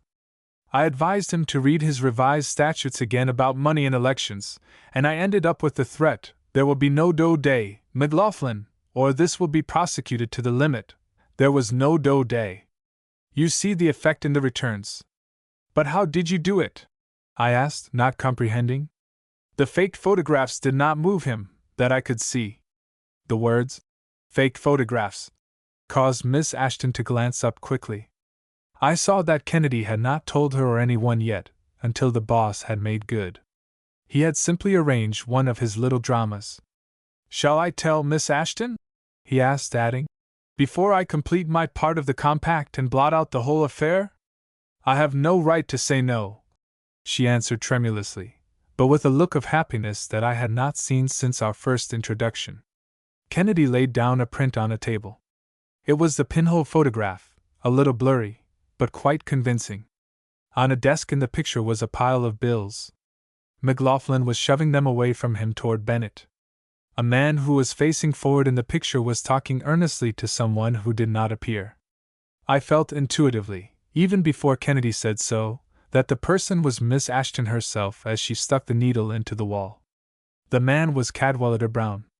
"Travis," demanded Kennedy, "bring the account books of your campaign. I want the miscellaneous account particularly." The books were brought, and he continued, turning the leaves. "It seemed to me to show a shortage of nearly $20,000 the other day. Why, it has been made up." "How was that, Bennett?" Bennett was speechless. "I will tell you," Craig proceeded inexorably. "Bennett, you embezzled that money for your business. Rather than be found out, you went to Billy McLaughlin and offered to sell out the reform campaign for money to replace it. With the aid of the crook, Hanford, McLaughlin's tool, you worked out the scheme to extort money from Travis by forged photographs. You knew enough about Travis's house and library to frame up a robbery one night when you were staying there with him. It was inside work, I found, at a glance. Travis, I am sorry to have to tell you that your confidence was misplaced. It was Bennett who robbed you and worse." But Cadwallader Brown, always close to his creature, Billy McLaughlin, heard of it. To him it presented another idea. Equals 20 to him it offered a chance to overthrow a political enemy and a hated rival for Miss Ashton's hand. Perhaps into the bargain it would disgust her with politics, disillusion her, and shake her faith in what he believed to be some of her radical notions. All could be gained at one blow. They say that a checkbook knows no politics, but Bennett has learned some, I venture to say, and to save his reputation he will pay back what he has tried to graft. Travis could scarcely believe it yet. "How did you get your first hint?" he gasped. Kennedy was digging into the wall with a bill file at the place where he had buried the little vulcanized disc. I had already guessed that it was a dictograph, though I could not tell how it was used or who used it. There it was, set squarely in the plaster. There also were the wires running under the carpet. As he lifted the rug under Miss Ashton's desk, there also lay the huge circles of wire. That was all. At this moment Miss Ashton stepped forward. "Last Friday," she said in a low tone, "I wore a belt which concealed a coil of wire about my waist. From it a wire ran under my coat, connecting with a small dry battery in a pocket. Over my head I had an arrangement such as the telephone girls wear with a receiver at one ear connected with the battery. No one saw it, for I wore a large hat which completely hid it. If anyone had known, and there were plenty of eyes watching, the whole thing would have fallen through. I could walk around, no one could suspect anything, but when I stood or sat at my desk I could hear everything that was said in Mr. Bennet's office. By induction, explained Kennedy. The impulses set up in the concealed dictograph set up currents in these coils of wire concealed under the carpet. They were wirelessly duplicated by induction in the coil about Miss Ashton's waist, and so affected the receiver under her very becoming hat. Tell the rest, Miss Ashton. I heard the deal arranged with this Hanford, she added, almost as if she were confessing something. But not understanding it as Mr. Kennedy did, I very hastily condemned Mr. Travis. I heard talk of putting back 20,000 into the campaign accounts, of 5,000 given to Hanford for his photographic work, and of the way Mr. Travis was to be defeated whether he paid or not. I heard them say that one condition was that I should carry the purchase money. I heard much that must have confirmed Mr. Kennedy's suspicion in one way, and my own in an opposite way, which I know now was wrong. And then Cadwallader Brown in the studio taunted me cynically and it cut me, for he seemed right. I hope that Mr. Travis will forgive me for thinking that Mr. Bennet's treachery was his. A terrific cheer broke out among the clerks in the outer office. A boy rushed in with a still unblotted report. Kennedy seized it and read. McLaughlin concedes the city by a small majority to Travis, 15 election districts estimated. This clinches the Reform League victory in the state. I turned to Travis. He was paying no attention except to the pretty apology of Margaret Ashton. Kennedy drew me to the door. We might as well concede Miss Ashton to Travis, he said, adding gaily, by induction of an arm about the waist. Let's go out and watch the crowd.